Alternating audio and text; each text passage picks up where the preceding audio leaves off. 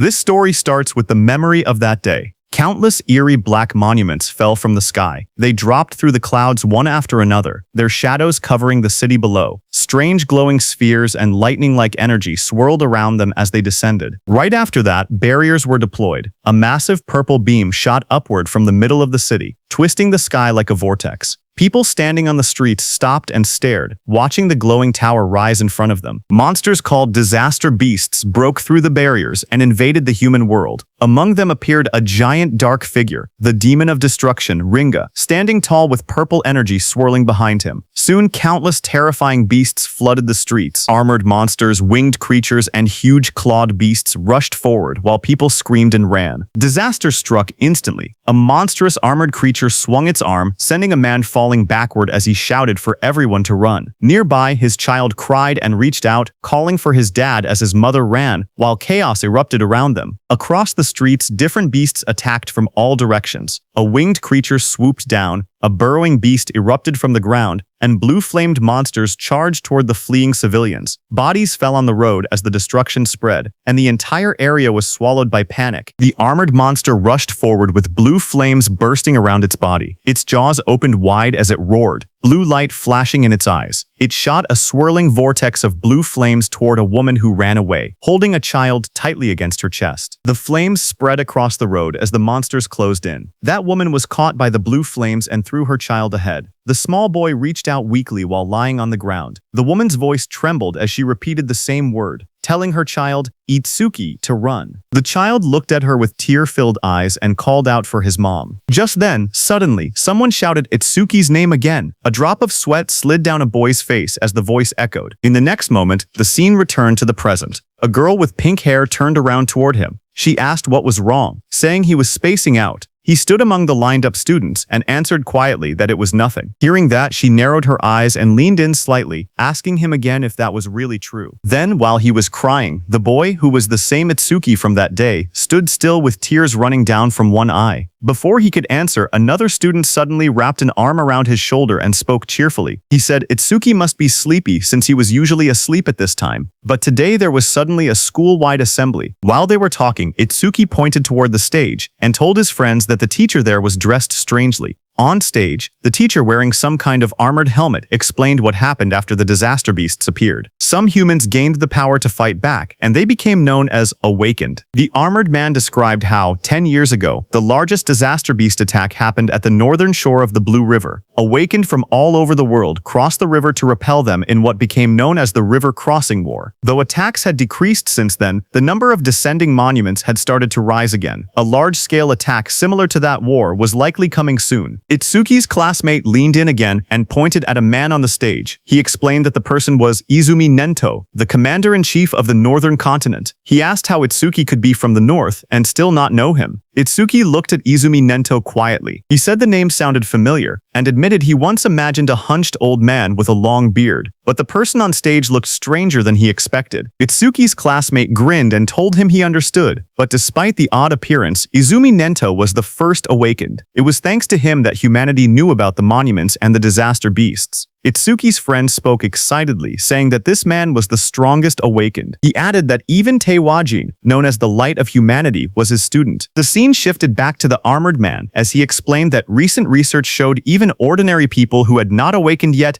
had a chance of gaining power by touching a monument. Izumi Nento stood on the stage, his long cloak spreading like black flames. He told the students he had come to let them try to awaken. He urged them to devote themselves to the fight against the disaster beasts. Just as he said that, a glowing blue blade slashed across the stage as the monument burst open. Light shot outward, scattering fragments, while a guard in sunglasses stood nearby watching. Seeing this, the students reacted with loud excitement. One of them shouted in shock as a monument rose from the ground, wondering if it was magic. Another yelled that this was not the time to be surprised. They clenched their fists, saying it felt like a dream, praying to become awakened. In the crowd, Itsuki's friend grabbed his arm in excitement. He told Itsuki that they finally had a chance to become awakened. His eyes shined as he said the word finally. Saying that, he started walking toward the stage. Seeing this, Itsuki's friend grabbed his shoulder, shouting that he shouldn't be left behind. The pink-haired girl called out to them, telling Itsuki to get back in line properly. But Itsuki walked past her, and a red glow flashed across his eyes. The girl looked at him in shock as the light streaked through the air. A close-up showed Itsuki's expression changing. His eyes shined red with excitement as he said that the day had finally come. On stage, a student touched the large black monument, but nothing happened. A guard immediately called out that it was no good and told the next person to step forward. The students watching reacted nervously. One boy pointed out that the previous student had broken the school's athletic record in his first year. He said that if even someone like that couldn't awaken, then there was no way he could. The girl beside him replied that athletic ability probably wasn't related and that it was too early to give up. More students reached out to touch the monument one after another. The guard repeated the same word, next, as the line kept moving forward. The students crowded together anxiously. One boy with white hair nervously pointed out that not a single person had awakened yet. Others muttered in worry. A girl with short brown hair said she thought it would be easy. The boy beside her trembled, wondering if their entire school would be wiped out. The guard called out the next name loudly, Oishi Hikaru. Nearby, a group of students whispered their concerns. One girl said she didn't want him to awaken. Another explained that he was already a habitual bully, and if he gained powers, they would be in trouble. A boy suddenly pointed toward the monument and shouted that something was happening. Lightning erupted violently from the monument, blasting outward. Oishi Hikaru's body was lifted off the ground as crackling blue electricity surrounded him. The sudden burst drew everyone's attention. A glowing blue screen appeared beside him, showing his information as he grinned excitedly. He thought to himself that both Izumi Nento and the woman beside him would surely recognize him now. The screen displayed this: Oishi Hikaru, human, level 0, Job Elementalist,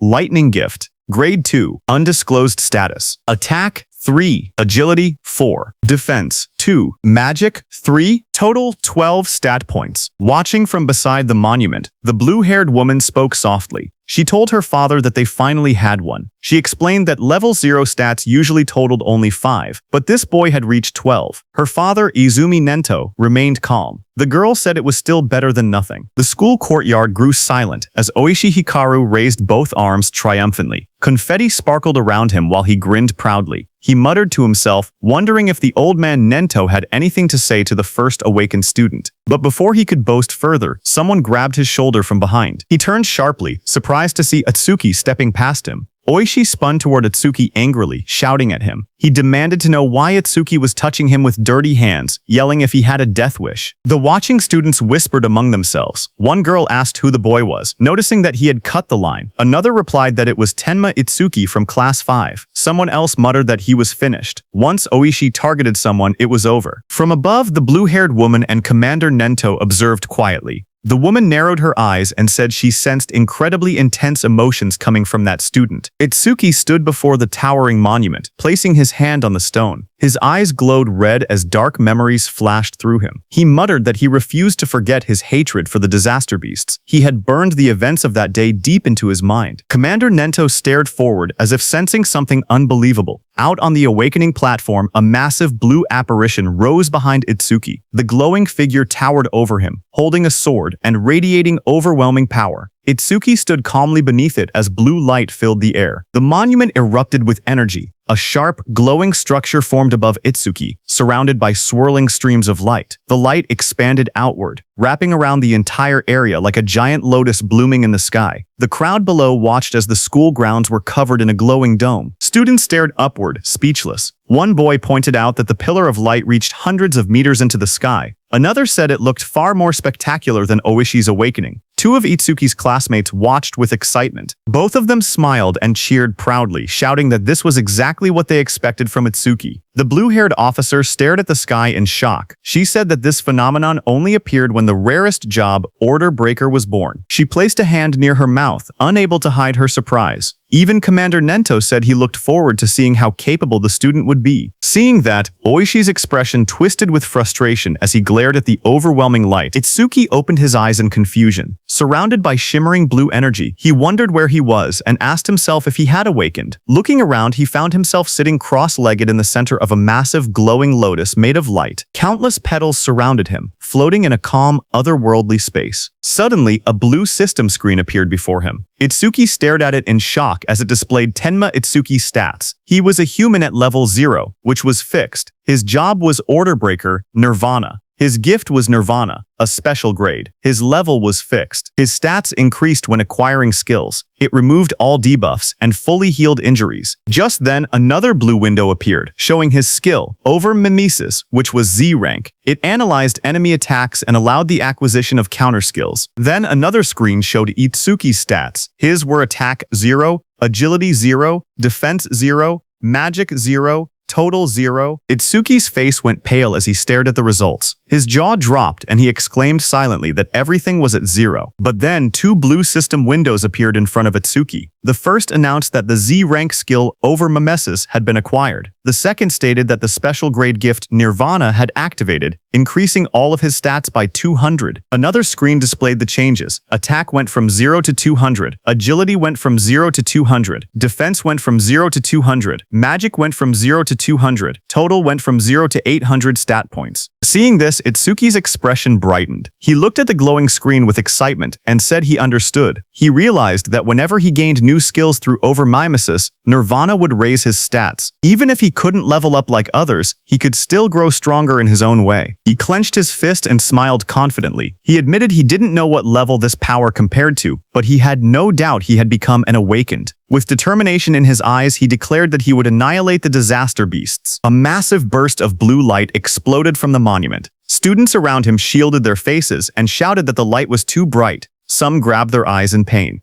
Through the blinding radiance, Itsuki's silhouette stood tall within the monument's glow. Lightning and energy swirled around him in a powerful display. Oishi stared at the scene, trembling with disbelief. His face twisted as he shouted that such a thing was impossible. The blue-haired officer gasped as she looked at the glowing monitor. She covered her mouth in shock and said that these stats were unbelievable for a rookie awakened. Even Commander Nento admitted that it was hard to believe, but stated that Itsuki was undoubtedly among the strongest of all new awakened in history. Outside, Itsuki stepped out of the light, petals of blue energy swirling around him, watching his silhouette shine with power. Just one word left Commander Nento's mouth: the strongest. A system window displayed his public information: Tenma Itsuki Human. Level 0, fixed. Job, Order Breaker. Gift, special grade. Undisclosed. Skill, undisclosed. Status, Attack 200. Agility 200. Defense 200. Magic 200. Total, 800. In the crowd, students and teachers erupted in cheers. They shouted that Tenma's stats had shot up all at once. Someone cried out in disbelief, saying they never imagined their school would have someone this amazing. An older teacher yelled that this feat would go down in school history. But among the cheering crowd, Oishi trembled with rage. Lightning crackled around him as his eyes glowed red. He clenched his teeth and glared at Itsuki, furious that the cheers he believed should have been his, were now stolen away. Oishi's rage exploded as lightning surged across his body. He shouted that a loser like Itsuki should stay a loser. Students around him backed away as sparks crackled through the air, their faces tense with shock. Electricity flooded the entire hall, and Oishi stepped forward with a crazed expression. He declared that he would eliminate Itsuki using his newly acquired skill. Above the crowd, Itsuki stood calmly, staring down from the top of the monument as lightning scattered below him. Itsuki clenched his fist as a blue system window appeared. The screen displayed: C-rank skill, Silver Serpent detected. Over Mimesis activated. Itsuki's eyes sharpened as multiple blue panels began processing. The analysis started at 27%, then climbed quickly, 57%, 69%, and rising, while lightning flickered around him. Itsuki made his move and jumped with lightning speed. The floor cracked under the impact as the lightning slammed down. Students gasped when they looked up and realized something was wrong. One girl asked where Itsuki had gone. Another student said they saw a flash of electricity, and then Itsuki suddenly vanished. Oishi looked around in confusion, wondering where Itsuki was. A glowing blue window reached 88% as Itsuki appeared behind Oishi like a shadow wrapped in lightning. His eyes shone with a blinding horizontal beam. Oishi froze in terror, Sweat poured down his face as he realized Itsuki was behind him. He panicked, unable to move. Itsuki placed a hand on Oishi's shoulder. His voice was cold as he told Oishi to consider himself lucky for being born human. He added that if Oishi were a disaster beast, he would have killed him about 100 times already. Oishi trembled uncontrollably, fear tightening his entire body. Moments later, Itsuki casually stepped forward while Oishi collapsed onto the ground. Another student shouted in shock, asking when Itsuki had moved behind him. Someone else laughed nervously, saying Oishi must have been so scared his legs gave out. Another warned them to be quiet before Oishi heard them. A new panel floated above Itsuki, showing 94%, then rising quickly. Blue energy swirled around him as the progress reached 99%. Itsuki glanced at the glowing screen and commented that maybe the analysis was fast because it was only a C-rank skill. The display turned pitch black and flashed. Analysis progress 100%. Lightning exploded around him as a new message appeared, saying C-rank skill Thunderbreaker acquired. Itsuki stood in the center of the crackling blue electricity, his body glowing as the newly gained power wrapped around him like living lightning. The students watched nervously as the light began to glow again. One of the boys stared in shock, saying it was happening once more. Another student, wearing sunglasses, adjusted them with a grin, saying it was a good thing he had brought them. Inside the glowing space, Itsuki appeared sitting calmly with a thoughtful expression. He realized that every time an analysis finished, he was forcibly brought into this strange place. In front of him, the system windows appeared, stating that the analysis of Silver Serpent was complete, and the skill Thunderbreaker had been acquired. Another window opened, showing the description of Thunderbreaker, Level 1. The skill allowed him to absorb C-rank and lower lightning attacks into his body. When releasing the absorbed lightning energy, his agility would increase by 50%. It also had a passive effect. Each time he absorbed a C-rank lightning attack, his agility would permanently increase by 5%.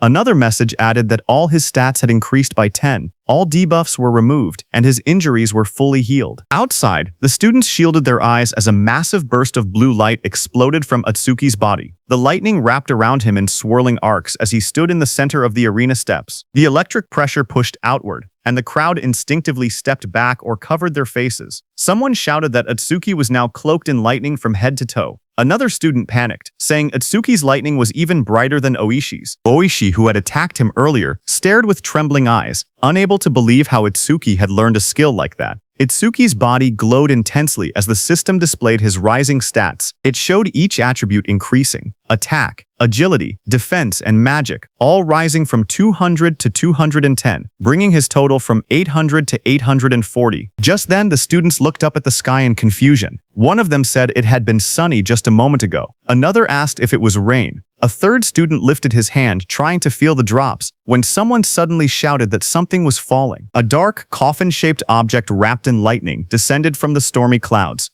The rain poured harder as it crashed down toward the school grounds. The woman with blue hair and glasses saw it and shouted in shock, calling it a monument. She questioned why it had appeared here, of all places. Commander Nento quickly announced that the school-wide assembly was cancelled and ordered everyone to evacuate outside the school grounds, just like in their drills. He realized that there was no doubt the target was him. The woman turned to Commander Nento and told him that they should escape too, since combat wasn't their specialty. But Commander Nento beside her shook his head. He warned that if they ran, everyone else would panic. He pointed ahead, telling her to look, because the boy standing there was calmer than both of them. Ahead of them, lightning exploded around the descending object. Students ran in all directions, fleeing in fear. Only one boy, Itsuki, remained still in the middle of the field, bathed in a faint blue glow. From behind, the blue-haired woman shouted at him, demanding to know why he wasn't running. A massive dark pillar crashed down from the sky, shaking the ground as debris exploded outward. Rain poured heavily around it. Nearby, a group of students panicked. One boy shouted that disaster beasts were coming and urged Itsuki to escape. But Itsuki, with glowing red eyes, stood still. His voice was cold as he declared that he would exterminate every single one of them. His friends stared at him in shock. One of them yelled that he would die if he didn't run. Another insisted that since he had only just awakened, he couldn't possibly fight disaster beasts. They told him to leave everything to the other awakened. But Itsuki shook his head. He calmly told them to trust him. The pink-haired girl hesitated, worry written all over her face. Finally, she shouted that if he died, he shouldn't blame them. She grabbed the other guy's clothes and dragged him with her. The glasses-wearing boy asked her if it was really okay to let him go, reminding her that the enemy was a disaster beast, a walking weapon of mass murder. As the two ran off, Itsuki looked ahead with a crazed smile. His eye glowed bright red through the rain. He muttered that his first enemy after becoming an awakened was the one who killed his parents, and that it was lucky. Lightning curled around him as he stepped forward. A glowing panel appeared beside him, displaying the status of the creature before him. It was Skeleton Soldier #1369, Level 8. Gift Grade 2, Defense increases by 100%. If the enemy's attack exceeds its own defense, the gift becomes invalid. Skill, Bonefire,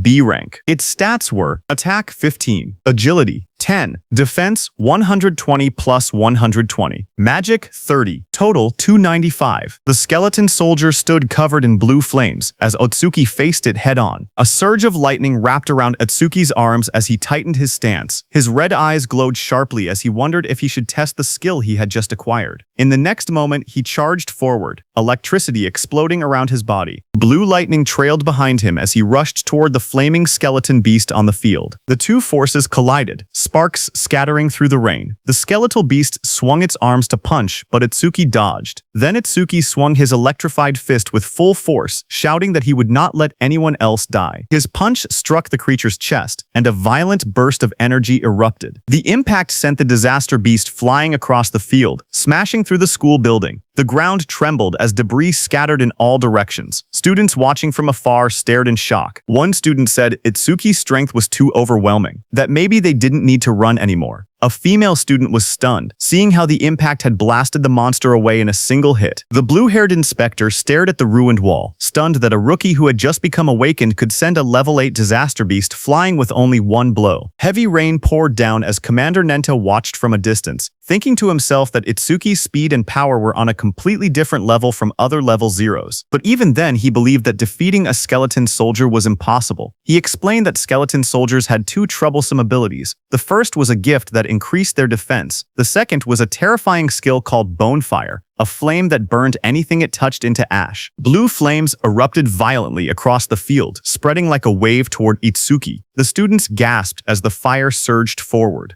Itsuki's friends cried out in fear, shouting Itsuki's name. Oishi stepped forward with a crazed smile, yelling that the fool who didn't know his place would just burn to ash. Meanwhile, glowing screens appeared in front of Itsuki. A system message informed him that the enemy was using Bonefire. The analysis began, first at 1%, then rapidly accelerating. As the blue flames engulfed him, more screens appeared, 25%, 39%. 57%. Itsuki stood firmly inside the blazing Bonefire, surrounded by data streams. He calmly observed that the analysis speed increased whenever the enemy's skill struck him. The blue-haired instructor watched with widening eyes. She said that even a level 10 awakened wouldn't stand a chance if they took a direct hit. Blue flames continued to swallow the arena as Itsuki stood in the center, half of his body burned away and glowing like a skeleton. The blue-haired instructor's voice echoed through the flames, saying it would be tragic for a genius who had just appeared to be killed by a disaster beast before he could grow. System windows floated around Itsuki, showing 77% and 81%. Itsuki looked at his burning body and muttered that this was what it felt like when the body burned. He added softly that it must have hurt. A memory flickered through the flames. He saw his mother's face, half burned away. He realized that it hurt so much, but even in her last minutes, she smiled so as not to scare Itsuki. Commander Nento peered out with a sharp gaze, wondering if Itsuki hadn't used his full power yet. The blue fire swirled violently as the progress bar climbed. Itsuki's skeletal hand tightened, and he said that once the analysis was complete, the enemy was finished. The system window flashed. Analysis progress, 100%. Outside the flames, the students whispered nervously. One asked if it had been too soon to hope for a rookie who had just become awakened. Another admitted he had been stupid to expect anything. But suddenly, someone pointed forward in shock. He shouted that the blue lotus flower had appeared again. He said Itsuki might show them another miracle. Blue light swirled around Itsuki as he stood inside the burning aura, wondering what kind of skill he would gain this time. The flames around him continued to fade, revealing his burned and cracked body beneath the blue energy. Then a system window appeared, showing that the analysis of Bonefire was complete. It stated that a new skill, Black Wall, had been acquired. More windows followed, explaining the skill. The active effect would create ice on the body by consuming magic power, and could block B rank or lower fire skills. The passive effect increased defense when blocking those skills. Another notification appeared, saying that Black Wall, LV2, had been acquired and that all of his stats had increased by 20. It stated that all debuffs were removed and his injuries were fully healed. A new window showed his updated status. Attack, agility, defense, and magic had all risen from 210 to 230, bringing his total from 840 to 920. Itsuki looked at the glowing screen calmly. He remembered how even his strongest attack earlier couldn't break the skeleton soldier's defense. Now, with this new increase, he believed he should be able to do it. Suddenly, blue lotus petals unfolded around him, blooming like a massive light flower. Itsuki stood at the center, his body surrounded by shining energy. The students watching gasped in shock. One of them cried out in relief, saying Itsuki was alive. Others cheered loudly, convinced that he would succeed. Someone pointed out that a full recovery like this was practically a miracle. The blue-haired instructor stared in shock as she watched the scene unfold. She wondered aloud if Itsuki had a self-healing skill. She had seen him use a lightning element skill earlier, so she couldn't understand how he was recovering. Commander Nento was also shocked. He remembered that order breakers were considered the most mysterious job, but even among them, Itsuki seemed uniquely strange. Meanwhile, Itsuki stood in the center of the glowing lotus petals. His body had recovered completely, not a single injury left. Blue fragments drifted around him as he looked down at his restored form. Itsuki whispered in disbelief, saying it was a perfect recovery. He wondered whether he would heal even if his limbs were cut off, or if his brain was destroyed. He admitted he was curious about the limits of his self-healing. Suddenly, the skeleton soldier roared, its armor burning with blue bone fire. The flames surged violently as the monster charged forward. Itsuki turned calmly, raising his arm as black spikes spread across his skin. The blue flames rushed toward him. His entire body became engulfed in the fire, but he stood unmoving within it. Moments later, his silhouette appeared again through the blaze. Thick layers of black spikes covered him completely, and his red eyes glowed coldly behind the cracked ice armor. Itsuki cracked through the air as he shot upward. The explosion of blue flames shook the area when he crashed down. Itsuki's armored body glowed with electricity as he readied another strike. The skeletal beast struck, but Itsuki moved again, instantly appearing behind the beast, faster than anyone could follow. Itsuki then raised his arm, and it turned into a massive black spike sword, lightning running through it. Itsuki moved with lightning speed, and with a single slash cut the skeletal beast in two with that sword. The students watching from afar were stunned. One of them said that Itsuki moved behind the disaster beast in an instant, as if he had teleported. Another said that only awakened people could track movements like that. Oishi was also stunned, saying she couldn't see Itsuki's movements at all. She compared it to what she had seen before. The blue-haired instructor questioned if someone like Itsuki could really be a rookie. On the other hand, as the dust settled, Itsuki stood alone. As the black spikes on his body disappeared, he kicked and destroyed the skeleton beast's head. He was stunned to realize that it not only generated solid armor to protect his body, but could also shape that armor into any kind of weapon he wanted. A divine skill that combined both offense and defense. Suddenly, someone shouted his name. Itsuki turned his head in surprise as his friend rushed toward him and wrapped him tightly in a relieved hug, saying he was glad Itsuki had won because he had been worried the entire time. Itsuki stayed still for a moment before asking about Saya. His friend pulled back and admitted that Saya had been watching earlier with a face that looked like she might cry, but now she was nowhere to be seen. Itsuki looked toward the crowd, wondering why she didn't come. He scanned the students in the distance, confusion growing. He quietly wondered if she might be angry. Not far away, the blue-haired instructor watched the aftermath of the fight. She spoke seriously, noting that for a boy to defeat a skeleton soldier, something even a level 10 awakened would struggle against, was unbelievable. Commander Nento called the blue-haired instructor Choha and told her to stay and assist with the cleanup. He also told her to deliver his message to the principal that he would be taking Itsuki with him. On the other hand, Itsuki's friend patted Itsuki's hand, saying there was no way Saya would be angry after he won. He guessed that Saya was probably scared of falling behind Itsuki, so she might have gone to touch the monument instead. Itsuki lowered his gaze slightly and murmured that he hoped that was the case. Just then, a voice called out to him, asking if he was Tenma Itsuki. Itsuki turned and noticed someone approaching. Commander Nento, wearing a long cape, stood before him. Itsuki looked up at him in silence. People watching from a distance began whispering among themselves. They saw that Izumi Nento, a famous figure, was talking directly to Itsuki. Some wondered if he intended to take Itsuki as a student. Others doubted it, saying the only person Commander Nento had ever accepted as a student was Teiwajin, humanity's strongest. They insisted that no matter how strong Itsuki seemed, something like that wouldn't happen. Itsuki's friend stepped away nervously and said he would go look for Saya.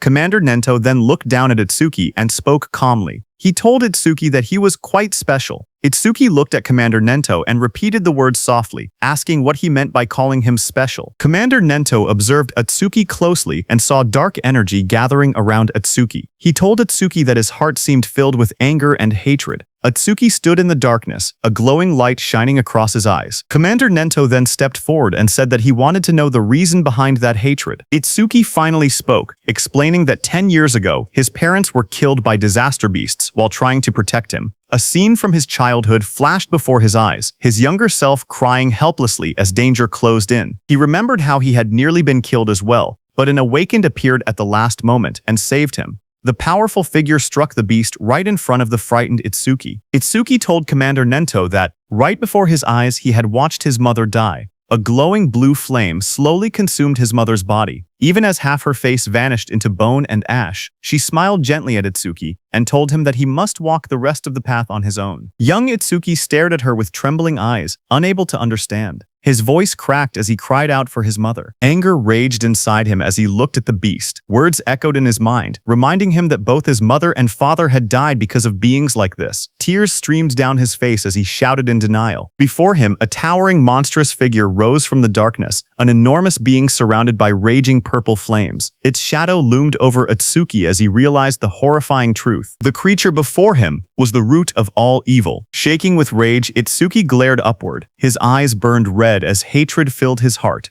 On that day, he swore a vow. He would kill that demon and every last creature of its kind. In the present, Itsuki clenched his jaw, a tear slipping down his cheek as he shouted that he would kill all of its kind. Commander Nento looked at him and commented that even with a heart consumed by hatred, Itsuki still shed tears. Itsuki raised a hand to his face and explained calmly. Ever since he witnessed the tragedy of his mother's death, his left eye had stopped producing tears, but his right eye had begun crying on its own. Thanks to that, he said, he never forgot his hatred for the disaster beasts. Commander Nento then asked if Itsuki would become his student. He promised to get him into the Salvation League and help him gain the immense power needed to take revenge on the disaster beasts. Itsuki repeated the words quietly, asking what the Salvation League was. Commander Nento then explained. He told Itsuki that to counter disaster beasts more efficiently and scientifically, the governments of the 5 continents had gathered strong awakened from around the world and created an official organization. The members of this organization were called saviors. He continued, saying that saviors were provided with resources such as dedicated training grounds and powerful weapons. They were also guaranteed high compensation. Even trainee saviors received 10,000 gold per month. Itsuki listened in surprise, realizing that 10,000 gold was enough to buy a car. Commander Nento then warned that such generous treatment was not given for free. Saviors were expected to constantly fight disaster beasts on the front lines and protect people's safety. Itsuki stood shirtless, his expression calm as he spoke. He said that he did not care about high pay or special resources. What mattered most to him was something else. Determination filled his eyes. His gaze sharpened as he clenched his fist. He declared that what mattered most was fighting disaster beasts on the front lines. With unwavering resolve, he announced that he wanted to become a savior as well. Commander Nento then explained the process. He said that the Salvation League held an exam every February, known as the National Salvation League Tournament, with more than 10,000 participants. Each contestant earned points based on performance, but only those who ranked within the top 100 were allowed to become saviors. Hearing this, Itsuki asked what the highest record in history was. Commander Nento told Itsuki that it would not be very useful as a reference. He explained calmly that the record was 115,000 points, set by Teiwajin 11 years ago. He added that passing required only 30% of that score, while securing first place required at least 50%. Itsuki silently recalled the name Teiwajin, the strongest awakened, known as the Light of Humanity, the one Rikuru had mentioned. Commander Nento told Itsuki that Jin was special, and that comparing himself to Jin would only bring despair. But even so, Itsuki should still have confidence, because he believed Itsuki could one day stand shoulder to shoulder with Jin. Itsuki stood shirtless on the training ground, his expression steady. With unwavering determination, he declared that he would surpass Taewajin. Hearing those words, Commander Nento's eyes widened inside the helmet, reacting with surprise. He remembered something from the past, a time when he had stood with Taewajin and told him that he had become incredibly popular. The younger generation was trying to follow in his footsteps, but Taewajin warned that following alone would never win the war against the disaster beasts. Someday, someone would surpass him, just as a new sunrise replaces the setting sun. Taewajin said that he looked forward to that day. Seeing Itsuki's resolve, Commander Nento thought that the sunrise Taewajin had been waiting for had finally appeared. A few hours later, Commander Nento took Itsuki to another place. There, when Itsuki saw the massive, dome-shaped structure rising in the distance, glowing under the sky, he asked quietly what it was. Commander Nento explained that these monuments acted as passages connecting the human world to the world of disaster beasts. He said that if the beasts were killed but the monuments were left untouched, new beasts would simply appear again. He pointed at the massive dome-shaped building and explained that this facility was created to isolate monuments that couldn't be destroyed. Awakened individuals periodically entered it to sweep out the disaster beasts that emerged. This kept the danger under control, and also served as training. Itsuki looked at the building and asked if it was a training facility. Commander Nento, standing beside him, confirmed it, saying they called these places stages. He explained that the number and strength of the beasts inside couldn't be controlled, making it extremely dangerous. Commander Nento told Itsuki that the beasts in this specific stage were especially strong. Among all rookie-level stages, this one had the highest mortality rate. Because of that, people called it the Rookie's Graveyard. He told Itsuki that when Jin was still a rookie, he had cleared this deadly stage in 3 minutes and 14 seconds. Commander Nento turned to Itsuki and said that if Itsuki truly intended to surpass Jin, then 3 minutes would be his limit. As Itsuki walked toward the giant facility, Commander Nento told him that if he could clear the stage within 3 minutes, he would accept him as his student. Hearing that, Itsuki's eyes sharpened with determination. He wanted to surpass Jin and become Commander Nento's student. People in the lobby turned their heads when they saw a familiar figure. Someone pointed and said that Mr. Izumi had arrived. Another person noticed Itsuki walking beside him and asked if that was the rumored rookie. The crowd stared in surprise, whispering that there was no way a rookie could walk next to Mr. Izumi unless he was an awakened on Taewajin's level. Itsuki looked around quietly and wondered to himself if this person was really that famous. Thinking that, he walked toward the stage entrance and saw the display showing the disaster beast level inside. Level 10. He noted that it was only 2 levels higher than the skeleton soldier he had faced earlier and wondered how strong that really was. But what surprised him more was that even though several people were gathered nearby, none of them seemed prepared to enter the stage. He wondered why that was. Someone nearby muttered that the rookie looked way too confident and assumed that a high-level awakened must be accompanying him. Another wished they could be taken along too, while someone else joked that the rookie probably came just to flirt with the receptionist, saying that with a decent face he was getting cocky. At the counter, the receptionist approached him with a polite smile. She asked if he wanted to enter the stage and how many challengers there would be. He calmly replied that it would be just him. Hearing that, the area fell silent as the receptionist stared at him across the counter. Suddenly, she leaned forward and yelled angrily. She told him not to make unfunny jokes and asked if he was messing around. She warned him that if he was just there to hit on her, it was pointless. She explained that even if the place was an artificial stage, it was still dangerous. People could get hurt or even die. Itsuki stared at her in confusion, wondering what she was even talking about. Behind them, several people watching from afar started laughing. They joked that he really was there to hit on her. Some said that there were always people who treated the stages like dating spots, and those people usually got scolded and went home. Itsuki looked at the receptionist calmly and explained the misunderstanding. He told her he had absolutely no interest in her. He said he only came to challenge the stage, nothing more. But the receptionist sighed and rubbed her forehead. She told him he didn't have to act tough just because he was embarrassed. She even said she would give him her contact information, so he should just go home. But Itsuki's expression darkened.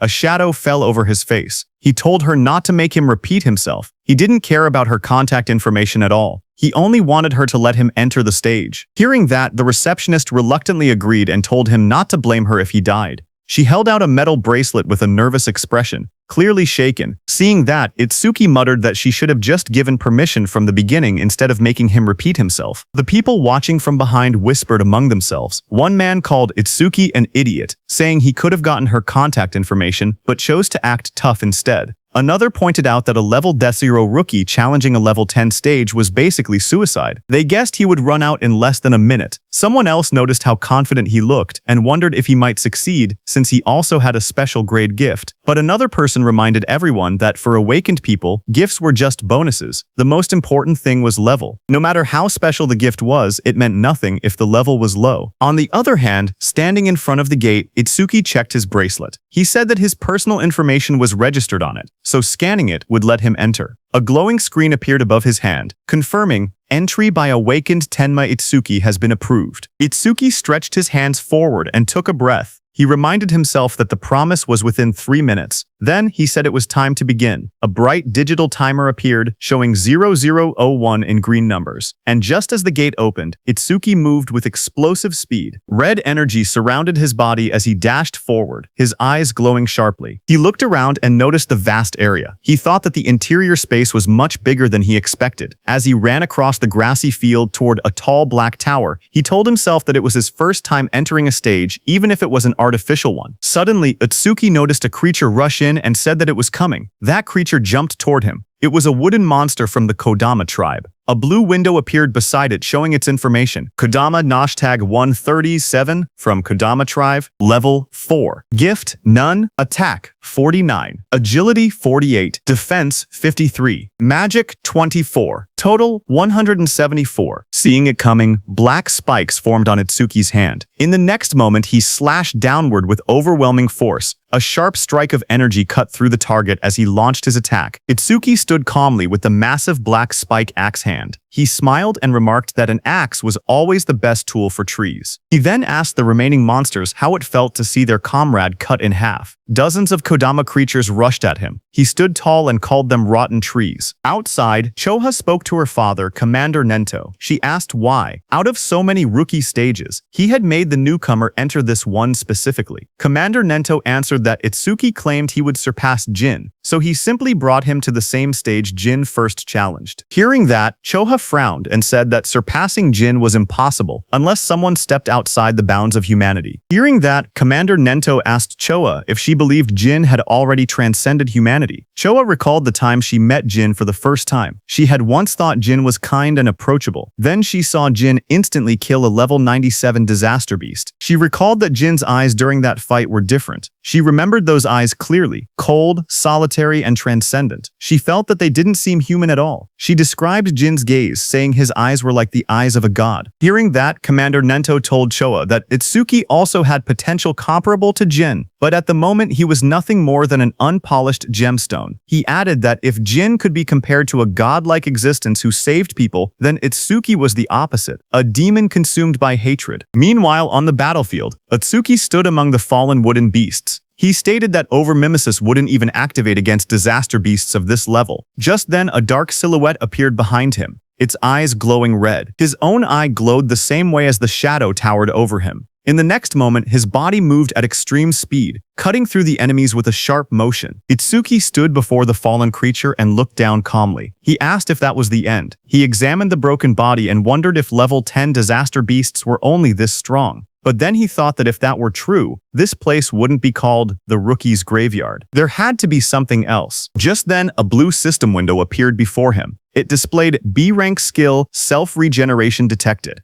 Overmimesis activated. Another window followed. Analysis started. Then a second one. Analysis progress 5%. Itsuki turned as a sudden sound caught his attention. His expression shifted slightly. That level 10 disaster beast rose again behind him, its entire form twisting upward with glowing green eyes. Its long vine-like limbs burst outward and lunged at him. Itsuki braced himself, thinking in surprise that he had cut off half its head, yet it had regenerated. The moment the towering monster regenerated, Itsuki narrowed his eyes and muttered that he knew things wouldn't be straightforward. A glowing blue system window appeared in front of him, revealing the creature's details. It identified the monster as regenerated Kodama #520 of the Kodama tribe, a level 10 beast with a grade 2 gift. Its defense had dropped by 50%, but its self-healing ability had greatly increased. Another blue window listed its stats clearly. Attack a 110, Agility 100, Defense 60, Magic 180, total 450. As the creature's roots and branches whipped wildly, Itsuki tightened his fist. A system alert flashed. Black wall activated. The next second, his hand was covered by black spikes cutting through the roots. Itsuki jumped at the monster. While dodging the monster's attacks, he quickly analyzed the situation. He realized the beast couldn't regenerate if he damaged it fast enough. He told himself that he had to deal massive damage in a short amount of time. The analysis window appeared beside him. 17%, then 19%, rising slowly. Itsuki smashed forward with his armored arm, splitting through the Kodama's defenses as sparks and debris burst around them. His eyes glowed red as he moved like a shadow, slicing through the forest of wooden limbs. Each step sent shockwaves across the ground, and each strike pushed the progress window higher. Itsuki surged forward again, his blade-like arm shining with a cold blue light. 21%. Then he shot upward before crashing down like a falling spear, splitting the monster's giant body in half. Light from his attack cut straight through the Kodama, illuminating the entire battlefield. The towering creature's body split down the middle, a glowing crack running from its head to torso. Its golden eyes shone through the gaps as its massive frame began to fracture. Itsuki watched with sharp red eyes, a grin forming on his face. He said he wasn't done yet. He said he would mince the creature completely, so it wouldn't regenerate. In the next moment, he raised both arms. A blinding vertical slash of light tore downward, cutting the giant monster clean in half. Cuts spread across the creature's body, and the wooden shell shattered into countless pieces. The fragments scattered through the air, glowing faintly before breaking apart completely. As the dust settled, Itsuki lowered his arm and exhaled. He said this should be enough. He added that using Black Wall for so long was draining his magic. But before he could rest, vines and roots twisted together again in front of him. That wooden creature's form surged upward with glowing yellow eyes, rising from the remains and preparing to attack. The glowing display in front of Itsuki showed 60%, but the fight still raged on. Wooden tendrils whipped toward Itsuki as he moved between them with sharp, fluid steps. He glanced back with an annoyed expression, thinking that even after all of this, the monster still refused to die. He quietly muttered that it was becoming a real pain. The attacks continued to strike from every angle. As he dodged, he noticed something important. Every time the monster regenerated, Overmimesis's analysis speed increased. His eyes narrowed. That meant the longer this continued, the faster the analysis would complete. He realized he needed a new approach. He decided to cancel Black Wall to conserve his remaining magic and instead rely on Thunderbreaker to avoid the attacks while keeping his distance. Continuing this pattern until the analysis finished would be the winning strategy, but there was a problem. He didn't have much time left before the 3-minute limit ran out. Lightning crackled across his arm as the display climbed to 75%. Determination hardened his expression. He activated Thunderbreaker and Black Wall at the same time, pushing his offense to the extreme, while forcing the monster to repeatedly regenerate. Doing so, he thought, would increase the analysis speed even further. Power surged around him, arcs of lightning dancing across his arm as he charged forward with a cold, focused expression. The creature's wooden body split down the middle, its golden eyes glowing through the cracks. Electric sparks flashed violently as he fought. If Overmimesis failed when his magic hit 0, he knew he would die right there. The percentage rose to 80%, then 85%, as he forced his body forward through the storm of wooden strikes. He told himself that if he died now, then everything he'd done would amount to nothing. Lightning gathered in his arm as he unleashed another powerful strike. But right before hitting the monster's head, his magic power hit 0. Finally, his body staggered. Blood dripped from his mouth. He lowered his head and quietly muttered, "Damn it."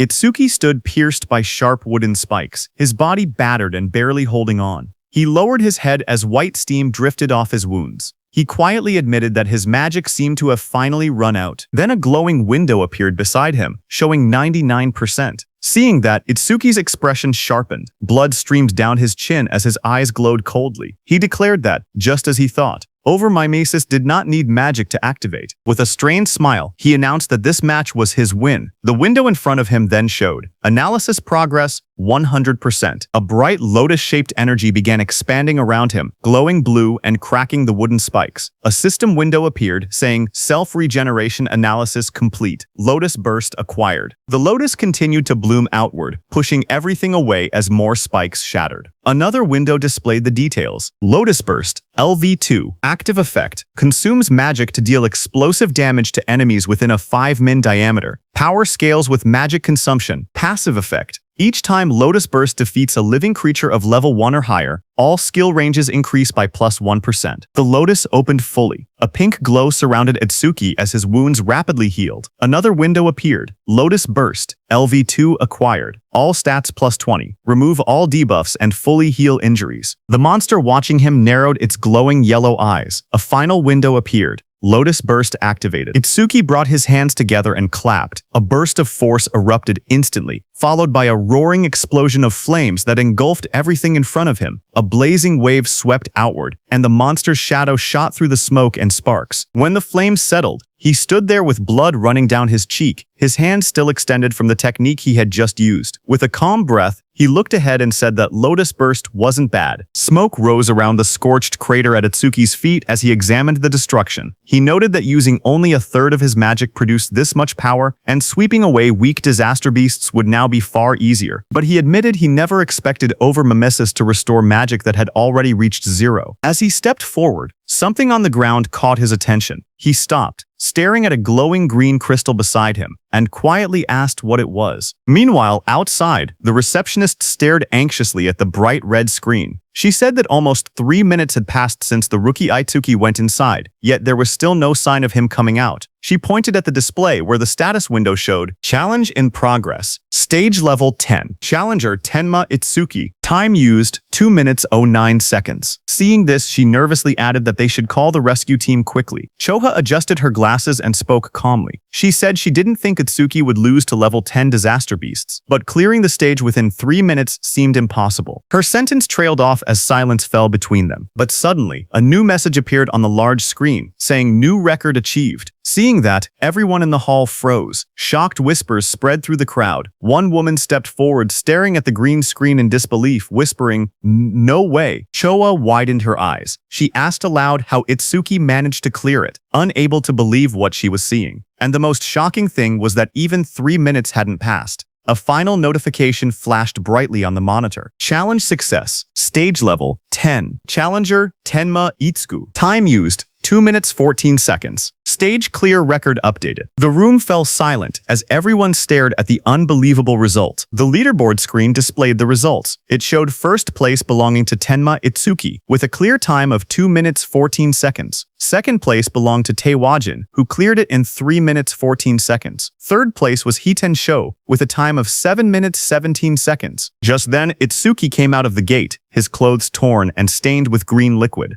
Around him, people reacted in shock. One person exclaimed that Itsuki had really survived, asking whether the green liquid on him was disaster beast blood. Another shouted that Itsuki was a full minute faster than Taewajin. Someone else pointed out that the beasts inside were level 10 disaster beasts and couldn't understand how a level 0 rookie managed it. Another voice added that there was no way a level 0 rookie should have survived. As Itsuki stepped forward, someone began to speak, saying Mr. Izumi was coming. Izumi Nento turned toward Itsuki, who asked him if he could now officially receive Commander Nento's guidance. Itsuki looked at him with a faint smile and addressed him as teacher. Commander Nento responded with pride, saying that Itsuki had done well, just as he expected from his student. Standing nearby, Choha watched quietly. She wondered if her father was happy, saying she hadn't seen this expression from him in a long time. In the crowd, people continued whispering. One person shouted in disbelief that Itsuki was actually Izumi Nento's student. Another said it was no wonder he could break Taewajin's record. But someone else added that even if he truly was Izumi's student, as long as his level didn't increase, there would be no room for growth. Just then, the receptionist came forward nervously with a decorated box in her hands. She explained that it was a gift for breaking the record and asked Itsuki to accept it. Her expression softened as she apologized for the rude things she had said earlier. Itsuki looked surprised as he received the box, asking if he truly got something for his achievement. He said that it was fine, because a level 0 rookie challenging a stage like that really did seem reckless. He added that he was a complete stranger to them, and it wouldn't have mattered to anyone if he had died. But since she tried to stop him, it proved she was worried. Hearing that, the receptionist blushed deeply. She stuttered as she insisted it wasn't like that. Itsuki simply thanked her, which only made her blush even harder. Not far away, Choha called out, telling Itsuki that she was leaving and not to lag behind. She tightened her glasses, annoyed, and warned him not to get cocky just because he had become her father's student.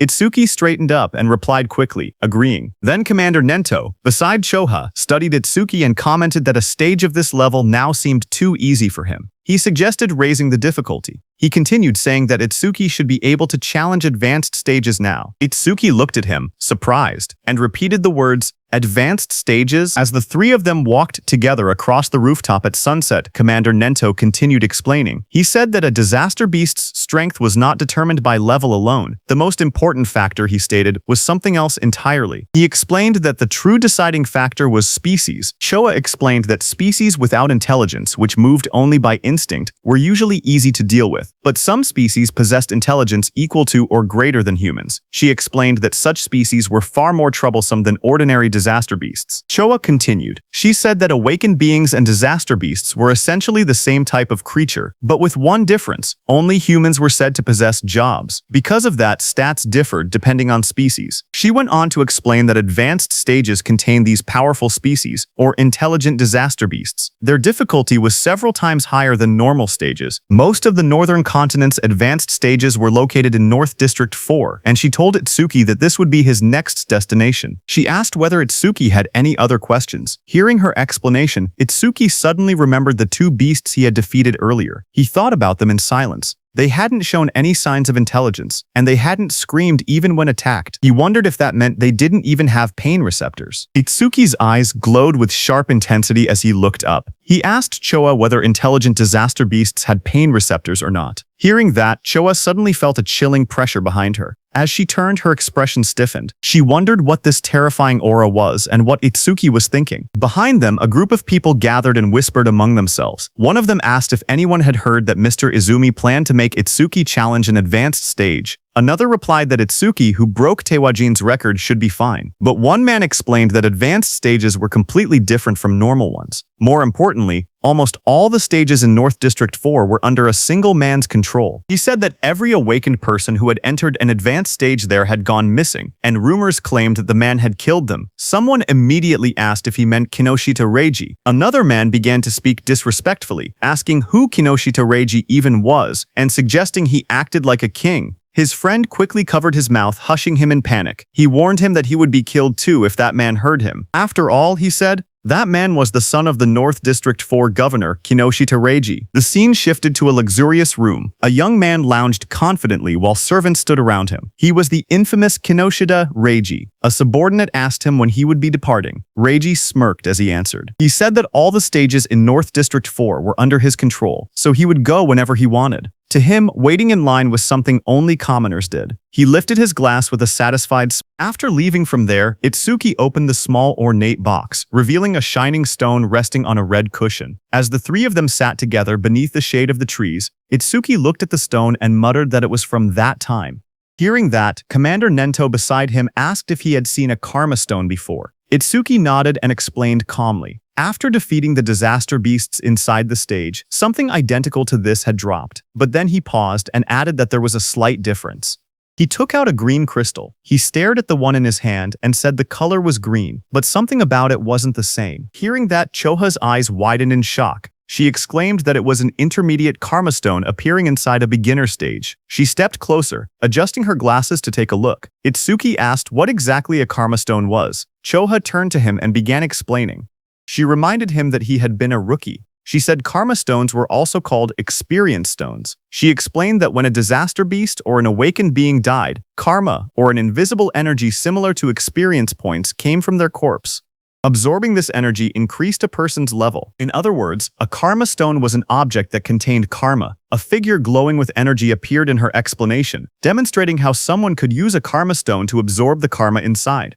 She continued, saying that karma stones didn't occur naturally, which made the situation strange. Choha wondered aloud why such a stone had appeared in that stage. Beside her, Commander Nento quietly said it was probably because of Itsuki's gift. Hearing this, both Itsuki and Choa looked confused and asked again about the so-called gift. Commander Nento explained that normally, the karma of a defeated enemy would be absorbed by the one who killed them. Yet even though Tenma had defeated 2 disaster beasts, he never leveled up. That meant the karma had not been absorbed. He added that manifested karma never disappeared without a reason. He continued, saying that if his speculation was correct, the karma of the disaster beast that attacked the school had been absorbed by the awakened individuals present, meaning the people standing there. He explained further that a stage was an enclosed space. Because Tenma was unable to absorb the generated karma and there was no other recipient inside, the leftover karma clumped together and formed a karma stone. Hearing this, Choha looked startled. She asked how Itsuki's stats increased if he truly could not level up. Hearing that, Commander Nento suddenly stood up and reminded Choha that an awakened person's gift was top secret and could not be disclosed. Startled, she apologized immediately. Commander Nento then turned back to Itsuki. He told him that he could choose whether to keep the Karma Stone or sell it. He added that he would be leaving soon for a Commander-in-Chief meeting of the 5 continents, and that during his absence, Choha would look after him.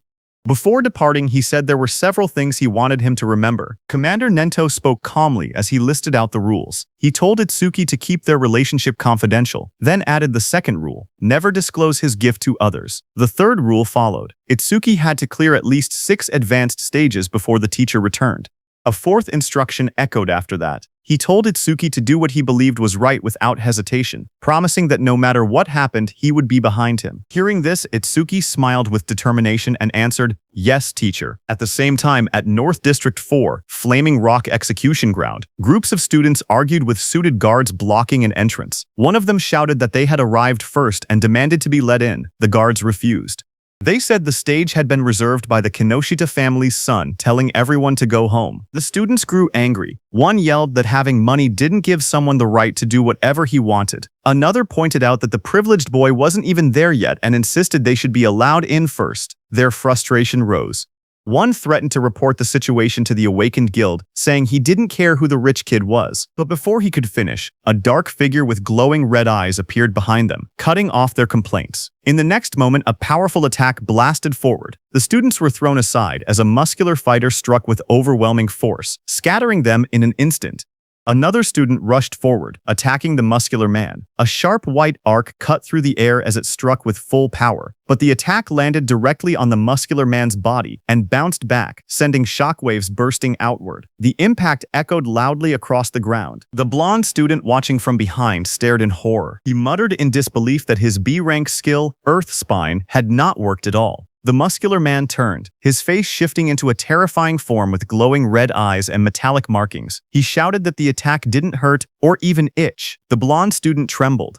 He thought to himself that Earth Spine was a technique meant to pierce anything. He wondered if the man in front of him was actually a monster. Before the student could react, the monstrous man lunged forward and grabbed him, his red aura flaring violently as he towered over the frightened student. The muscular man smacked the blonde student's head. The blonde student slammed down violently. Blood burst from his mouth as his eyes rolled back, his body twisting from the impact. Around him, the spectators reacted in shock. They whispered that a level 7 and a level 8 student had been killed instantly without being able to defend themselves. They said the big guy was far too strong. Someone identified him as Oga Takaru, one of Kinoshita Reiji's 4 pillars and a level 12 gold elementalist. Hearing that, the crowd understood why things had turned out this way. Oga held one of the defeated students by the neck and warned everyone. He said he would not forgive anyone who tried to enter the stage without Reiji's permission. If anyone resisted, he would treat them the same way he treated the 2 lying on the ground. The other students watched nervously as Takeru lifted the struggling blonde student off the floor. The blue-haired student remained unconscious beside him. Oga shouted that nobody should think about helping them. The group of bodyguards in suits stood nearby laughing. One of them told Oga not to go too far because the trash was watching. Another warned that if he kept beating weak students, the teacher would hear about it. Their laughter echoed through the area. Oga only scoffed. He tossed the blonde student aside with a flick of his arm, showing no concern at all. The injured blonde student collapsed forward, but before he could hit the ground, Itsuki caught him. Blood dripped from the student's nose as his body went limp in Itsuki's hands. Around them, the other students whispered in shock. One of them asked who the newcomer was and wondered why he didn't listen when they told him not to interfere. Another panicked voice said that a level 0 person was definitely going to die. Someone else stared at Choha and muttered that the beauty beside him looked familiar. Not far away, Oga glared at Itsuki. He shouted that nobody was allowed to pass without Reiji's permission. He warned that if Itsuki didn't want to end up like the unconscious student, he should just go home quietly. Hearing that, Itsuki lowered his head slightly. He calmly said that he understood. He wouldn't be able to enter the stage unless he defeated this man. Beside him, Choha raised her hand, saying she would contact the North District 4 administrator because this kind of behavior couldn't be allowed. But Itsuki stopped her. His eyes glowed bright blue as he said it wasn't necessary. He repeated what his teacher had told him, that he should do what he believed was right without hesitation. He then turned to Choha again and spoke plainly. He said he would leave the treatment of the injured students to her. Then he turned to Oga. As Itsuki stepped forward, a thought appeared in Oga's mind as he stared at him. He wondered who this man was. A status window floated beside Itsuki, showing his information. Tenmatsuki Human. Level 0, Fixed. Job. Order Breaker. Gift, Special Grade. Skill, Undisclosed. Status, undisclosed. Seeing this, even though Itsuki was level 0, he stood firmly without any fear. Oga wondered if Itsuki had a rare job that allowed him to stay calm like this. Oga suddenly felt something strange. Even with his higher level, he felt pressured.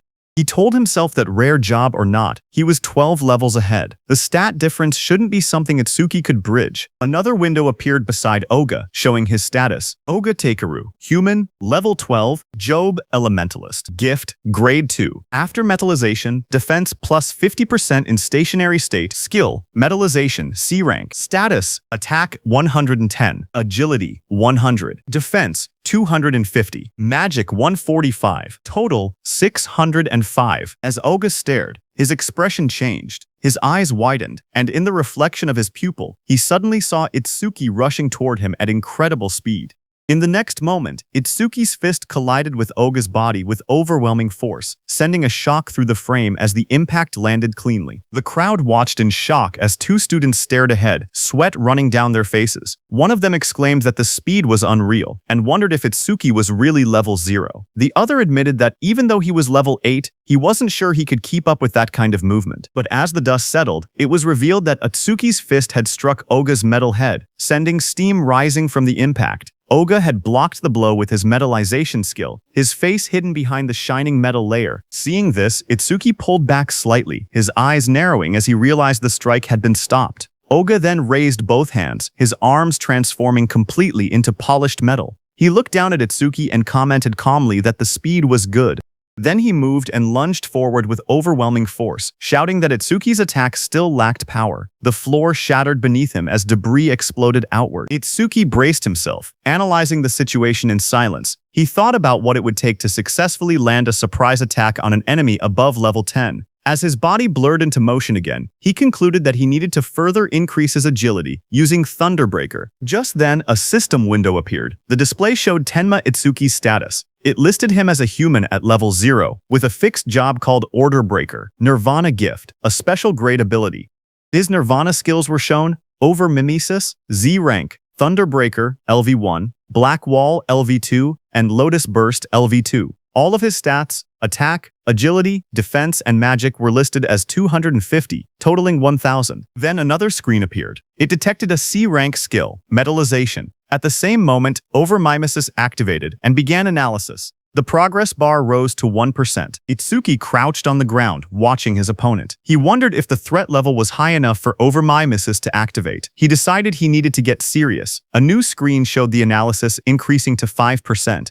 Itsuki observed Oga's metal-covered body in front of him and thought that normal attacks couldn't break through the metallized areas. He concluded he would have to aim for the parts that were still flesh. His foot slid across the ground as he accelerated, but Oga looked at him and laughed, calling him a weakling with no power or speed as he raised his shining, hardened arms to counter. Itsuki tightened his gaze as he thought to himself that his opponent had let his guard down, believing that the speed Itsuki had shown earlier was his maximum. His expression remained calm and focused, a faint glow of blue lightning beginning to trace along his body. Lightning wrapped around him as he prepared to accelerate. He readied his fist, and in that moment he decided to increase his speed using Thunderbreaker. Across from him, Oga widened his eyes in shock when he saw the lightning erupt. He shouted in disbelief, wondering how Itsuki possessed the lightning element. Before he could react, Itsuki surged forward, lightning crackling violently around him. Itsuki declared that he wouldn't give him time to metallize. Itsuki continuously attacked Oga. Dozens of blue screens appeared around them, showing percentages climbing: 25%, 37%, 59%, 66%, tracking the rapid progress of the attack. Spectators from the side watched in shock. One man asked why Itsuki could use skills from another job. Another said the speed was too fast for his eyes to follow. Someone else muttered that the level 0 boy might actually defeat Oga. Oga himself struggled to react. Sweat ran down his face as he realized he had no time to metalize. He gritted his teeth, questioning how a level 0 could move so fast. Desperation grew inside him as he admitted that, at this rate, he would lose. Electricity wrapped around his entire body, trapping him. He couldn't even scream. Panic overtook him as he shouted in his thoughts for the others to stop watching and help him. As the lightning surged around him, Oga clenched his teeth. His expression twisted in desperation, and he thought to himself that he had no choice left. He would have to try that technique. With a loud shout, he suddenly tore off his shirt and released a burst of power. Waves of force exploded from his body as he activated his ultimate skill. Before Itsuki, Oga's entire body turned metallic from head to toe. Itsuki stared in shock, realizing that his opponent had managed to metalize his entire body at once. A system window flickered beside him showing C-rank skill, metalization, analysis progress 88%. Oga glared down at Itsuki with glowing eyes. He said he was grateful. He had never managed to metalize his entire body before, but Itsuki had pushed him enough to finally achieve it. He explained that metalized areas increased his defense by 50%, and his personal gift added another 50% whenever he remained still. With both effects combined, his current defense exceeded 500. His face twisted into a cruel grin as he looked at Atsuki. He said that he had originally planned to cut Atsuki in half, but as thanks for helping him complete his new skill, he would at least allow Atsuki to die easily. Watching from the sidelines, the other trainees were stunned. One of them exclaimed that a defense over 500 at level 12 was impossible to break. Another admitted that they had thought the level 0 newcomer would win, but the opponent was too much of a monster. Suddenly, a glowing blue aura wrapped around Atsuki. He looked ahead with calm eyes and said that if his guess was right, a full-body metal transformation required a large amount of magic. The screen beside him showed the analysis reaching 98%. Itsuki continued, saying that if Oga had used most of his stat points on defense, then his magic shouldn't be very high. The percentage rose again, reaching 99%. Across from him, Oga growled and denied it, calling Itsuki's reasoning nonsense. Even while refusing to believe it, he wondered if Itsuki was truly level 0, surprised by his sharp intuition. Itsuki kept his relaxed smile. He said he wouldn't bother using a boring tactic like draining Oga's magic down to 0. Instead, he declared he would finish the fight quickly. At that moment, the blue screen flashed. Analysis progress reached 100%. High above, a blue lotus-shaped aura began to bloom. Choa, watching, whispered that the lotus had appeared again and realized that Atsuki was about to become even stronger. Others stared at the giant lotus forming around him. One man questioned if this lotus was really a level 0 skill.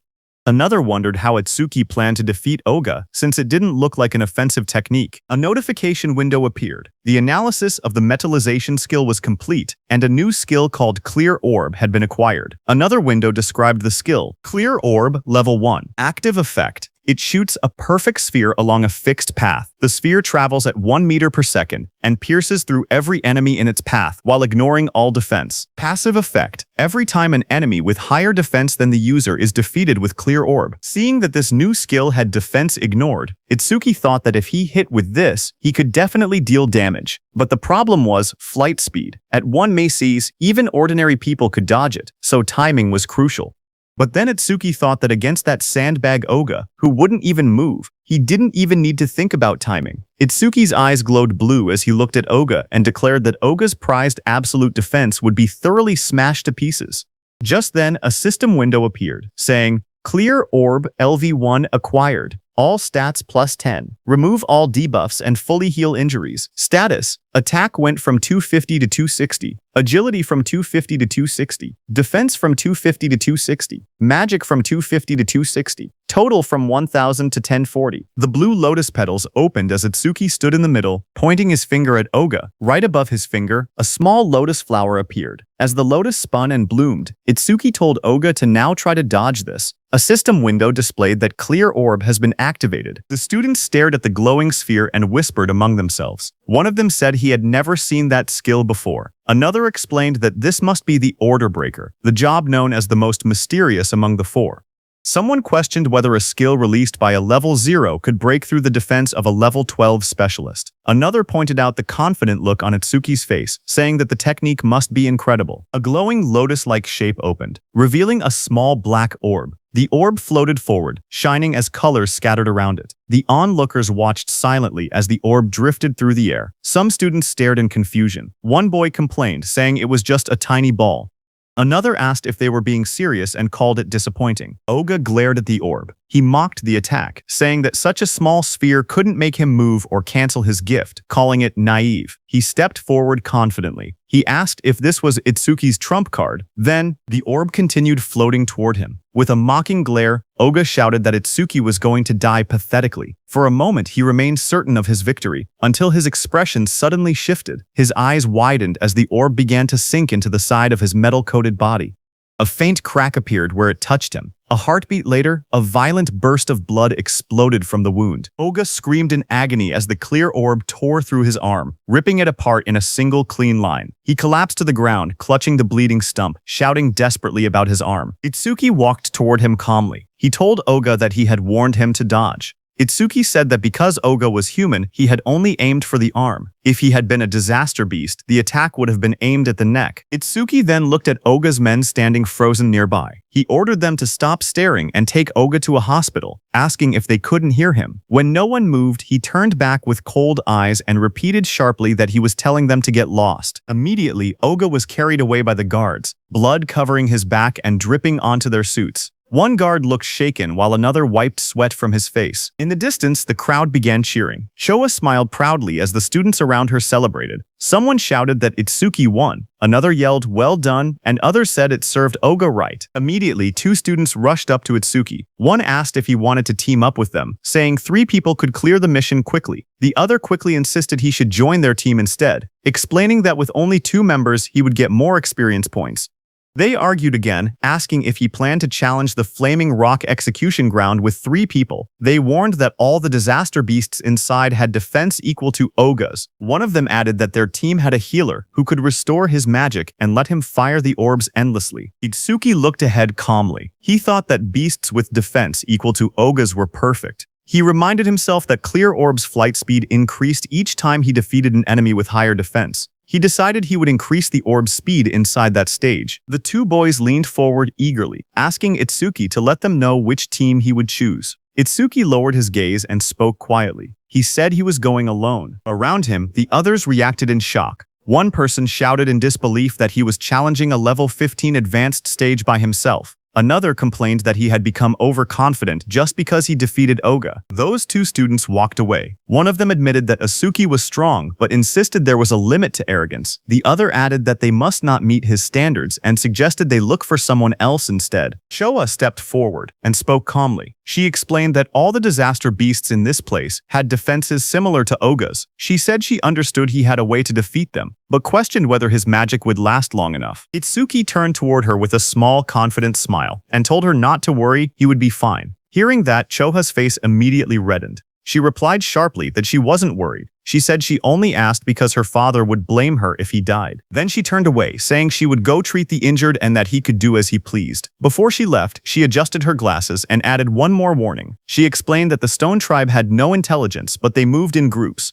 She told him to be careful about his magic consumption. Itsuki stepped toward the glowing entrance device and raised his hand. A soft beep echoed through the air as the system confirmed him. A notification projected beside the door, stating that entry for the awakened Tenma Itsuki had been approved. Once inside, Itsuki looked ahead with sharp eyes. He muttered that there were more enemies than he had expected. Right in front of him, countless stone beasts filled the rocky canyon, their bodies made of thick boulders and glowing yellow eyes. The ground cracked under their weight as they charged. Itsuki watched them and noted that the disaster beasts in this advanced stage had levels and stats far higher than before. A blue system window appeared in front of him, showing the information of a stone statue from the Stone Tribe, level 9, with its gift converting all magic power into defense. As one of the stone beasts rushed toward him, Itsuki held out his glowing purple orb. He spoke calmly, saying he would test whether these enemies met the clear orb's passive conditions. The purple aura around the orb burst outward as he activated it. The clear orb shone brightly, its power swirling in layers of violet and blue light. The stone beast charged forward, its massive body bursting through the dust as Itsuki raised his hand. The purple orb floated above his palm, swirling with bright light as he aimed it at the incoming monster. The orb shot out instantly, tearing straight through the beast's rocky body. A large hole opened behind it, and Itsuki stepped through the fading purple glow as the system window appeared. The screen displayed the message, "Stone Statue, Level 9, defeated." Another line followed, "Clear orb, flight speed increased by 100%. Itsuki watched the notification and nodded. He thought to himself that it was exactly as he expected. More stone beasts roared as they appeared in front of him, their yellow eyes shining from within the broken cliffside. Itsuki stood calmly among them, the purple light reflecting across his silhouette. Lightning began crackling around Itsuki's body, and his eyes glowed red. He looked ahead and said that these slow beasts with poor evasion were perfect prey for the clear orb. System windows continued to appear one after another. Stone Statue Level 9 defeated. Clear orb flight speed increased by 100%. Stone Statue Level 8 defeated. Clear orb flight speed increased by 100%. Pieces of broken stone scattered across the ground as the notifications filled the air. The glowing status window floated above Itsuki, showing magic a 110/260 remaining. He stood on top of a mountain of shattered stone beasts. Looking down at the battlefield, he calmly calculated the situation. Using the clear orb once consumed 50 magic points, which meant he only had 2 uses left.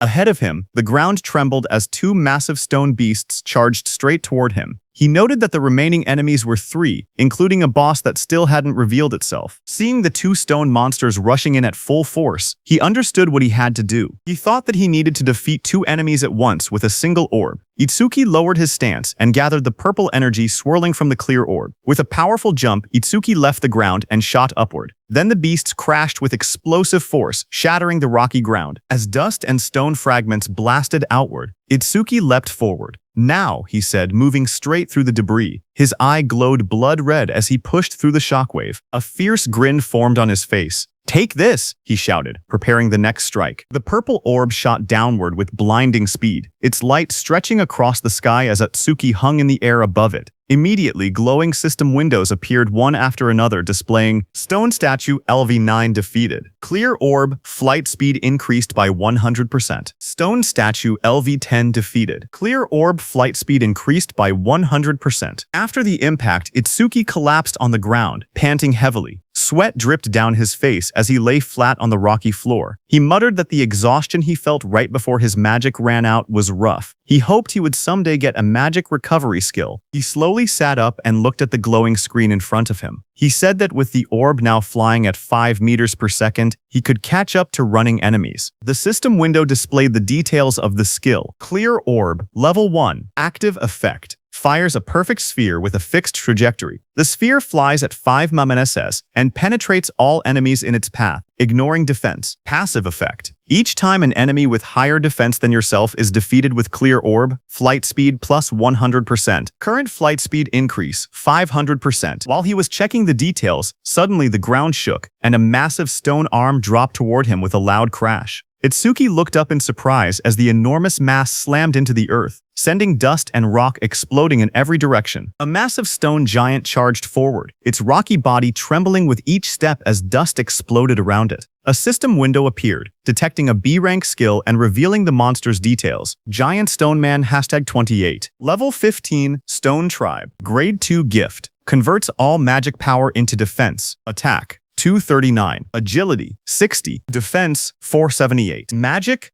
0. Total 777. Itsuki looked up at the towering creature and gasped that it was huge. Lightning wrapped around his body as another window announced, Thunderbreaker activated. Agility plus 50%. Crackling with blue electricity, he sprinted toward the giant. As he dashed below the monster's massive frame, he wondered if he could defeat it with a single clear orb hit.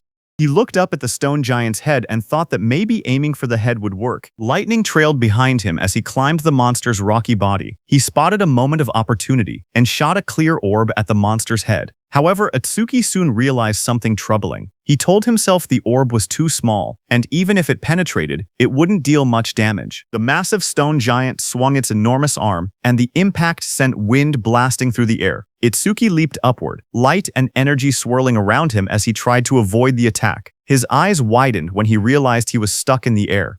He clenched his teeth and thought that this was bad. He couldn't dodge while mid-air. A system window appeared as dark spikes wrapped around his arm. Black wall activated just as the giant's blow landed. Itsuki smashed into the rocks with a violent explosion, kicking up dust and debris across the rocky ground. When the dust settled, Itsuki was wedged into a stone wall, breathing heavily. He muttered that this big guy was tougher than he expected. Another system window flickered in front of him. A B-rank skill, Gigantification, was detected. Over-mimesis activated and began progressing at 1%. Seeing that, Itsuki looked up with a confident grin. Realizing the monster grew huge because of a skill, he said this would be easy. With one hand, he grabbed onto the giant's stone body and prepared for his next move. Meanwhile, outside, one of Kinoshita Reiji's men got the news of what had happened to Oga and froze in shock. Sweat rolled down his face as he shouted, "What?" Behind him, Kinoshita Reiji, dressed in a golden vest, sat calmly. He narrowed his eyes and warned his man not to make noise in front of him. The suit-wearing man bowed his head and apologized, saying it was just so unexpected. Kinoshita asked him what had happened. The man reported urgently that someone had defeated Oga and forced their way into the stage. Hearing that, Kinoshita clenched his teeth and broke the wine glass in his hand. He questioned what Oga was even doing. He reminded himself that Oga always bragged that no one below level 30 could break through his defense. He wondered if a level 30 or higher awakened had shown up, but his man quickly explained that with the recent surge in descending monuments, all awakened above level 30 were busy dealing with them and shouldn't have time to come here.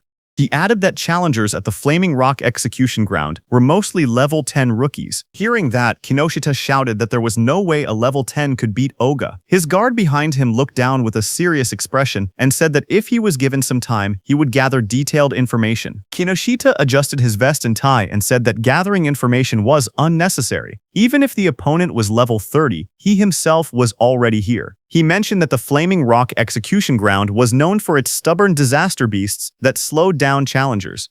He added that if they headed there now, they would make it in time. However, his guard said that since the opponent's identity was unknown, they should still be cautious. Hearing that, Kinoshita's expression grew sharp. His glasses glowed as he told the guard that he had already said they were heading there now, and that he shouldn't have to repeat himself. The guard stiffened, sweating nervously, and replied with a quiet, "Yes." Kinoshita then threw his arm upward confidently and declared that he would make them regret opposing the Kinoshita family. At the same time, in the dungeon, blue energy lotus surged around Itsuki. A glowing screen appeared behind him, showing 100%. Seeing that, Itsuki smirked and said that he no longer had to run around like a mouse anymore.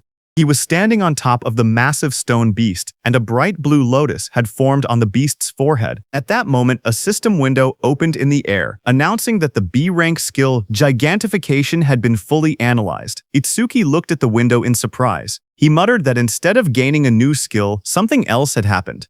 He realized that Clear Orb had leveled up to level 2, and he checked for new effects. Another set of windows appeared, explaining the changes. Clear Orb, level 2, now fires a perfect sphere at 5 meters per second, piercing all enemies while ignoring defense. New effect. After activation, the orb's size can now be adjusted by consuming additional magic power. Passive effect. Each time an enemy with higher defense than your own is defeated using Clear Orb, flight speed increases by 200%. Current accumulated speed boost, 500%. Itsuki stared at the window, shocked that the passive effect had risen from 100% to 200%. More importantly, he was excited that he could now control the size of the orb with magic. Power surged around him as the blue energy lotus opened. Itsuki said he wanted to try the new ability immediately, and glowing energy surrounded his body. Another window appeared, confirming the upgrade. Clear Orb level 2 acquired. All stats plus 20. All debuffs removed. Injuries fully healed. A second window showed his new status. Attack went from 260 to 280, agility from 260 to 280, defense from 260 to 280, magic from 260 to 280, and total stats from 1040 to 1120. Itsuki then jumped above the massive stone beast, and a massive dark glowing flower appeared beside him, pulsing with power. He thought to himself that it was consuming all his magic to create the maximum orb it could produce right now. The stone beast glared up at him with bright yellow eyes as cracks of energy spread across its body. Itsuki shouted, telling the stone beast to take the biggest clear orb. The giant flower opened like petals and released a powerful clear orb. The massive orb shot downward and struck the stone beast, blasting through its body as Itsuki unleashed the attack with full force. After landing the blow, Itsuki lowered his hand and smiled. He joked to himself, asking if he had pushed it a bit too far. A small window beside him showed that his magic had dropped to 0 out of 280. As the stone man was destroyed, a system window appeared, announcing that the giant stone man, level 15, had been defeated, and the clear orb's flight speed had increased by 200%. Amid the collapsing stone debris, Itsuki looked at the destruction around him. He realized that the orb he created by consuming all his magic had grown this huge. He examined its power calmly. The orb's flight speed had reached 7 meters per second. He thought to himself that if he cleared this stage 2 more times, it would become as fast as a car. Just then, a new system panel displayed the skill information. Clear orb, level 2, active effect. Fires a perfect sphere on a fixed path. The sphere travels at 7 memoties and penetrates all enemies, ignoring their defense. After activation, the orb's size can be adjusted by spending more magic. Passive effect. Each time he defeats an enemy with higher defense than his own using Clear Orb, the orb's flight speed increases by plus 200%. The current total increase had reached 700%. Itsuki held a glowing green crystal in his hand while reading the information. He admitted that he had ignored passive effects until now, but now saw how useful they actually were. Dust settled around him as he walked forward. He then thought about another passive skill. Lotus Burst's passive expanded the range of all skills. That meant Clear Orb's range should also increase along with it.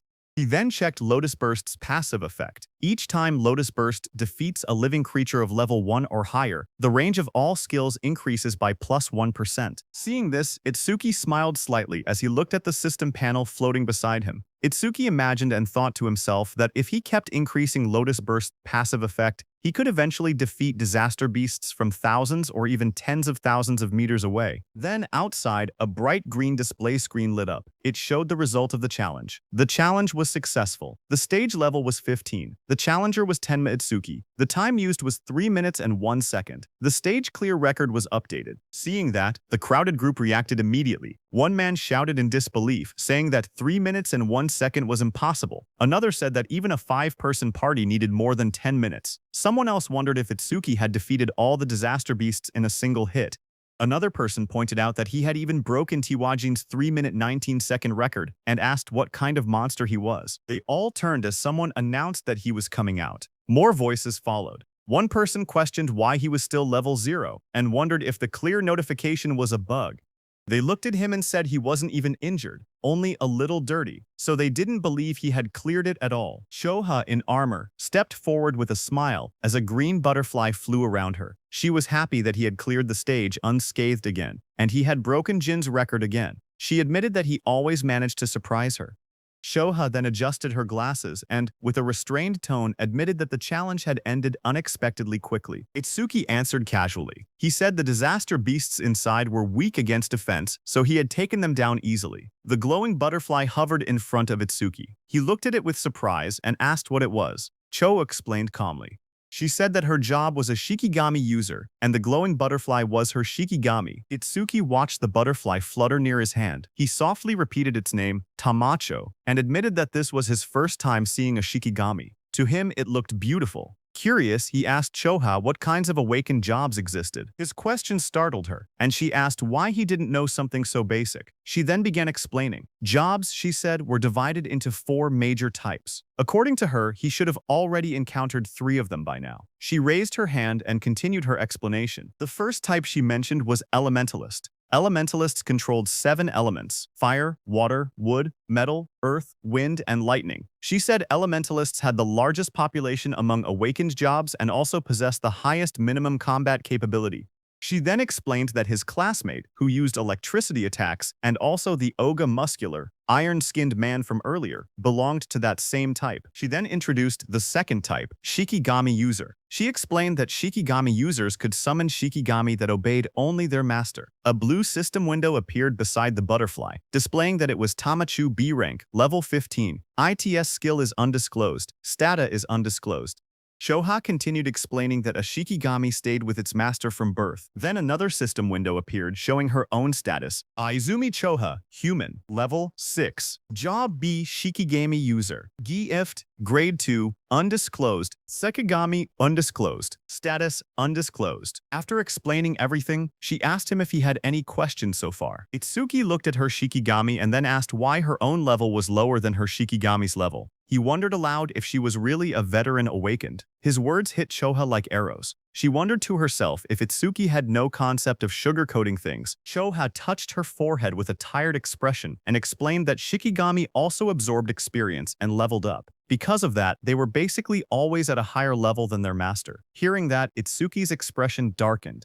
Half of his face sank into shadow and his eyes glowed coldly. He stated that in that case, when fighting a Shikigami user, it was faster to target the person themselves. Seeing that, Shoha's eyes widened. She noticed the negative aura seeping out of him again and wondered what was going on with him. Itsuki then looked at her calmly and asked what else there was, pointing out that she had only introduced 2 types so far. Choha straightened herself and explained that the third job was currently the most mysterious one, with the least information known about it. She pointed at Itsuki and told him that his job was Order Breaker. Itsuki listened quietly as she continued explaining.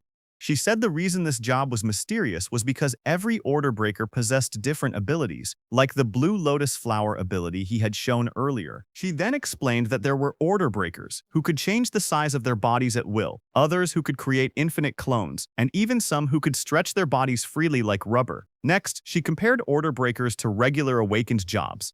She explained that normal jobs had skills divided into 4 ranks, C, B, A, and S, while Order Breakers had only Z-rank skills, abilities that stood completely outside that ranking system. Choha said that Order Breakers were treated differently because of these rare exclusive skills. She warned that if an Order Breaker's abilities became known to their enemies, they would lose their greatest advantage. That was why her father had scolded her earlier when she tried asking about his skills. She looked at him seriously and added that he was an irregular existence even among Order Breakers. From what she had observed, he could already use at least 3 different skills, and 2 of those skills were normally only possible for elementalists. Hearing her words, Itsuki looked uneasy as he realized the teacher wasn't there. He thought to himself that he would be in trouble if Choha continued talking about him. Itsuki then asked her about the last job, adding that he had never seen it before. When Choha heard Itsuki asking about the last job, she kept a calm expression and told him she would only explain it after he actually saw it. She added that this was his punishment for never telling her anything about himself. Hearing that, Itsuki let out a quiet sigh and answered with a simple, "Fine." As she turned away, Choha reminded him that the students he saved were now safe. Then she asked what he planned to do after this. Itsuki replied that he was thinking of clearing the stage a few more times. Choha looked back at him sharply. She asked him if he really didn't know anything, explaining that stages had cooldown times. She warned him that this one had an especially long cooldown, meaning he couldn't enter again for at least 2 days. Hearing that, Itsuki's eyes widened in surprise. He wondered aloud if cooldown times really existed. He realized that this must be why Kinoshita monopolized the stages. Determined, he decided that if he couldn't raise the passive effect of his Clear Orb skill, then he would increase the power of his Lotus Burst instead. Itsuki then turned and asked Choha if there was a stage filled with disaster beasts. Choha thought for a moment, trying to remember any stage filled with disaster beasts. She then smiled confidently and chose a stage for him. She explained that in that stage, the levels of the disaster beasts were not very high, but the number of them was enormous. The place was called Locust Wasteland.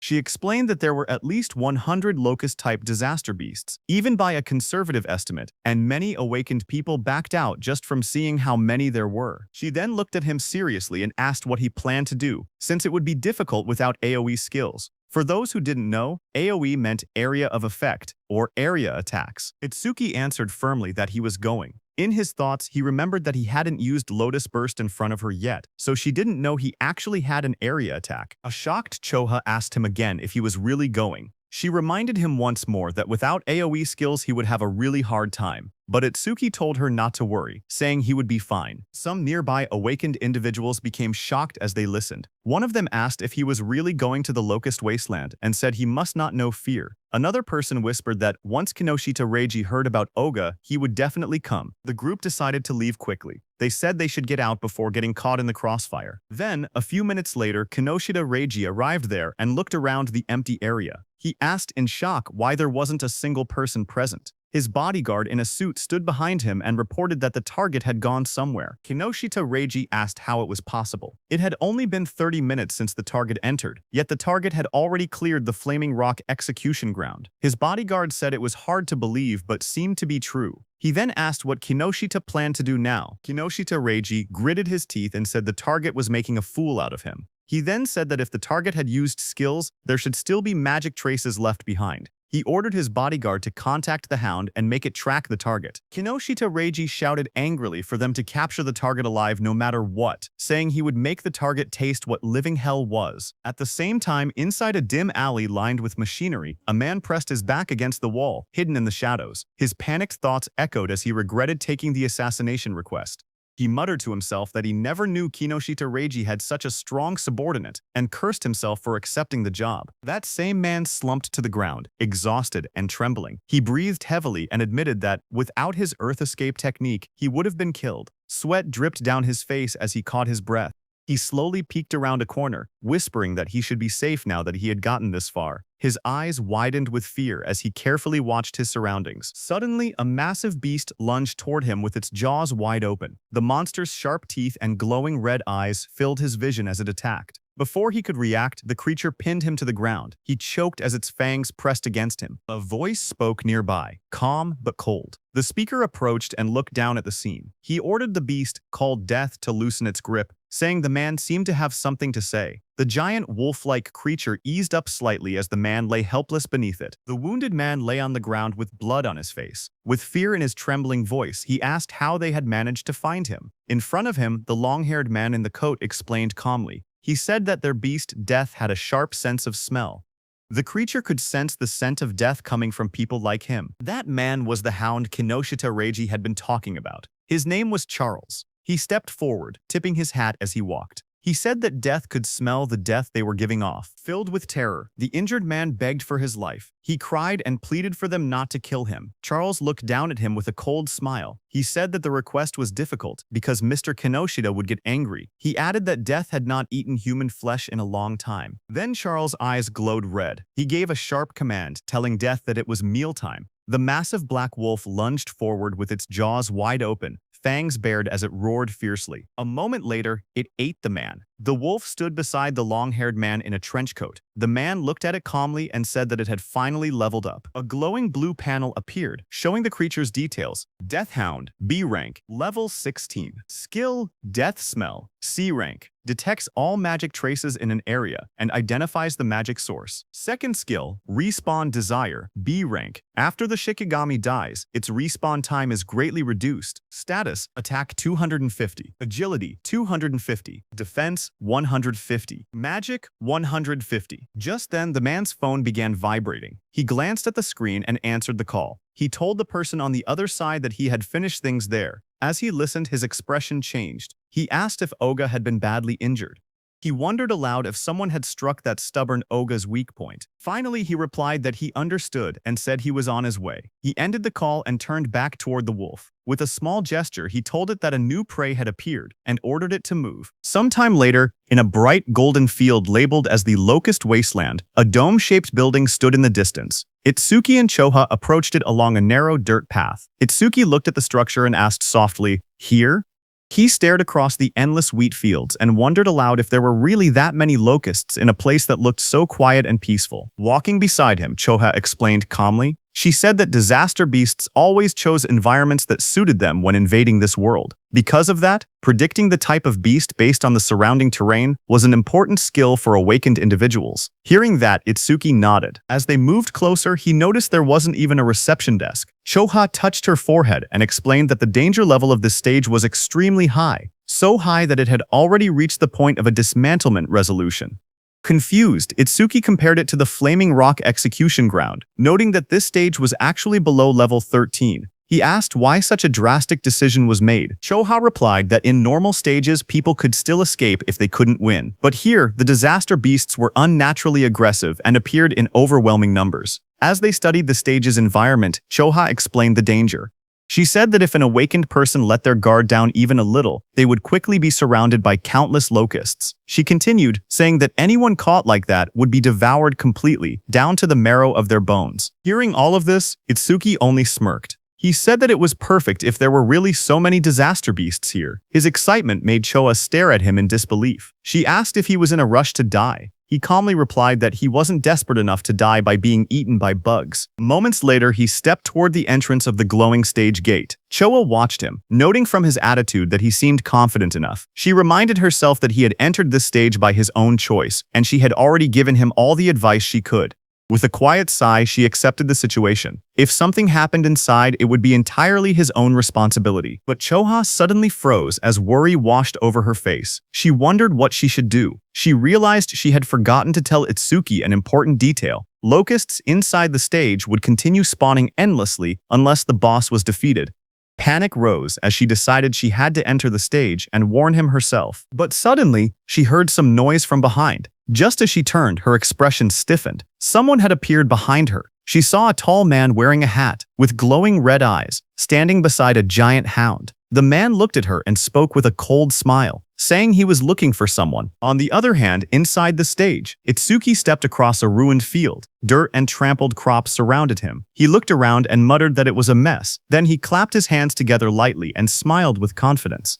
He called out to the unseen swarm, telling the pests to wake up. He had come to exterminate them. A lone scarecrow stood in the middle of the dry, cracked wasteland as countless small insects flew around it. Itsuki looked at the scene and noted that the enemy's individual levels were surprisingly low. He said that since they met the requirements for Lotus Burst, there would be no problem. Information windows appeared one after another. Evil Locust, Shaft 22301. Insect Tribe Level 1, Gift None, Status Undisclosed. There were also some Level 2 Evil Locusts mixed in. Itsuki stared at the dark sky as an enormous swarm of locusts covered everything. He commented on the incredible number of enemies, but instead of being worried, he said that this worked in his favor. Flames rose around him as he formed a glowing lotus of light in his hands. He explained that the more the locusts clustered together, the less effort he needed. Once they entered the range of Lotus Burst, he said he would crush them all at once. The ground shook as a vortex of locusts formed around him. When the moment was right, he shouted a single command. Now, a bright red explosion ignited in the air as the system message appeared, stating that Lotus Burst had been activated. Then there was a huge explosion. Right after the blast, notifications flashed one after another.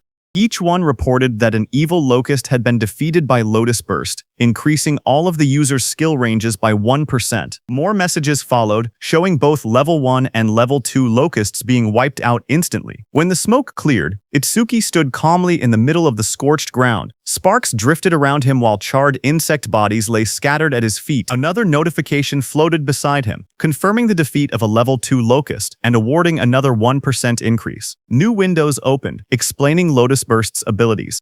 The active effect consumed magic to deal explosive damage within a 10.5-meter range, its power proportional to how much magic was spent. The passive effect stated that every time Lotus Burst killed a living creature of level 1 or higher, all skill ranges increased by 1%. Itsuki glanced at the numbers and made a small comment.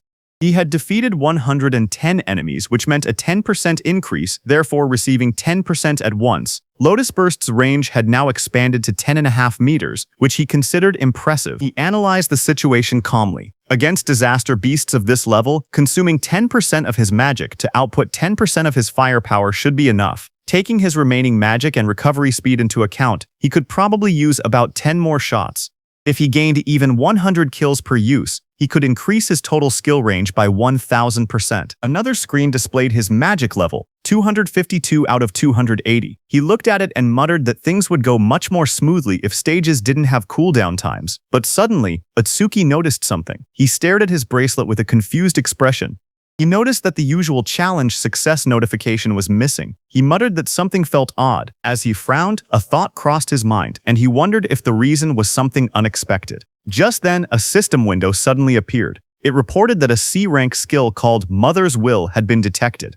It also stated that over-mimesis was activated, and that the analysis progress was at 1%. Itsuki looked up sharply. He realized that one locust had survived. Dust and broken ground swirled around him as more locusts flew through the air. He turned, watching the locust swarm gather again. He questioned whether Mother's will was the boss monster's skill. At that moment, several locusts lunged at him. He jumped back and blocked the attacks with the crystal armor covering his arms. He admitted to himself that he had let his guard down. He had truly believed there was no boss monster in this area. He narrowed his eyes, thinking aloud. He said it was good that he could still expand his skill range by using Lotus Burst again, but he also stated the bigger problem. He had no idea where the boss actually was. The glowing lotus-shaped energy expanded from Itsuki's hands as he activated his skill. His expression hardened with resolve. He declared that he would defeat all the small enemies first and force the hidden boss to reveal itself. A bright explosion erupted around him. The ground shook as countless evil locusts were blown apart by the blast. System notifications appeared one after another. Each message showed that an evil locust, either level 1 or level 2, had been defeated with Lotus Burst, and every kill increased all his skill ranges by 1%. The notifications continued stacking until the Lotus Burst total experience reached 220%. His Lotus Burst leveled up. Another message explained the updated skill. Lotus Burst LV2 now consumed magic to deal explosive damage within a 16-meter diameter, and its power increased based on how much magic was used. Itsuki looked at the smoking battlefield and murmured that the range had expanded to 16 meters, calling the new effectiveness outstanding. But even after defeating 10 small enemies, the boss still hadn't appeared. Deep underground, inside a dim nest filled with shifting shadows, many insect-like creatures began to crawl and move. Their wings rustled as more of them gathered around a glowing cluster hidden in the darkness. As the locusts crawled out of the cracked ground, a notification floated in front of Itsuki, showing the analysis progress rising to 27%. He looked ahead sharply and muttered that they had spawned again. Another screen appeared, showing his magic at 232 out of 280. He noted that he could still use Lotus Burst 9 more times. Fire erupted around his hand as he stepped forward, declaring that no matter how many times the monsters appeared, he would thoroughly deal with them. His arm swung through the flames, and he shouted that he would sweep them all away. A fiery explosion burst across the battlefield, and several notifications appeared one after another, stating that evil locusts of level 1 had been defeated with Lotus Burst, and that all skill ranges increased by 1%.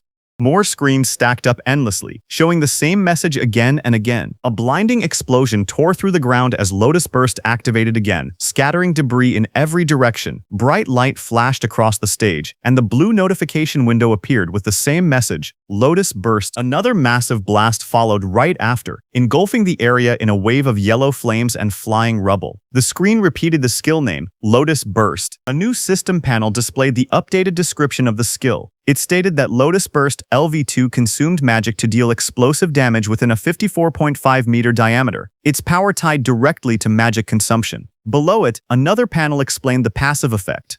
Every time the skill defeated a creature of level 1 or higher, all skill ranges increased by plus 1%, now reaching a total of plus 990%. Itsuki ran forward through the burning battlefield, sweat rolling down his face. He glanced at the glowing screen. He said that up until now, he had wiped out large groups 9 times and expanded Lotus Burst's range by 990%, but he only had enough magic left to use it one more time. He wondered why the monsters kept appearing non-stop. His magic display dropped to 52 on 80. He looked up as the sky darkened with swarming insects. He muttered in frustration that there was no end to them. The swarm grew thicker overhead, but even after all the destruction, he saw no trace of the stage boss. He frowned and said that there was still no sign of the boss appearing at all. He considered withdrawing temporarily from the stage and returning after the analysis finished. But even as he thought it through, the endless swarm closed in around him. Itsuki narrowed his eyes sharply as a thought erupted in his mind. He declared that behaving like that was what third-raters would do. Fire gathered in his hand, and flames wrapped around his arm. With determination burning in his expression, he stated that no matter how many disaster beasts appeared, he would defeat every single one of them. A massive explosion erupted like a lotus blooming in fire, sending shockwaves across the ground. As smoke rose around him, Itsuki steadied himself and muttered that, with this attack, but before he could finish, countless more insects filled the air. Swarms surrounded him, and he realized in frustration that there were still more, and their numbers hadn't decreased at all. A glowing system screen appeared before him, showing the analysis progress at 91%. Itsuki's eyes widened as he tried to make sense of the situation. He wondered what was happening. All the disaster beasts that had appeared since the first defeat were still only level 1, Their bodies were small too, as if they had just hatched. As he connected all the dots, he realized the truth at once. The boss's ability was infinite reproduction. A massive golden insect, the queen locust, crouched in the darkness as glowing eggs shot out from its abdomen. A system window identified it. Queen locust #0379. Insect tribe. Level 13. Gift. Grade 1. Lays large quantities of evil locust eggs. Skill. Mother's Will, C rank, remotely controls up to 110 hatched evil locusts. Itsuki looked up, sweat trailing down his face. If the queen could reproduce endlessly, then fighting the small ones meant nothing. The only way forward was to defeat the boss itself. His magic was nearly gone, but the analysis bar floated in front of him, rising steadily. 98%. 99%. He clenched his teeth as the final percentage completed. The blue sphere of the analysis pulsed outward. Analysis progress. 100%. A new message appeared. Mother's Will analysis complete. Skill acquired. Magic detection LV1. Another window followed. Magic detection LV1. Active effect. After activation, continuously consumes magic to sense magic flow within a 100 m diameter. Passive effect. Range expanded to 1100 m because of Lotus Burst's passive effect. Additional passive. Each time one enemy unit is detected, the user's magic recovers by 10%. Seeing this, Itsuki's eyes widened as he read the description. A detection skill. Its effective range now stretching over 1,000 meters, and every enemy detected would restore his magic. A smile curved across his lips. The passive effect was perfect for this stage. Hunting the smaller creatures again and again would now benefit him greatly. He tilted his head slightly, his eyes shining with confidence. He thought that leaving the queen alone for a moment and clearing out more enemies wouldn't be a bad plan at all. As he lowered his gaze, he thought quietly to himself. He realized he had been keeping Choha waiting. For now, he decided to finish clearing the stage before returning. A blue system window appeared before him, announcing that magic detection LV1 had been acquired. All of his stats rose by 10 points, all debuffs were removed, and his injuries were fully healed. Another window displayed the up. His attack increased from 280 to 290. His agility rose from 280 to 290. His defense moved from 280 to 290. His magic stat climbed from 280 to 290. His total grew from a 112-20 to a 160. Itsuki then raised his hand to his forehead as swirling energy surrounded him. He activated the new skill, focusing intently. He began locating the boss using magic detection. Wide ripples of energy spread out from his body, expanding across the entire area like rings on water. The waves traveled far into the distance, lighting up the surroundings as they moved. Down below, the massive golden insect boss lifted its head, its yellow eyes glowing as the waves passed over it. Itsuki's eyes suddenly sharpened. In the next instant, he spotted the reaction in the distance. He slowly raised 2 fingers and pointed them forward, a confident smile forming on his face. A surge of dark, swirling energy formed at his fingertips, twisting the air around him. He was going to use his clear orb skill. Amid the chaos, his steady voice echoed. He said that even if the enemy used its children as shields, it would be useless. The clear orb began to glow, merging with the power of Lotus Burst. A bright lotus-shaped light burst outward, illuminating the battlefield. He declared that with Lotus Burst's passive effect and the clear orb's current flight range, the attack would definitely reach its target. A system window appeared, stating that the clear orb's flight distance was now 120 meters. In the next instant, the glowing orb shot across the field like a streak of purple lightning. Wind burst apart in its wake as the queen locust recoiled in shock, spreading its golden wings wide to escape. But Itsuki was already behind it, surrounded by crackling blue crystal. His transformed figure loomed like a shadow, sparks dancing across his body as he struck with overwhelming power. Lightning surrounded Itsuki as he appeared above the queen. Looking at her, he said, "Checkmate." He slammed his attack down, overpowering the queen with sheer force. He cut down the queen into pieces. Immediately, the whole insect swamp was disturbed. Seeing that, he realized the swarm fell into chaos after losing its queen. Itsuki turned toward them with cold eyes. Flames erupted from his crystal-covered arm as he promised to send the remaining creatures to their mama right away. After the Lotus Burst explosion, all insects fell to the ground. Itsuki stood in the settling dust, looking at the battlefield calmly. He stated that all his skill ranges had increased by 1,210%, that Lotus Burst's explosion radius now reached 65.5 meters, and that the clear orb's flight distance had expanded to 131 meters. A system window appeared, describing Lotus Burst at level 2. It explained that the active skill consumed magic to cause explosive damage within a 65.5 meter diameter, its power tied to magic consumption. The passive effect showed that every time Lotus Burst defeated a living creature of level 1 or higher, all skill ranges increased by 1%, now totaling plus 1210%. A second notification appeared, showing the flight distance of the true ball, 131 meters. Itsuki looked at the result and smiled, saying it had been a good harvest. He held a green leaf in his hand while sitting on the ground, surrounded by rising dust. He then thought to himself that when the cooldown ended, he would challenge it again and raise Lotus Burst's passive effect to 5 digits. As he returned to exit the dungeon, a new notification appeared, stating, "New record achieved." Another line reported, "Time used 17 minutes 7 seconds." Standing in front of a glowing blue portal, Itsuki looked at the timer and noted that it had taken 17 minutes. He thought that Choa must be worried. He imagined Choa waiting outside. He believed that when he returned safely, she would probably act aloof again, yet he knew she was actually kind and considerate. He thought her inability to be honest was somewhat cute. Stepping out of the portal, surrounded by a swirl of blue energy, he lifted his hand and greeted her, saying he was back and sorry for worrying. But then his eyes widened sharply, shock filling them. Right in front of him, Choa appeared injured, blood on her lips.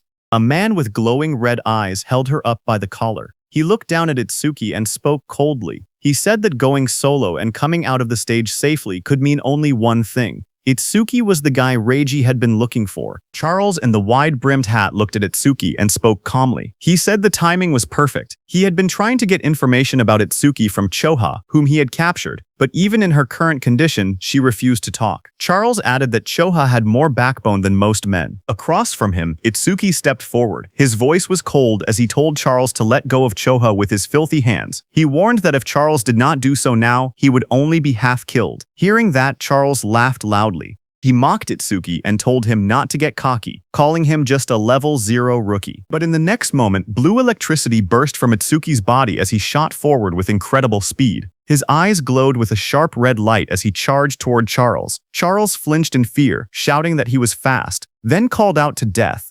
Before Itsuki's blow could land, Death, a giant black beast, suddenly leapt between them. Itsuki's lightning-covered punch slammed into Death instead, sending sparks and force blasting outward as Death roared. Just as Death appeared in front of Itsuki, a glowing system window appeared, announcing that a B-rank Shikigami called the Death Hound had been detected. Another window followed, showing that overmimesis had activated, with analysis beginning at 1%.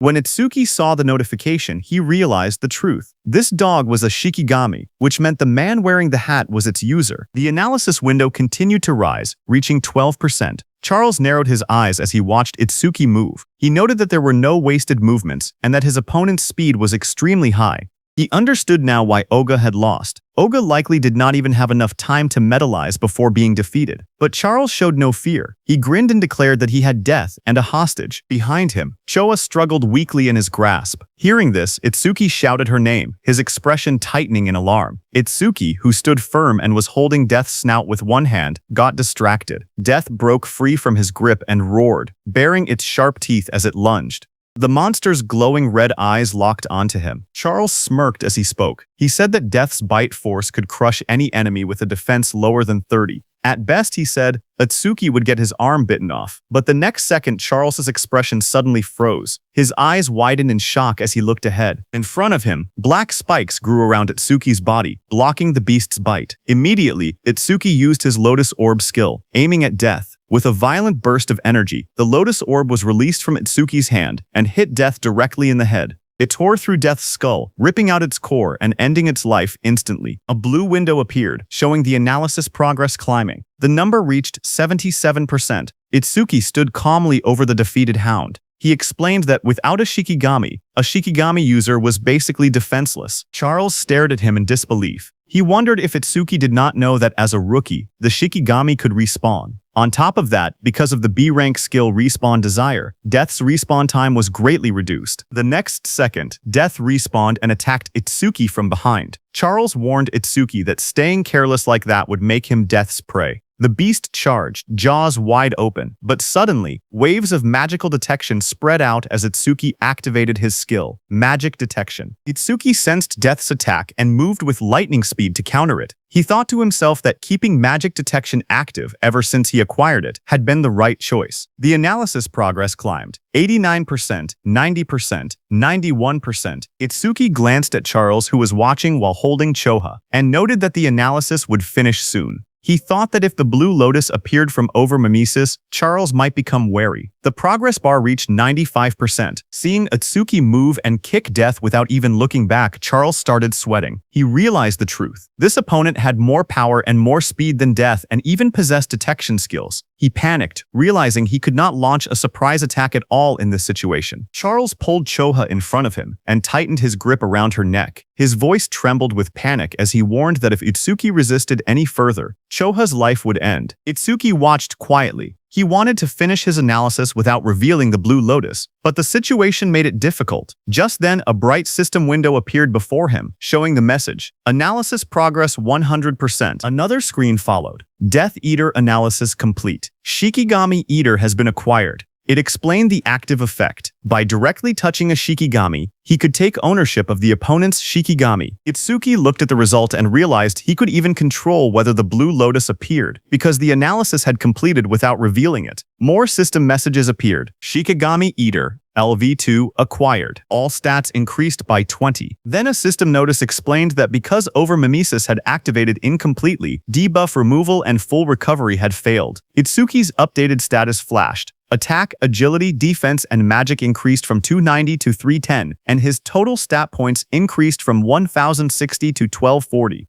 Seeing the notification, Itsuki thought to himself that skipping the blue lotus came with a price since it lost its recovery ability, but he had already fully recovered once during the last stage. Because of that, he could still fight at almost full strength even without recovering now. Just then, Death charged forward with its jaws wide open, roaring as it rushed toward Itsuki. In that moment, Itsuki realized something important. He understood that this new skill allowed him to steal other people's Shikigami. He looked down at the glowing energy gathering in his hands, calm despite the danger. He thought to himself that if that was the case, then he already knew what he should do. Blue energy burst around him as he raised his hand. With sharp determination, he placed his hand on top of Death's head, deciding that he would take Charles's dog. Blue flower petals erupted like a storm. Death's body was wrapped in swirling petals of energy as the power pulled it away. The next second, Itsuki stepped forward with overwhelming speed and kicked Death, sending it blasting across the field. Death went flying and fell behind Charles. Seeing that, Charles panicked. He stared at the scene and cursed angrily, calling Death a useless mutt.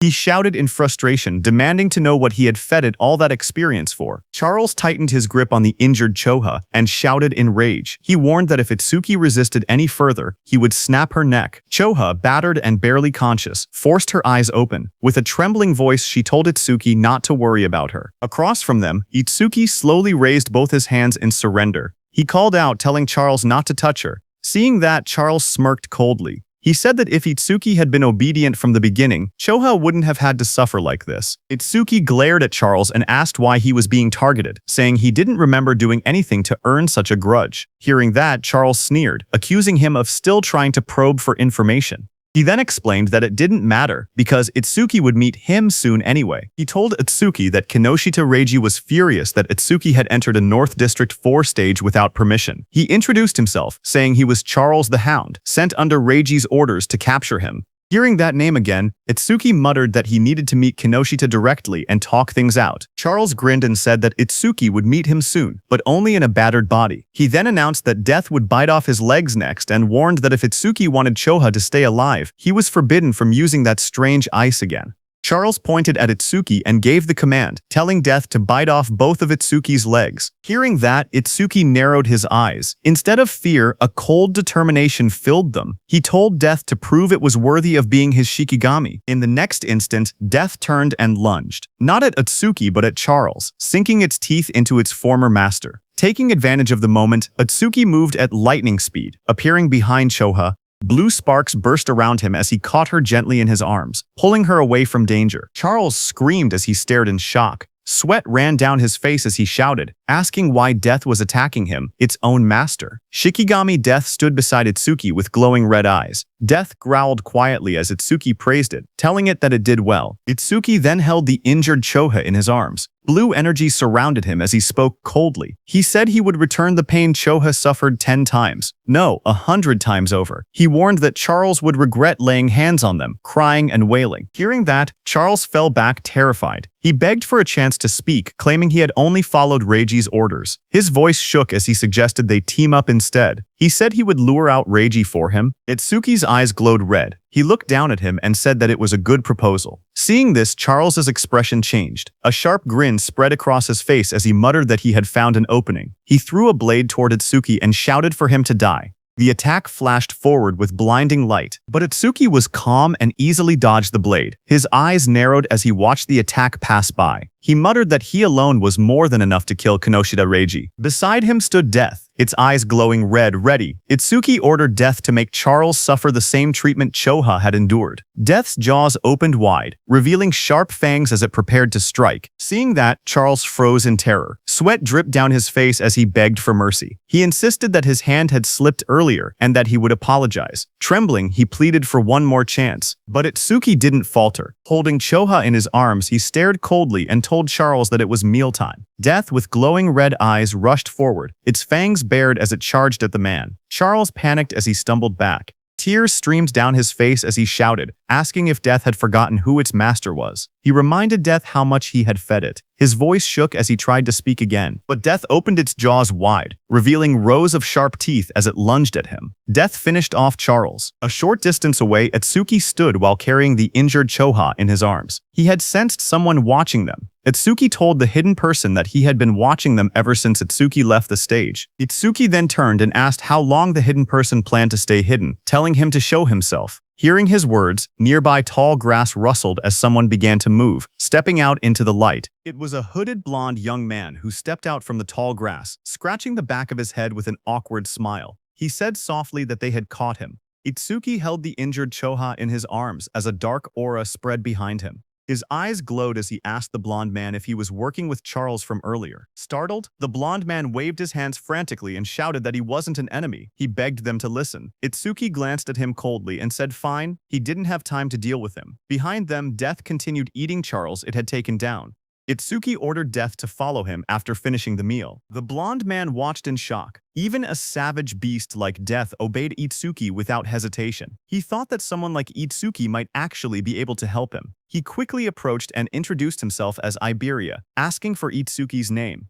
Excited, he said the fight earlier was amazing, even though there were some terrifying moments. He added that Itsuki must be the mysterious man who defeated Oga Takeru. Itsuki answered calmly. His name was Tenma Itsuki, while continuing to hold the unconscious Choha in his arms. Iberia nervously followed beside Itsuki. He smiled awkwardly and asked if Itsuki could lend him a hand. He said he would pay him, or he could give him karma stones, or even a weapon. Itsuki stayed silent, walking forward with the injured Choha. Iberia watched him leave, sweat forming on his face. He wondered why Itsuki wasn't responding. His father had once told him that anyone would happily help if given enough compensation. Now he questioned if that had been a lie. A memory surfaced, his father hammering steel in front of a blazing forge. His father explained that compensation required creativity, just like how a cup of water was more valuable than treasure in the desert. His father said that for someone seeking revenge, one must offer a blade. For someone injured, offer medicine. He said that was enough compensation for them. Back in the present, understanding flashed across Iberia's face. He clenched his fist with excitement and said he finally understood. Iberia called out from behind, reminding Itsuki that he had come on foot. He said that with an injured person, it was impossible to move quickly, and that the nearest hospital was dozens of kilometers away. He warned that if Itsuki walked that slowly, the woman he was carrying would die. Iberia then reached into his bag and held up a glowing scroll. He said that he happened to have healing items, but even hearing that, Itsuki continued walking. Iberia shouted in a hurry that he could save her. Hearing this, Itsuki stopped and turned his head, asking if that was really true. Iberia explained that he couldn't fully heal her right away, but he could save her life. The two of them knelt beside the injured Choha. Itsuki asked if the healing could be done through her clothes. Iberia replied that the bandage he was using wasn't ordinary. He wrapped the glowing bandage around her, explaining that it was a rare karma tool made from bandages worn by the Shadow tribe and bark taken from the Kodama tribe. Itsuki looked at Iberia and repeated the unfamiliar term, asking what a karma tool was. Iberia studied him and said that, at his level, he must have just become an awakened. He explained that it was no surprise Itsuki didn't know. Iberia explained that modern weapons didn't work on disaster beasts. Guns were useless against them, so firearms couldn't be used in real combat. However, crafters were able to forge special anti-disaster beast items known as karma tools, created from monument materials and the body parts of disaster beasts. He said that karma tools were divided into 4 ranks depending on the crafter's skill and the materials used. The 4 ranks were normal, rare, epic, and unique. Iberia then explained using a simple longsword as an example. Normal karma tools weren't much different from regular weapons, except they were capable of damaging disaster beasts and awakened beings. The sword was labeled an ordinary longsword. The next weapon was the ocean sword, rare, which increased agility and magic. Iberia said that rare karma tools boosted their owner's stats. The third weapon was the blood sword, epic, which increased attack power and absorbed blood to raise the blade's temperature and reduce an enemy's self-healing by half. Iberia explained that epic karma tools not only boosted stats, but also possessed special effects. Iberia continued by explaining the final rank of karma tools, which was the holy sword, unique. It granted increased attack and agility. Its unique effect allowed the user to obtain the inexhaustible magic sealed inside it, enabling infinite magic usage. Iberia said that the ultimate goal for every crafter was to create a unique karma tool, weapons with massive stat boosts, and powerful one-of-a-kind effects. Iberia went on to explain that crafters themselves didn't have much combat power, and there were very few of them. But because they could forge karma tools, all awakened people respected them. Hearing that, Itsuki asked Iberia if his father was a crafter. Iberia smiled and replied that his father wasn't just any crafter. He explained that countless crafters couldn't create a unique karma tool even once in their entire lives. Across the 5 continents, there were only 10 crafters who had achieved that level. Then he proudly added that 3 of those 10 unique tools were made by his father. That was why everyone called his father the Crafter King of the Northern Continent. Saying that, Iberia grinned proudly. Finally, he turned and saw that Itsuki wasn't even looking at him. He got angry and shouted, asking Itsuki if he was even listening. He complained loudly that he was explaining everything kindly while Itsuki was being rude. He shouted at him not to ignore him, but Itsuki didn't respond. Instead, he quietly examined the crossbow in his hands and said that it was the same crossbow Charles had been using. Iberia was shocked, seeing that even after hearing about his father, Itsuki didn't look surprised at all. He muttered that any normal awakened person would have already been flattering him. Meanwhile, Itsuki kept studying the weapon and thought that having it would let him reduce how often he needed to use the clear orb and also lower the risk of exposing his abilities. Iberia looked at it and told Itsuki that this weapon was a rare karma tool. Hearing that, Itsuki commented that it was unfortunate there were no arrows left. Iberia explained that projectile karma tools didn't need normal arrows. Any ordinary ammunition could be assimilated into karma tool ammunition, so there was nothing to worry about. Just then, a screen appeared showing the name Hunter's Crossbow, rare, with an agility increase of +50. Then the crossbow vanished. Itsuki looked surprised and asked why it disappeared. Iberia told him that this was another feature of karma tools. Once a karma tool linked with its owner, it would be stored away and reappear whenever the owner wished to use it. Hearing that, Itsuki said it was convenient. He thanked Iberia for the treatment and told him to let him know if he ever needed help. He added that once he finished his own business, he needed to go find Kinoshita Reiji. Hearing that name, Iberia reacted and said he thought he had misheard earlier. He said Itsuki must be incredibly bold to go against someone like Kinoshita Reiji in North District 4. Hearing his words, Itsuki looked at him calmly and asked if he was also going to tell him to give up. Iberia told Itsuki that if his target was Kinoshita Reiji, then they were after the same person. Itsuki asked calmly if Iberia had angered Reiji as well. Iberia said it wasn't exactly like that, and explained that he wanted the two of them to team up for the Salvation League National Tournament preliminaries, happening the day after tomorrow. Hearing about the preliminaries, Itsuki remembered Shoha mentioning that only the top 10 would advance to the main tournament, and he had been grinding stages non-stop these past few days to prepare. Itsuki asked Iberia what the tournament preliminaries had to do with Kinoshita Reiji. Iberia explained that the preliminaries were divided by continents, and for the northern continent, the venue was located in North District 4. He explained that as the son of the North District 4 administrator, Reiji was determined to compete in the main tournament. His older brother was also a savior, so failing to reach the top 10 would disgrace the Kinoshita family name. Hearing that, Itsuki then understood why Reiji monopolized all stages in North District 4 to level up quickly. He looked at Iberia and asked why someone like him would want to team up with him, especially since he had been receiving help from him this whole time. Iberia raised his voice confidently, saying it was because Itsuki was strong. He believed that if they teamed up, they would definitely pass the preliminaries. Itsuki then asked why Iberia was so fixated on this year, pointing out that he was younger and had plenty of opportunities ahead. Hearing Itsuki ask that, Iberia looked tense as he clenched his fist. Then he answered softly that there was a reason. He recalled his childhood. Since he was young, he had watched his father create karma tools right in front of him. His eyes had always sparkled as he watched. Every completed karma tool looked perfect, like a piece of art. His admiration for his father kept growing. He remembered his dream. He had always wanted to become an awakened one someday. He imagined himself fighting disaster beasts using the karma tools his father made. In that memory, a month ago, he finally awakened. Excited, he begged his father for a karma tool.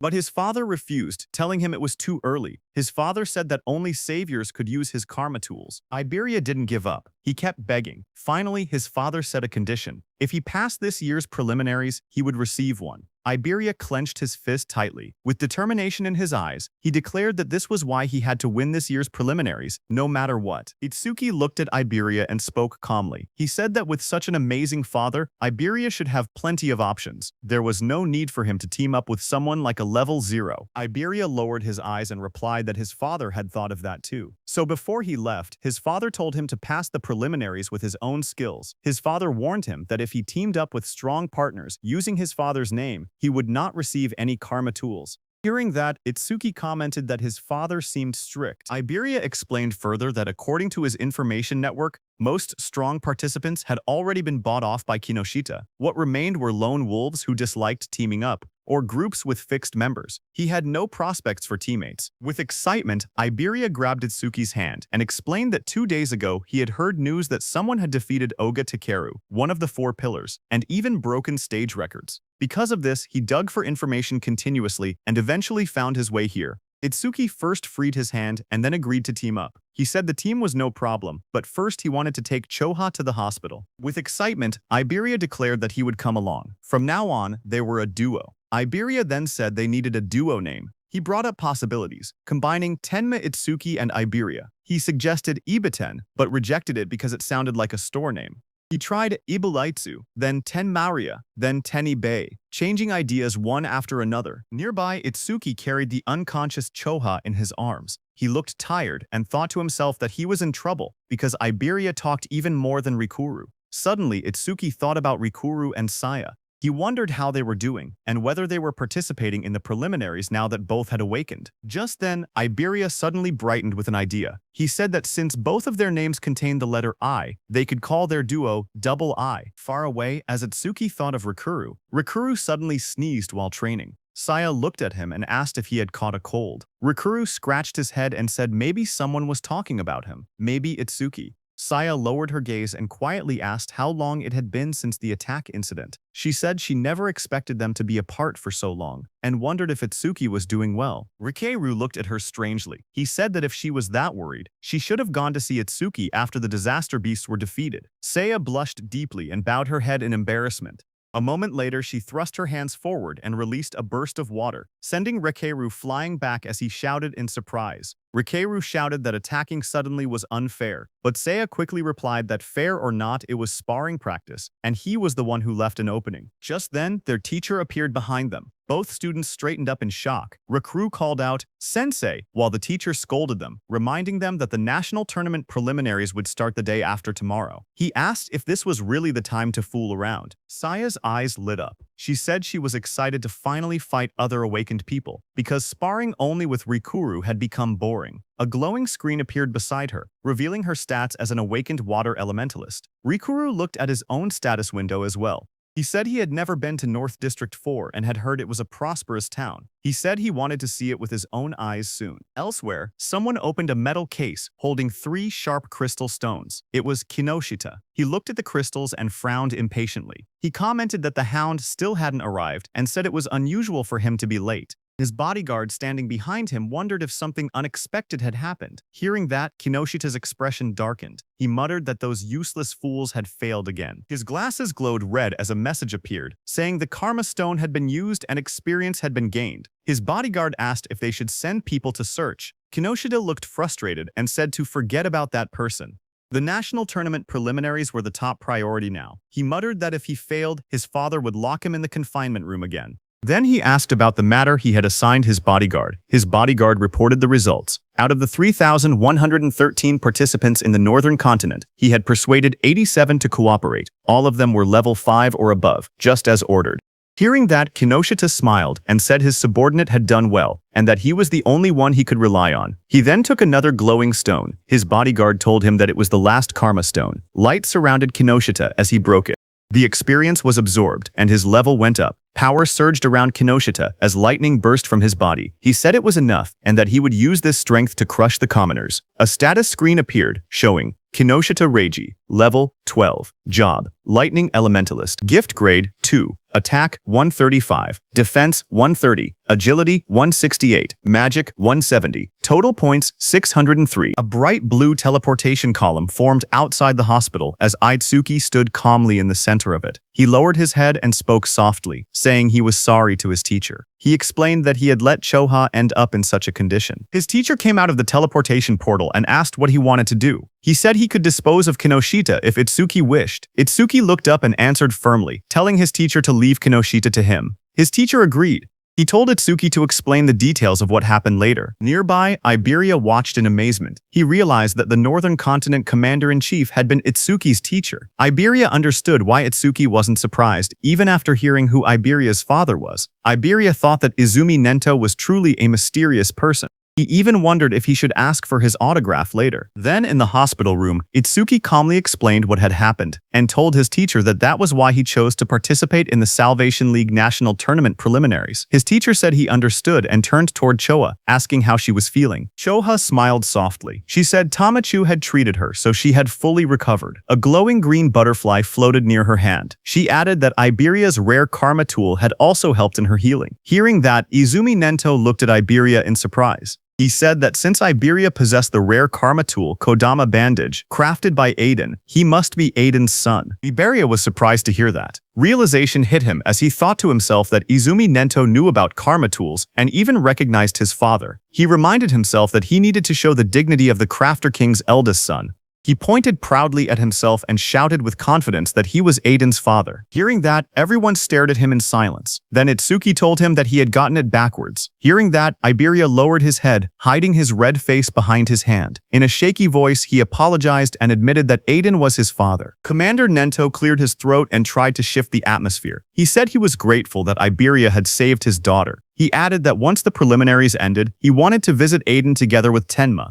He then reminded Itsuki and Iberia that they had to prepare for the tournament and told them to head out. He promised that he and Choha would come to watch tomorrow. Iberia raised his fist excitedly and agreed. He told Commander Nento that he could relax because they would definitely pass the preliminaries. Beside him, Itsuki stood quietly and nodded. After they left, Choha commented that her father had really taken a liking to Tenma because she remembered how, when he used to meet with Jin, he would always bring her along to meetings. Hearing that, Commander Nento told her that because of childhood trauma, whenever Itsuki faced disaster beasts, powerful self-destructive impulses would awaken inside him. But Itsuki's self-destructive impulses weakened only when someone he wanted to protect was nearby. He explained to Choha that this was the reason he placed Choha by Itsuki's side. Hearing that, Choha realized that her father wanted her to become Itsuki's friend, become his weakness, and become the person he wanted to protect. Choha repeated the thought quietly, wondering if she was truly the one Tenma wanted to protect. While she was lost in her thoughts, the commander then stood up and revealed to Chohei that the disaster beast attack at Itsuki's school had been planned, not a coincidence. Hearing that, Chohei reacted with surprise.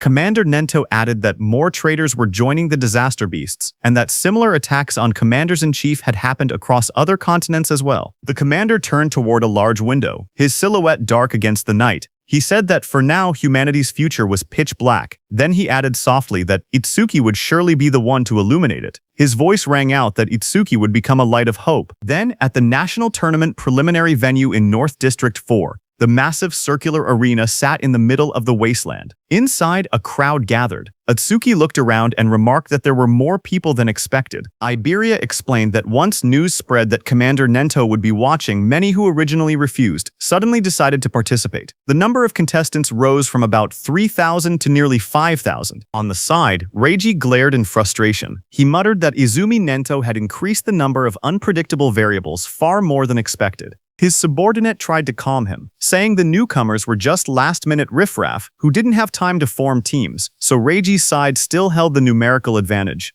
He told Reiji that he had ordered the recruits to tie red ribbons on their right arms so they could be identified as allies. On the other side of the arena, Rikuru and his group noticed the ribbons. Rikuru asked if red ribbons were trending now and wondered if they should wear them too. Saya beside him commented that since Commander Nento was coming to watch, maybe Itsuki would also appear. Then the host of the national tournament preliminaries, Shinshihara Soryu, stepped forward and addressed the crowd. He told everyone that he would explain the rules before the preliminaries began. He said the preliminary venue was divided into two areas, an external area and an internal area. In the first stage, the participants would start from 4 different directions in the external zone. A large diagram of the arena appeared on the screen, showing the outer ring and the inner circle labeled as the internal area. Soryu continued explaining that the first challenge was a race based on time. Everyone had to reach the internal area as fast as possible. The moment someone entered the inner zone, their rank would automatically be recorded on the bracelet they were wearing. Only the first 50 to arrive would advance to the second stage. Then a hologram of the bracelet lit up, showing how it displayed the rank of the participant. Some competitors reacted immediately. Rikuru raised his arm and commented that the bracelet had a surprising function.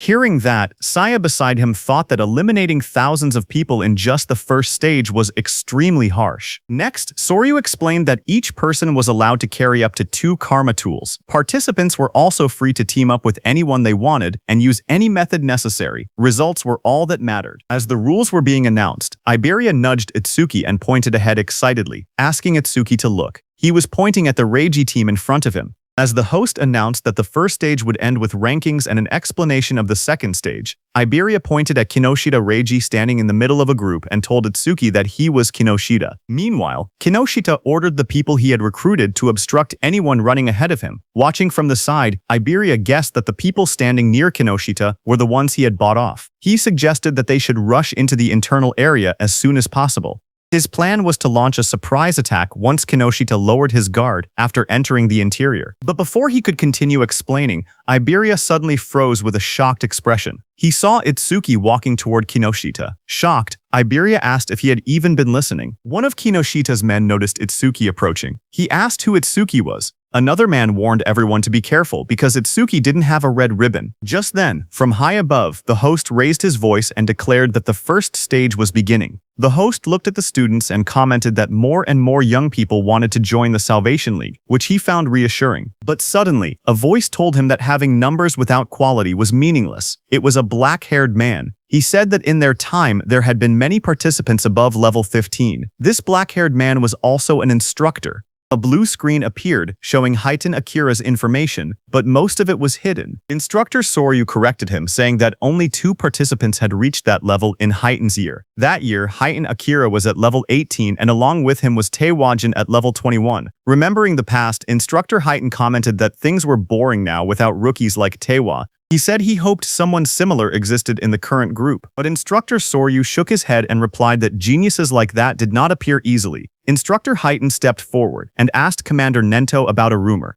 He said he had heard that a student from the northern continent had defeated a level 8 skeleton soldier right after awakening, and later became Commander Nento's pupil. Instructor Soryu widened his eyes and asked if it was true, calling it ridiculous for someone to defeat level 8 monsters immediately after awakening. Commander Nento, covered in dark flames, answered calmly, saying that the rumor was true. Hearing this, Instructor Heitan asked if that person was in the group they were watching. Instructor Soryu thought that since this was Izumi's second recognized pupil after Taewajin, it meant the student must possess exceptional talent. Examiner Soryu looked at the participants list and wondered who the mysterious participant could be. The tablet displayed the first candidate. It showed Harino Rikaru, a level 10 metal elementalist. Examiner Soryu noted that Rikaru's gift was only an ordinary grade 2 and decided it couldn't be him. Another profile appeared. Kisaragi Saya, a level 11 water elementalist with a grade 1 gift. She specialized in support type abilities, so he assumed she wasn't the one either. The next image revealed Hanyu Kana, a wood elementalist at an unusually high level 16. Seeing this, he guessed she must be the hidden talent, but when he looked at Commander Nento, he didn't say anything.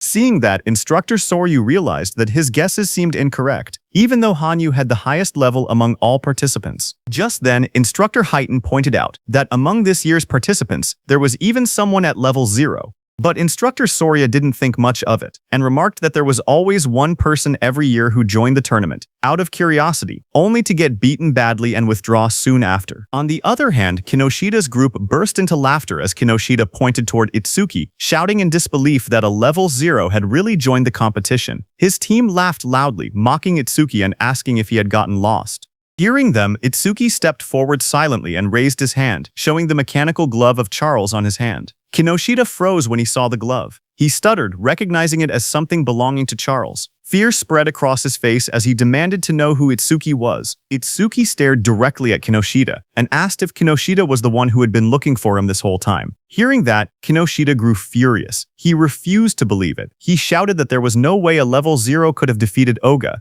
He insisted that Itsuki must have been sent by someone just to shake him up. He then pointed forward and yelled for his group to attack. The men beside him grinned confidently and stepped forward. They said they would handle it and make Itsuki regret provoking them. While Kinoshita's men stayed back to block Itsuki, with a burst of purple lightning, Kinoshita rushed toward the center, saying he didn't have time to deal with trash like Itsuki. As Kinoshita left, his remaining men formed a circle around Itsuki, ready to attack him. From the watchtower, Instructor Heighten watched everything and thought that there were 3 level 6 fighters and 2 level 7 fighters present, so there was no need to wait for the results. He thought that if Itsuki just begged for mercy now, he might survive. On the ground, Iberia also grew nervous and started calculating the situation. He thought he could take down one opponent, but even with Itsuki's strength, fighting 4 enemies at once would be impossible. That meant he had no choice but to use a certain technique. Thinking that, he stepped forward slowly while reaching toward the item at his side. Suddenly, one of Kinoshita's men, a red-haired man, smirked as he looked at Itsuki. He said he had expected a strong opponent to appear, but the first one they encountered was just level 0 trash. Hearing that, Itsuki lowered his head slightly, his face hidden in shadow as he told the man in front of him to move. The red-haired man widened his eyes in surprise on hearing that. He hadn't expected such blunt words. For a moment he froze, then burst into loud laughter, throwing his head back. He mocked Itsuki's attitude, but Instructor Heaton smirked instead when he heard Itsuki. He said he liked that attitude and offered to step in later, claiming he would save Itsuki when things got bad. Then the red-haired man leaned forward with a twisted grin. He told Itsuki to let him crack open his head and see what was inside. Itsuki didn't reply to him. Instead, the next second, Itsuki struck. His fist slammed into the red-haired man's face with overwhelming force, sending blood and broken teeth flying. As the red-haired man fell backwards, screaming, Itsuki repeated in a cold voice that he had already told him to move. Instructor Heaton was shocked to see that Itsuki's opponent had been 7 levels higher than him, yet Itsuki had defeated him instantly. He couldn't believe that Itsuki had instantly killed the red-haired man. Kinoshita's other fighters stared in shock. One man shouted that Handa was level 7 and couldn't understand how a rookie defeated him. Another tried to calm him, saying the rookie must have caught Handa off guard. Flames swirled violently in the hands of that fighter as he growled that he would burn the rookie to a crisp. A system window appeared beside him, showing that he was using the B-rank skill flamethrower at full output. A massive wave of fire shot out. Iberia, watching, gasped, saying the attack was so fast he couldn't even use his karma tool in time. The flames roared across the arena. One of Kinoshita's fighters commented that the attack was overkill for a level 0, but the fighter who threw the fire said deaths in the preliminaries were common. He added that if the rookie wanted to resent someone, he should resent himself for acting cocky at level 0. But another fighter suddenly pointed forward, shouting that something wasn't right. As the flames cleared, everyone looked toward the center of the blast. Itsuki had created a huge black ice wall. Flames danced around it. One fighter stared at the scene and yelled, asking what this was. Inside the black ice wall, Itsuki and Iberia stood unharmed. Iberia stared at the scene with wide eyes. He shouted in shock that Itsuki had blocked such a wide-range flame attack completely. To him, it was exactly what he had expected from someone that strong. Itsuki didn't react to the praise. Instead, he looked to the side and told Iberia to get away from him. A system window appeared beside him. It stated that he had blocked a B-rank fire skill using Black Wall, and his defense increased by 10%.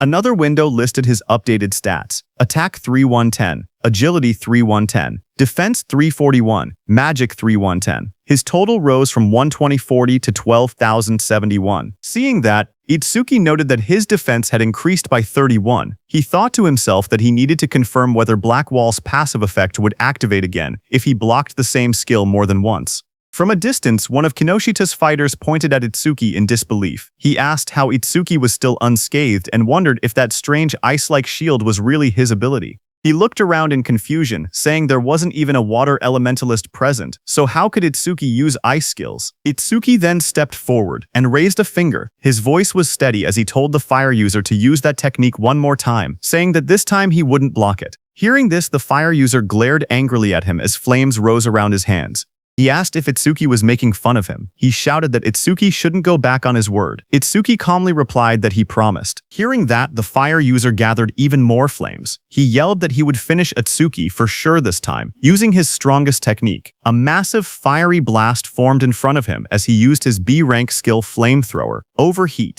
Seeing the fireball coming, Itsuki just stood there, unfazed in front of the swirling firestorm. He noted that the power was stronger than before, but it was still just a fire attribute skill. A wave of flames roared forward, engulfing Itsuki and the whole area around him. Seeing that, the fire user pushed both hands out desperately. Another fighter behind him looked shocked and said he was taking things too seriously. But the fire user muttered that the attack's power probably rivaled level 8. Sweat dripped down his face as he felt his magic drain instantly. He thought to himself that this was his ultimate technique. It felt wasteful to use against a level 0, but he declared that the farce would end now. But the next second, the fire user fell back in shock, his eyes wide and sweat dripping down his face. He stared at Itsuki standing calmly before him and shouted that it was impossible. Across from him, Itsuki examined the black ice covering his arm. He muttered to himself, realizing something.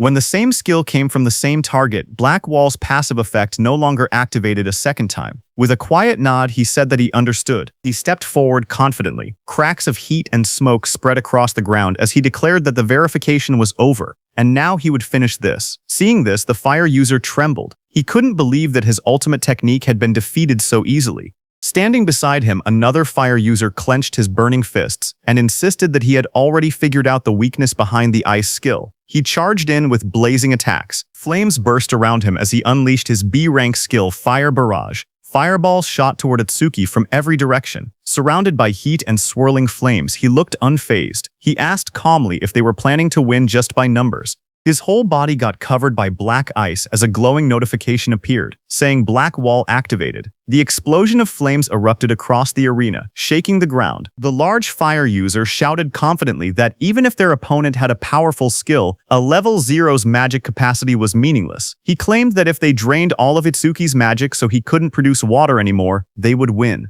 As the flames roared, suddenly someone grabbed that large fire user's hand. The fire user's eyes widened in shock as he asked what was happening. He was shocked to see that Itsuki closed the distance between them instantly. Itsuki now chose to fight hand-to-hand because he realized that even after being hit by so many fireballs, the passive effect of the Black Ice Wall skill had only activated once. That large fire user rushed forward, shouting that if speed was Itsuki's strength, then power was his. But Itsuki stared at him calmly and asked if he was truly putting his full strength into this. Itsuki told the fire user that he looked strained, so he would make it easier for him. Saying that, he pulled the fire user near, and before the fire user could do anything, Itsuki stepped in and kicked him in the face. The blow landed so hard that the fire user's face twisted. He staggered, unable to get up. Itsuki looked down at him calmly. He analyzed the system message, noting that his defense increased by 31, not 34, which meant the calculation was based on his original defense before enhancement.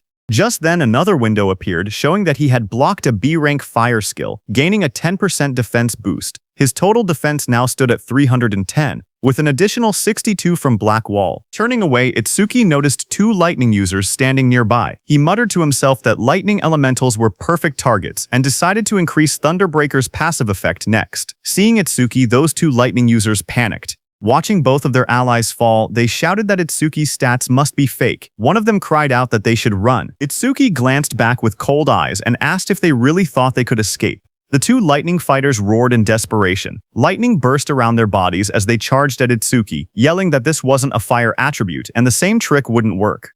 Their combined skill, C-Rank Silver Serpent, activated in a surge of electricity. As the lightning attack hit Itsuki, a system message appeared again, showing that Itsuki had absorbed the C-Rank lightning skill with Thunderbreaker, raising his agility by 5%, twice in a row. His new stats displayed: attack increased to 310, his agility to 341, defense to 372, and his magic to 310, making his total 1333 points. Instructor Highton, watching from the control room, was shaken. He realized that Itsuki before him was defeating awakened individuals several levels higher than himself, and he was doing it as if it were nothing. On the battlefield, Itsuki stood calmly among unconscious enemies, lightning wrapping around his body. Instructor Highton, watching him, trembled and wondered what kind of monster he was facing. Itsuki analyzed the situation. He thought about how Thunderbreaker's passive effect worked, the same as Black Wall. It only increased once for the same skill coming from the same target. Nearby, Iberia checked the fallen enemies and was surprised to see that everyone had been knocked out. He admitted that he expected a difficult battle, but never imagined Itsuki would be this strong. Just then, one of the fire users who was badly injured asked from behind what ability Itsuki was using. His voice shook as he shouted, insisting that Itsuki wasn't level 0 at all. Hearing the fire user ask who they were, Iberia stepped forward with a grin. Seeing that, Itsuki realized that Iberia was going to do something. Iberia looked back as his smile widened. He proudly declared that together they were double I, and that one day they would become the strongest duo on the northern continent. He told the fire user to remember them. But before he could finish his proud introduction, Itsuki cut him off and said they should stop talking and chase Kinoshita. Iberia flailed in frustration, shouting that what he was going to say next was the good part of his speech. From the side, the fire user whispered double I to himself in disbelief. He muttered that it sounded lame. On the other hand, Kinoshita, who was running at full speed surrounded by crackling purple energy, noticed the commotion. He assumed that the level 0 participant was probably being beaten badly by now, but then he hesitated. He remembered the crossbow he had seen on Itsuki earlier. It had definitely belonged to Charles. He told himself that he needed to investigate later because he knew that, other than the saviors, there shouldn't be many people on the northern continent capable of capturing Charles. While he was lost in thought, something in flames passed him. It was another participant who shot into the sky. Kinoshita's eyes widened in surprise as the fiery trail blurred past his face. That brown-haired participant, moving with extreme confidence, smirked as he rushed forward. He thought to himself that he had passed another opponent with ease and had overtaken yet another one. Unlike the brute force types, he considered himself someone who specialized in pure speed. But before he could enjoy that pride, a violent surge of purple lightning hit him from behind. It swallowed him completely. The brown-haired boy screamed as the electricity tore through his body. He crashed onto the ground, coughing out smoke. Still stunned, he muttered in disbelief, wondering how an attack managed to hit him even while he was running at full speed. He struggled to understand who could possibly land such a blow. Just then, a shadow appeared behind him, followed by a sharp kick smashing that brown-haired boy's head into the ground. It was Kinoshita, wrapped in purple lightning, stepping forward. He looked down coldly and declared that this was what happened when someone dared to run ahead of him. He then turned and shouted at the group he had hired, telling them to get it together. He reminded them that they needed to conserve stamina for the second stage and ordered them not to waste time on the trash in front of them. Commander Nento, seated in the control room, looked down at Kinoshita and asked Instructor Soryu if that arrogant boy was the son of the North District 4 Administrator, Kinoshita Genkyo. Instructor Soryu said yes, and wondered what kind of education he had received to act like that. Choha was also there and was very angry, but Instructor Soryu told them that what Kinoshita was doing wasn't against the rules, so they couldn't intervene. Kinoshita stood surrounded by flames and crackling power. He said that thanks to the others clearing obstacles for him, their stamina was almost full. He confidently declared that they could pass the second stage easily like this. He looked at the gigantic blue barrier ahead and said that the internal area was right in front of them. He called the entire process surprisingly easy, but suddenly, lightning burst across the sky and someone shouted, calling Kinoshita's name. Kinoshita's eyes widened in shock. A cold sweat rolled down his cheek as he turned his head sharply, startled by the sudden shout calling his name. He asked who called him by name. The group behind him immediately panicked. Some of them raised their hands in fear, insisting it wasn't them. One man stuttered that he didn't do anything. Another voice said the call came from behind. Just then, someone suddenly pointed, saying it was the level 0 rookie. Whispers spread through the crowd as they cleared the way to look back. From behind, two shadows appeared, moving forward. Hearing that it was level 0, Kinoshita was shocked, thinking it shouldn't be them.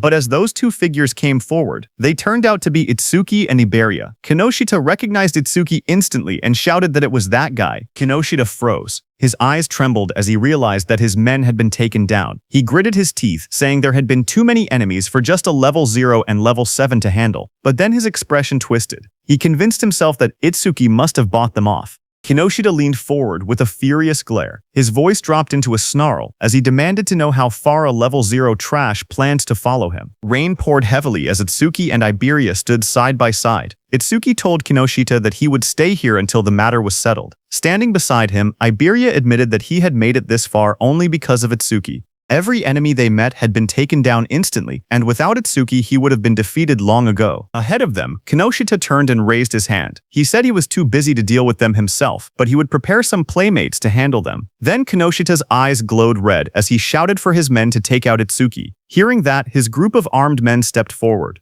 One of them mocked Itsuki, saying he was just a level 0 kid. Another said he had guts for calling Kinoshita by name and promised to drill manners into him. Someone else laughed and said he would show them hell. Iberia stared in shock as he counted their numbers. It was no less than 100 people. Fear tightened his voice as he asked what they should do. Itsuki grabbed him by the hood and pulled his head down, telling him to keep it low. Iberia looked up in surprise and confusion.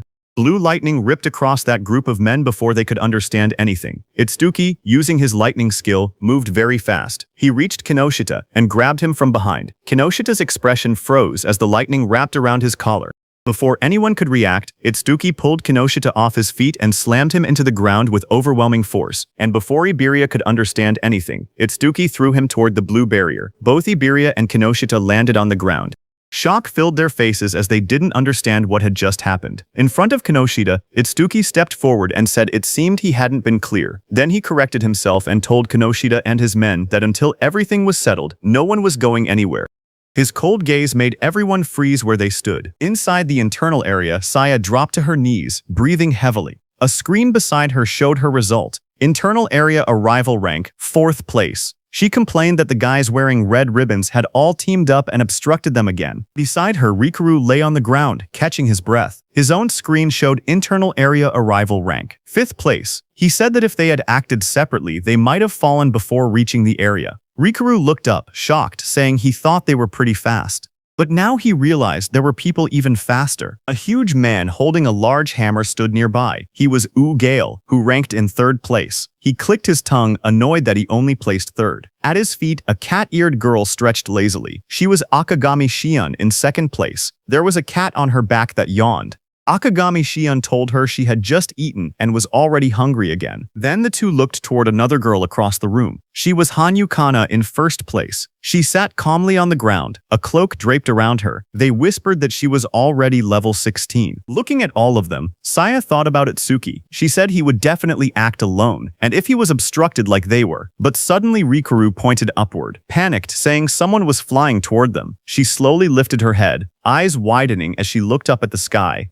A man was thrown across the ground, landing hard as the notice showed internal area arrival rank, 6th place. That was Iberia, who pushed himself up and shouted desperately, calling out Itsuki's name. Saya and Rikuru both heard it. Rikuru stared in surprise and asked if that boy had really said Itsuki. Saya looked over and confirmed that she heard the same thing. As they looked out into the arena, they saw a silhouette standing in the rain. Saya recognized the posture and muttered that there was no doubt. They realized the truth. It was Itsuki. The scene then shifted to Itsuki himself. He stood firm under the falling rain and repeated his earlier words that until they settled this, he wasn't letting anyone go anywhere. From inside the control room, Instructor Soria watched the scene unfold. He noted that the rookie was only one step away from entering the internal area. He wondered why he was so focused on Kinoshita Reiji. Choa watched Itsuki with a worried expression. Sweat slid down her cheek as she looked toward the scene in front of her. Instructor Soria then turned to Instructor Heighten beside him and told him calmly to help Itsuki if things became dangerous. But Instructor Heighten's eyes widened slightly as he looked at Itsuki.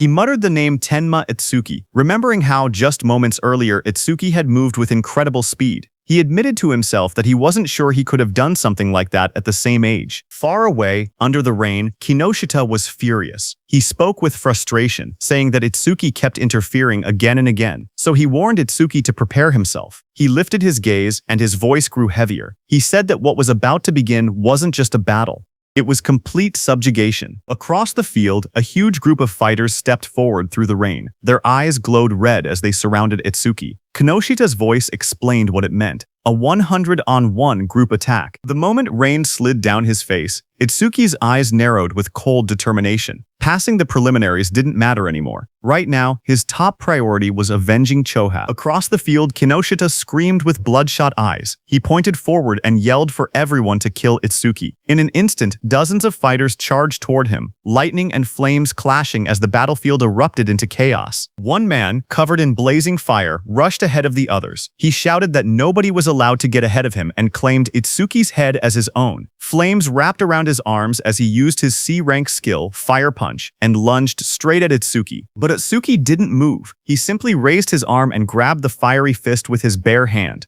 The fire user froze, shocked. In the next second, Itsuki swung his fist and punched him in the face. He slammed him into the ground with overwhelming force, ending the attack in a single motion, the impact cracking the floor around him. The others watching were shocked. One of them shouted in disbelief that their companion had been knocked out with just a single punch. Another quickly tried to calm everyone, saying they had many people on their side, and there was no way they would lose to someone who was still level 0. More voices joined in, urging everyone to attack together. Itsuki stood calmly as they prepared to charge. He muttered the word, "perfect," as a system window appeared in front of him. It stated that he had blocked a C-rank fire skill using Black Wall, and his defense had increased by 10%. Itsuki then raised his clawed arm, flames swirling around him. He declared that he would end this farce quickly. The fiery lotus in his hand glowed brighter as the system announced, "Lotus Burst activated." The flames wrapped around his whole body, spinning wildly, and then Itsuki clapped. A massive explosion erupted. The fire burst outward like a wave, blasting everyone off their feet and sending bodies flying across the arena. The dust settled and everyone stared at the ruined ground. Rikuru trembled as he looked at the destruction. He asked in shock if this overwhelming attack was really Itsuki's skill. Behind him, Saya covered her mouth, unable to speak.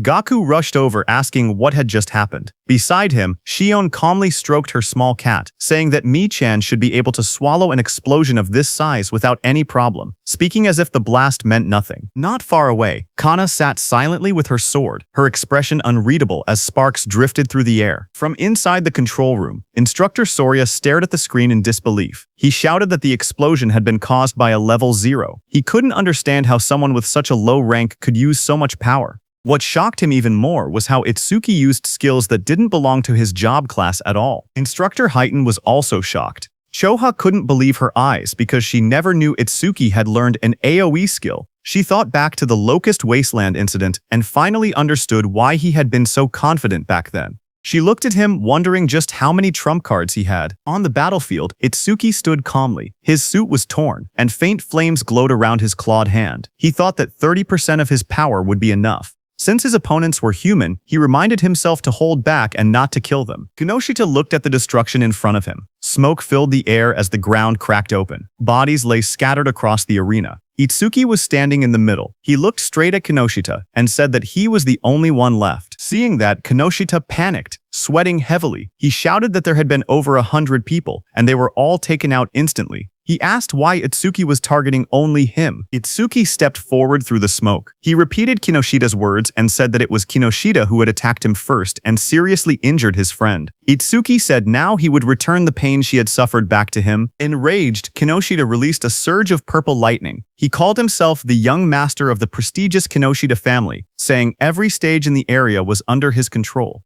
He bragged that with his family's karma stones, he could reach levels commoners would never achieve without even fighting disaster beasts. He raised his crackling hand and shouted that he and Itsuki were on completely different levels, and that he would definitely kill him. Purple lightning gathered as he unleashed his B-rank skill, Lightning Cannon, Purple. But at the same moment, Itsuki's system activated. It detected the skill, and over-mimesis started copying it. The analysis began at 1%. Lightning fired at Itsuki, but he dodged easily. He then moved with lightning speed and punched Kinoshita in the stomach. Kinoshita fell to the ground as shock spread across his face. He couldn't understand how a supposed level 0 could move that fast. Real fear replaced his confidence. He realized there was no way he could win. Desperate, he screamed for help, calling out to 40. A bald man with glowing red eyes suddenly charged forward into the arena to help Kinoshita. He admitted it broke the rules, but he couldn't care anymore. He had to help. Seeing him coming, Kinoshita shouted proudly that 40 was a level 35 awakened and ordered him to tear Itsuki to shreds. Watching from the control room, Commander Nento called out to Highton. Highton, who stood in front with a sharp grin, nodded and answered that he understood. Rain poured over the arena as Itsuki's magic detection flared. He sensed something. Someone was rushing toward him at incredible speed. His analysis window appeared again, showing analysis progress 19%. But before Itsuki could do anything, he suddenly realized that it wasn't just one attacker.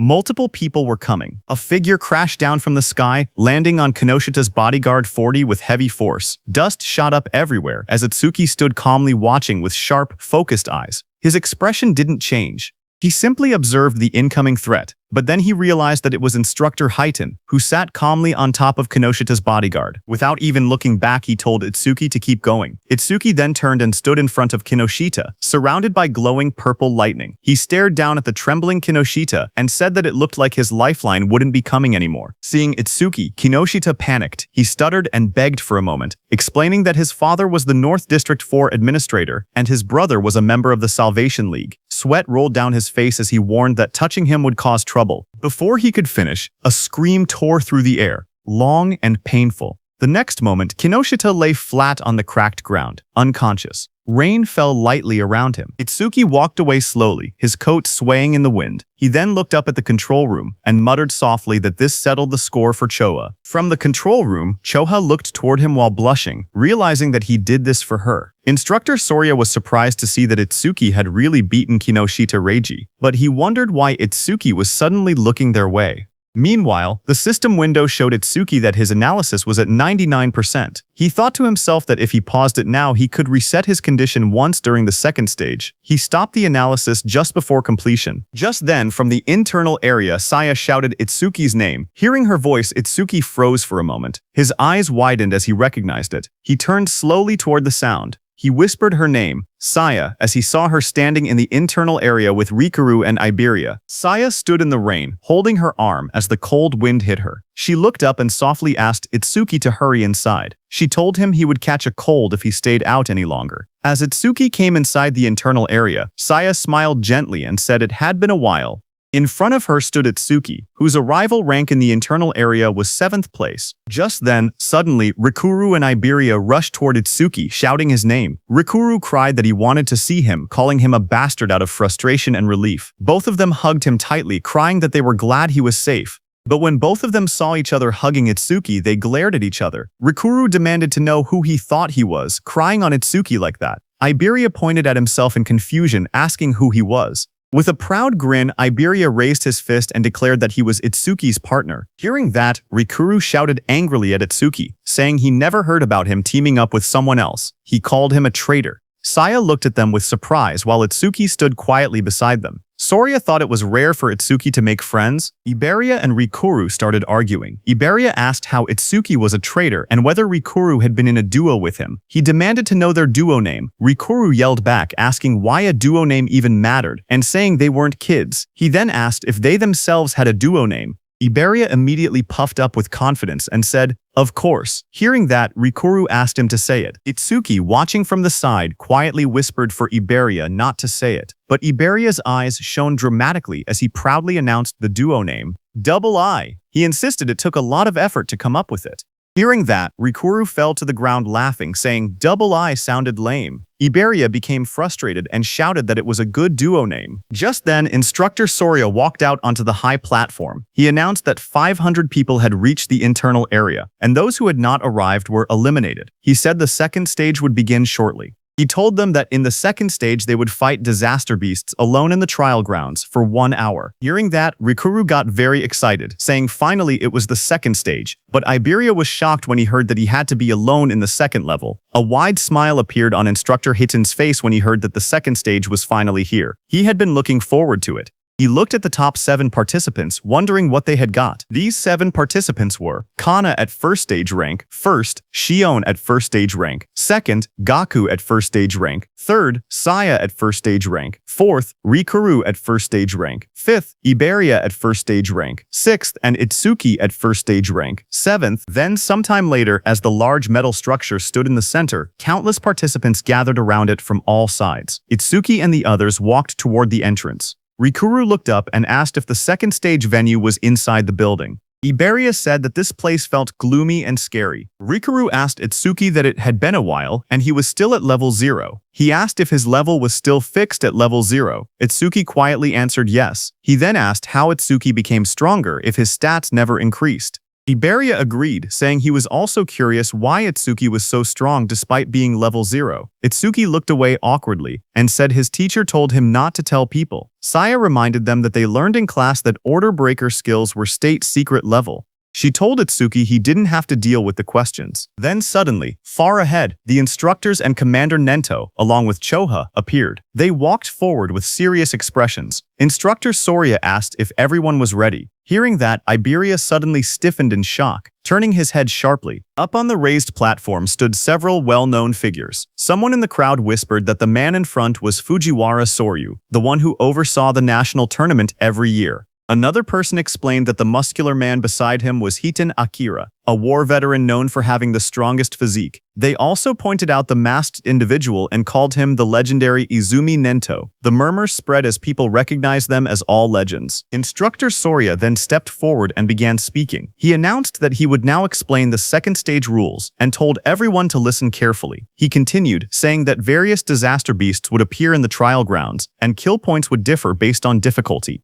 A screen appeared showing the values. A hard-class disaster beast gave 1,000 kill points. Another screen listed the full chart. Beginner class 100, normal class 500, hard class 1,000, and nightmare class 5,000 points. He explained that after defeating each disaster beast, participants would receive a 1-minute break before being forced to advance to the next difficulty. Hearing that, Gaku, holding a long staff, smirked confidently. He declared that he would go straight to Nightmare class. A status window appeared beside him, displaying his information. He was Ui Gaku, human, level 13, Job Elementalist, Earth Gift, grade 2, status undisclosed. Just then, Itsuki stepped forward slowly, his voice low as he said that he had a question. Seeing that, from around him, several contestants whispered among themselves. They pointed at him and mocked him, saying he was only level 0. Some wondered how he even passed the first stage. Others laughed, claiming he must have been carried. They joked that now that he knew the second stage involved individual combat, he was probably scared and thinking about withdrawing. Up on the platform, Instructor Soria looked down and told him not to hesitate. He could ask anything. Itsuki raised his head and asked calmly if Nightmare class was the highest difficulty. His question made several people freeze. Instructor Soria and Instructor Hiten both looked surprised. Hiten even grinned with interest, but in the crowd, the mocking continued. Some said he was acting tough. They whispered that if a level 0 encountered a nightmare-class disaster beast, he wouldn't stand a chance. Others scoffed, saying he couldn't even beat a beginner-class beast. One of them clicked his tongue, calling him trash who only talked big. Instructor Soria then explained further. He said that, theoretically, there was no upper limit to disaster beast difficulty. He told them they would understand once they actually defeated a nightmare-class beast. Hearing this, Itsuki's expression darkened as he repeated that there was no upper limit. Rikuru told Itsuki that thinking about such things was pointless because Nightmare class required at least level 10. and defeating a hard class would already be amazing for them. Instructor Soria continued explaining the rules. He said that points earned in the preliminaries carried over to the main tournament. In other words, today's performance would greatly affect whether they could join the Salvation League in the future. Down below, hearing that the points earned here would also become points in the main tournament, Rikuru got very excited. But Iberia got nervous, thinking he had no choice but to use that thing. Itsuki watched silently. He thought about Taewajen's record of 115,000 points, which included what he earned in the preliminaries. To surpass him, Itsuki believed he needed to take advantage of this opportunity. Soon the order was given. The instructor announced loudly for everyone to enter the trial grounds. The announcement echoed through the dome, declaring that the second stage of the preliminaries had begun. Itsuki stepped into the vast arena and quietly noted that the trial grounds didn't look much different from the regular stages. Just then, from the darkness around him, multiple red eyes appeared, watching him. A moment later, disaster beasts rushed out. A system window showed their details. Beginner class disaster beasts, mad dogs of calamity, level 1. There were 10 of them, and killing them gave 100 kill points. Seeing them, Itsuki tightened his stance, saying he could finally fight disaster beasts. A blue notification flashed around Itsuki showing that Black Wall had been activated. He moved forward, focused, thinking that he couldn't increase his stats with low-level monsters like these, so he needed to finish the battle quickly. Meanwhile, in the control room, Instructor Soria looked at the screen and asked if Instructor Haiten was monitoring Itsuki again. He added that he also wanted to see that Hanyu girls battle. But Instructor Haiten beside him stared at the screen with a grin. He said that Itsuki was more interesting. Suddenly, he pointed at the screen with excitement and shouted for Instructor Soria to see. Instructor Soria beside him looked confused and asked calmly if it was really so surprising every single time. On the battlefield, Itsuki moved like a flash. In just 1 second, he cut through the pack of disaster beasts. The system window appeared, stating that 1 second had passed and 100 points were earned. Back in the control room, Instructor Soria stared at the numbers in shock. He muttered that it normally took several minutes. Instructor Heaton only laughed and reminded him that he had already said this. Itsuki guy was far more interesting. Instructor Soria explained that the Mad Dogs of Calamity came in large numbers but were only level 1. Someone strong enough could instantly kill them if they went all out. But the next opponent was level 8, and instant killing something that strong should be impossible. Inside the trial grounds, a massive red salamander covered in flames appeared. The system window identified it as a level 8 salamander worth 500 points. Itsuki stepped forward to face it, his expression calm. From the control room, Instructor Soria commented that fighting a disaster beast 8 levels higher would make anyone struggle. But Instructor Haiten disagreed, saying the level 8 salamander didn't seem like much of a threat. Just then, Commander Nento, standing behind, asked them how the other participants were doing. Instructor Soria apologized, saying he got too focused and switched the display to multi-screen mode so they could watch the top 10 contestants at once. Choha beside him narrowed her eyes and remarked that her father was clearly trying to divert attention away from Itsuki's performance. Instructor Soria checked his screen and spoke calmly, saying that most participants were still fighting beginner-class beasts. On the screen, Saya unleashed swirling water as she attacked a beast while Gaku slammed his giant hammer down with force. Instructor Soria continued watching and noted that only Hanyu Kana was managing to keep up with Itsuki. Kana stood in the trial grounds surrounded by disaster beasts, her staff glowing brightly as she fought them back. While they were watching the others, suddenly Choha, watching Itsuki, grew worried. Shock filled her face as she exclaimed that something bad was happening to Itsuki. On the battlefield, Itsuki was swallowed by a massive explosion of flames from the salamander. The fire roared around him as the monster unleashed its attack. Watching from the monitoring room, Instructor Soria panicked. He wondered if Itsuki had used too much stamina on the earlier enemies and failed to dodge. He shouted that taking those flames head-on would end badly and ordered the medical team to be called. But Instructor Haiten beside him stopped him with one arm. He told Instructor Soria to wait and watch a little longer. With the speed Itsuki had shown earlier, he believed dodging this level of attack should be easy for him. On the battlefield, as the flames disappeared, Itsuki came out covered in dark ice-like armor, wrapped around his entire body. A system window appeared beside him, announcing that Black Wall was activated. In the next moment, he rushed forward. Blue flames flared around him as he swung his arm, creating 2 bright arcs of power that sliced past the massive monster. The creature's huge body trembled, a clean cut appearing across its scales, its giant body splitting apart. In front of it, Itsuki stood calmly, smoke drifting from his shoulders. A system window appeared in front of him, displaying that time used was 5 seconds, and he earned 500 points. Watching from the control room, Instructor Soria stared at the screen in shock. He shouted in disbelief, wondering how Itsuki remained completely unharmed and whether the ice armor covered his entire body.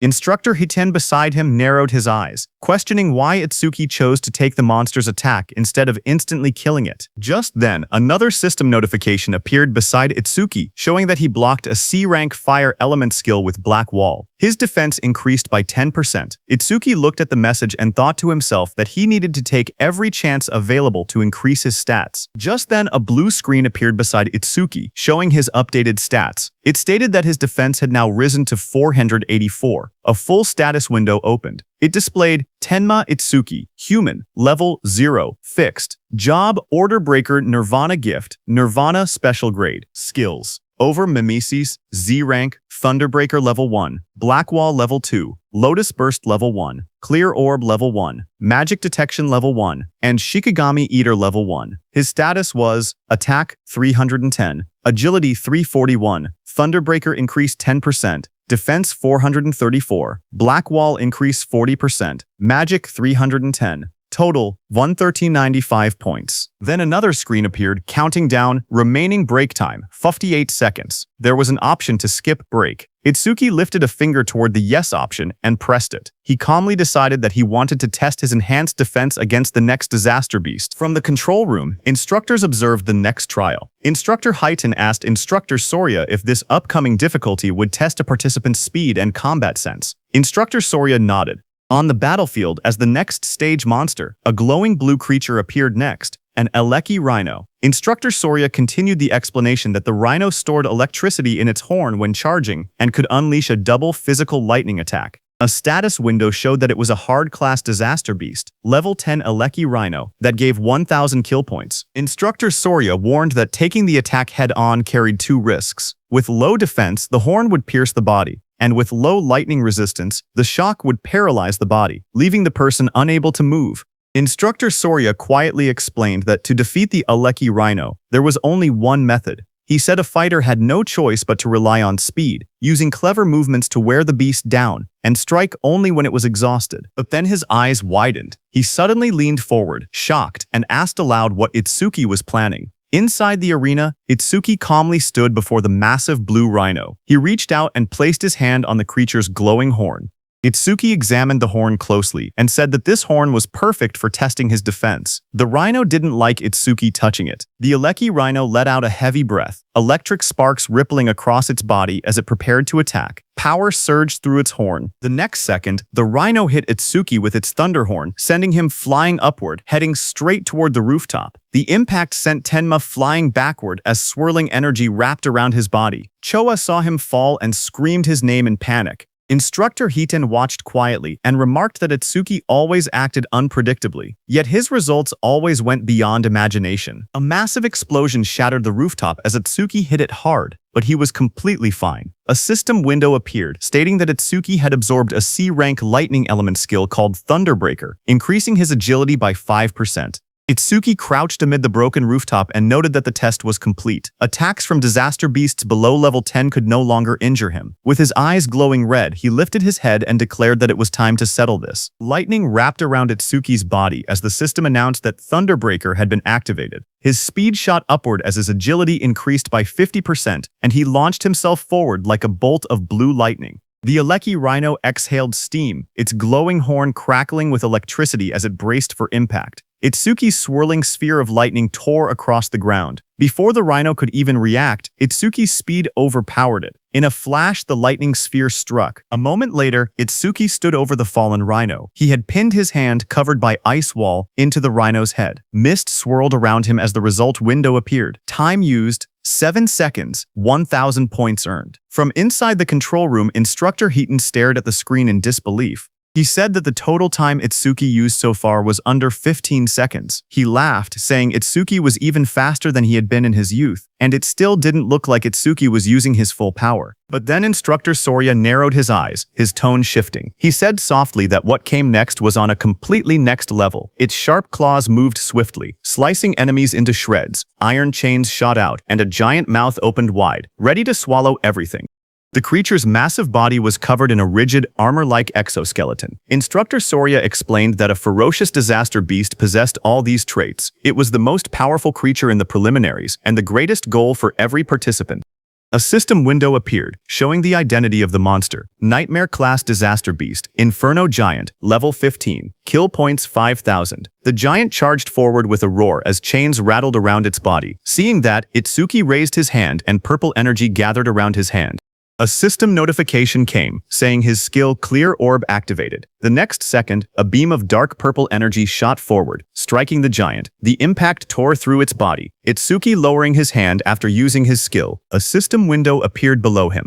It announced that the Inferno Giant, level 15, had been defeated, and the Clear Orb's flight speed had increased by 200%. Inside the control room, both instructors and Commander Nento stood frozen, their eyes widened in shock as they stared at the screen. The remains of the Inferno Giant lay on the ground as Itsuki stood beside it. A system window appeared soon, saying that Clear Orb flight speed was 9 meters per second, and its flight speed increase was 900%.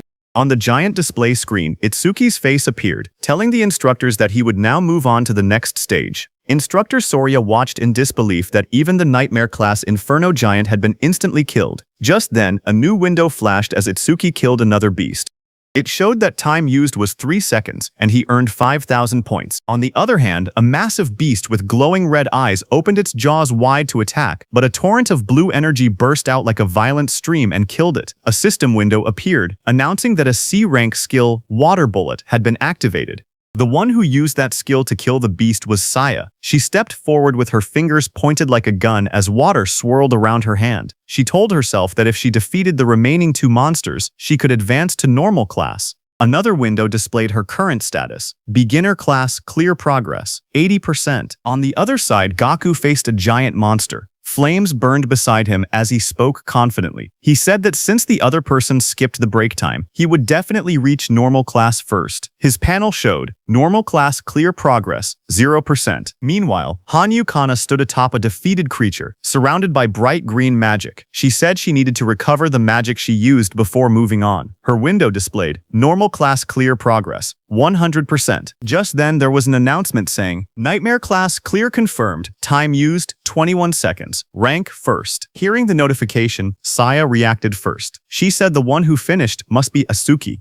Gaku was shocked, shouting that someone finished faster than him and wondering if it was Hanyu. Hanyu remained silent, only staring calmly ahead. On the other hand, Itsuki stood on the cracked ground and pointed forward. In a calm voice, he told the inspectors to move on. Inside the control room, Instructor Soria stared at the screen in shock. He couldn't believe that the level 15 Inferno Giant had been instant killed. He questioned how something could pierce through its armor and wondered what that black sphere was. Instructor Heighten grinned and told Instructor Soria to raise the difficulty, saying he wanted to see how far Itsuki could go. A new system message appeared showing Nightmare Class Phase 2 starting. Now 2 level 15 Inferno Giants would appear, and they would give 10,000 kill points. Itsuki looked up as the 2 giant monsters appeared. He said he had been expecting something, but the challenge had only increased in number. Both Inferno Giants roared as they charged. Their bodies blurred as they rushed forward. Itsuki watched them calmly. He lifted his hand again and said that while one of them was still roaring, he might as well take care of one first. Purple energy wrapped around his arm as he prepared to attack.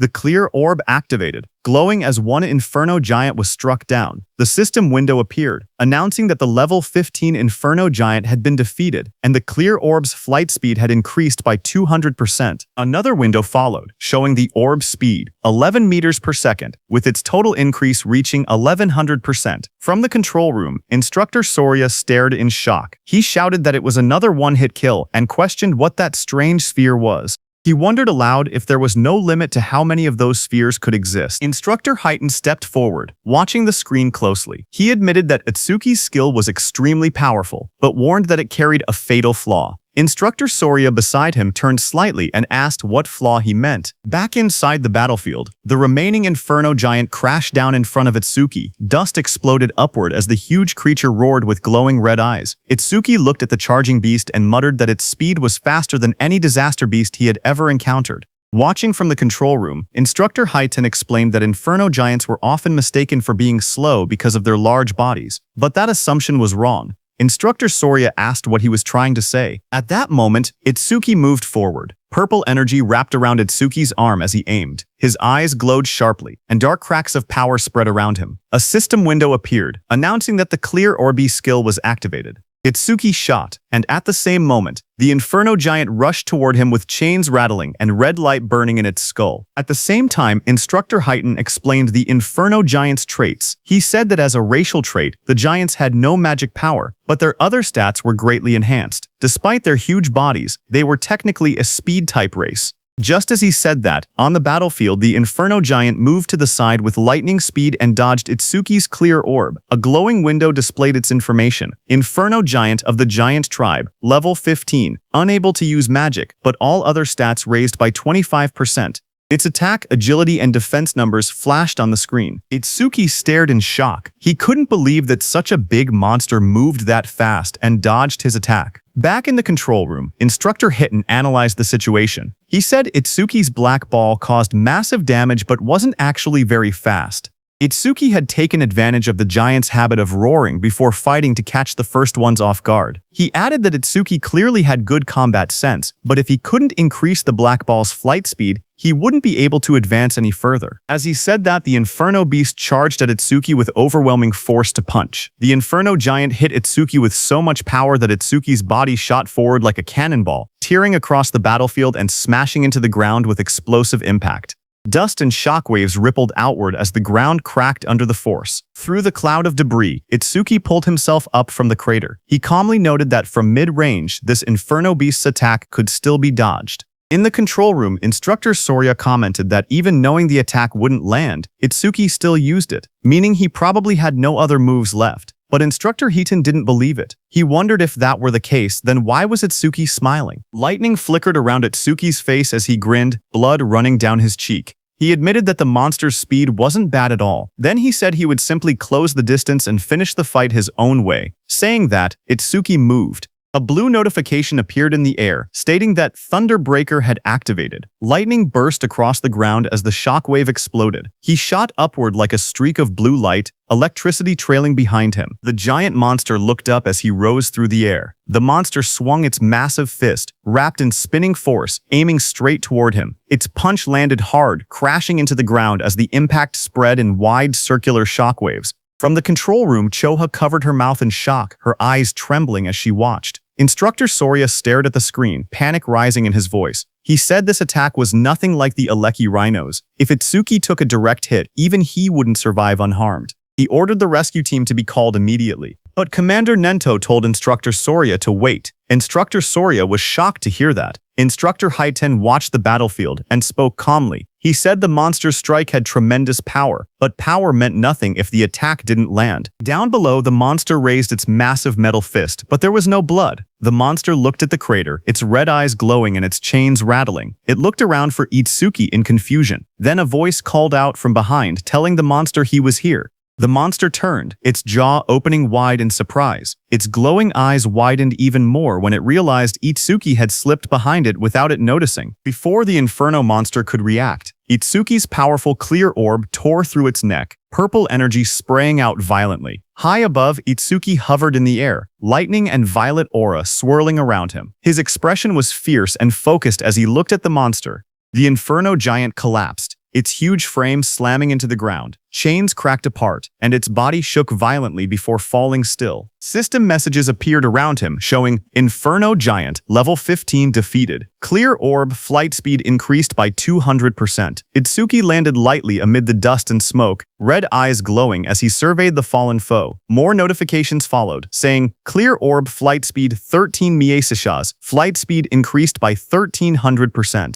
Then another message appeared beside Itsuki, showing time used 12 seconds, 10,000 points earned. Watching from the control room, Choha smiled brightly and shouted that Itsuki did it. Instructor Soria, watching from the side, commented that it was rare to see Choha so fired up. Hearing that, Choha started blushing. She stammered that she was only praying for everyone's safety. She explained that if young people who carried humanity's future died, it would be a huge loss. Their families would be sad. So she simply wanted everyone to survive. She insisted that she didn't think Itsuki defeating the Inferno Giant was cool at all. Even if it wasn't Itsuki, she would have reacted the same way, so they shouldn't get weird ideas. Instructor Sorya and Commander Nento stared at her silently, surprised. Instructor Sorya muttered that Choha had become quite talkative since the last time he saw her. Instructor Sorya then turned to Instructor Highton and asked how he knew Itsuki would dodge the attack. Instructor Highton replied that Itsuki's normal speed wasn't much different from the Inferno Giant's, but when electricity ran through his body, his speed increased dramatically. And once his speed reached that level, the Inferno Giant's attacks would never land. Instructor Sorya agreed and said that Itsuki had succeeded in defeating 2 of the giants, but there were dangerous moments. With his current points, first place was already guaranteed, so if it were him, he would stop there. But Tenma was aiming higher. He was thinking about surpassing Teiwajin, humanity's strongest. Itsuki raised his hand and got ready, shouting that he couldn't stop even for a second. A system window appeared showing that Nightmare Class, Phase 3 had started, with 3 level 15 Inferno Giants and 15,000 reward kill points.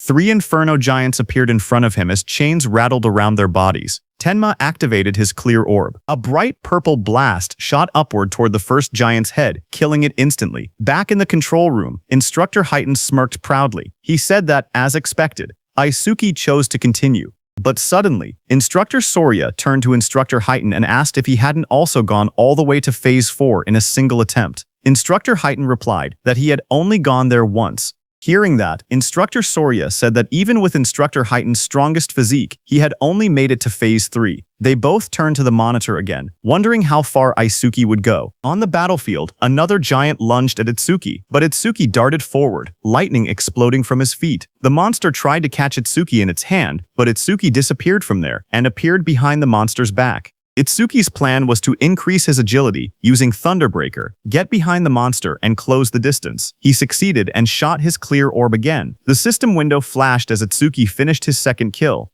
One more level 15 Inferno Giant was defeated, and his clear orb flight speed increased by 200%. A second notification came, showing that clear orb flight speed was now 17 meters per second. Flight speed increase 1700%. After killing the second monster, Itsuki floated in the air, breathing heavily, because now it was the third monster's turn. That third monster was right behind Itsuki. It opened its massive jaws, its rows of blade-like teeth glowing red. The monster swallowed Itsuki completely and closed its mouth shut, its eyes glowing with bloodlust as the sound of cracking bone filled the air. After swallowing Itsuki, the monster stood up, thinking it had won, but Itsuki was still alive inside it. His eyes burned red as he glared at the creature. Flames curled around his arms as he shouted that he would tear it apart from its guts. A system notification, a blast of fiery light erupted inside the monster's jaws as Itsuki's attack struck. The creature let out a distorted roar as flames burst through its mouth. A massive explosion followed.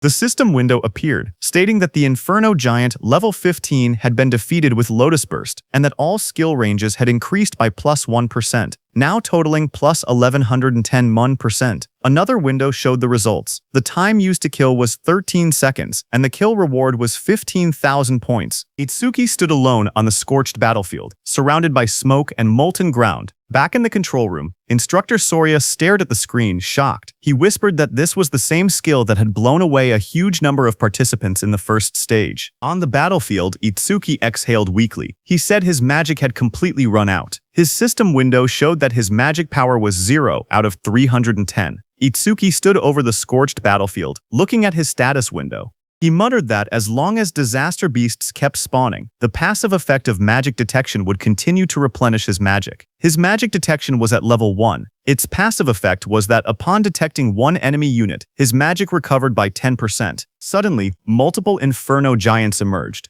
Another window displayed, Nightmare Class, Phase 4 starts with 4 level 15 Inferno Giants. Kill points were 20,000 points this time. As the 4 monsters' presence registered, Itsuki's magic recovered up to 124. For every monster, his magic power recovered by 31 points. As 4 enemy units were detected, Itsuki's magic recovered by 40%. Back in the control room, the instructors watched the screen. Instructor Sorya stated that Phase 4 had begun, and if Itsuki passed it, he would surpass Instructor Heaton's past record.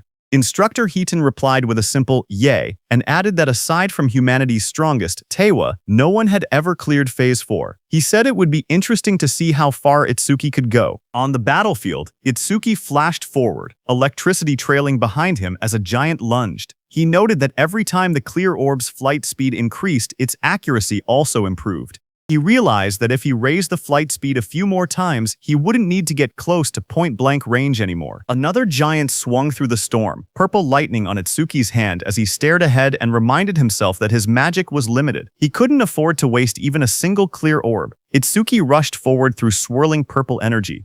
Dark lightning wrapped around his arm as he threw his hand out, aiming the spinning orb in his palm. But before he could shoot, one inferno beast with red glowing eyes lunged toward him, its metal-like jaws wide open. Chains rattled around its body as it shot forward and grabbed Itsuki's hand. Another similar monster crawled beside it, both of them towering over him. Itsuki's eyes widened in shock when he noticed the iron chains, as he had completely forgotten about them. The inferno beast snapped its head upward, the chains pulling tight across its armored mouth as it roared. Itsuki was dragged by the chains, but as he dashed past the inferno beast at high speed, he struck it with the purple energy clear orb. The monster moved slightly and dodged his attack. The inferno beast swung back violently, punching with full force where Itsuki had been standing. The inferno beast's massive armored hand pinned Itsuki down. He struggled beneath it, his body crushed against the cracked ground. Then the giant tightened its grip, dragging him upward as dust and debris scattered everywhere. Its claws clamped around his torso, squeezing harder.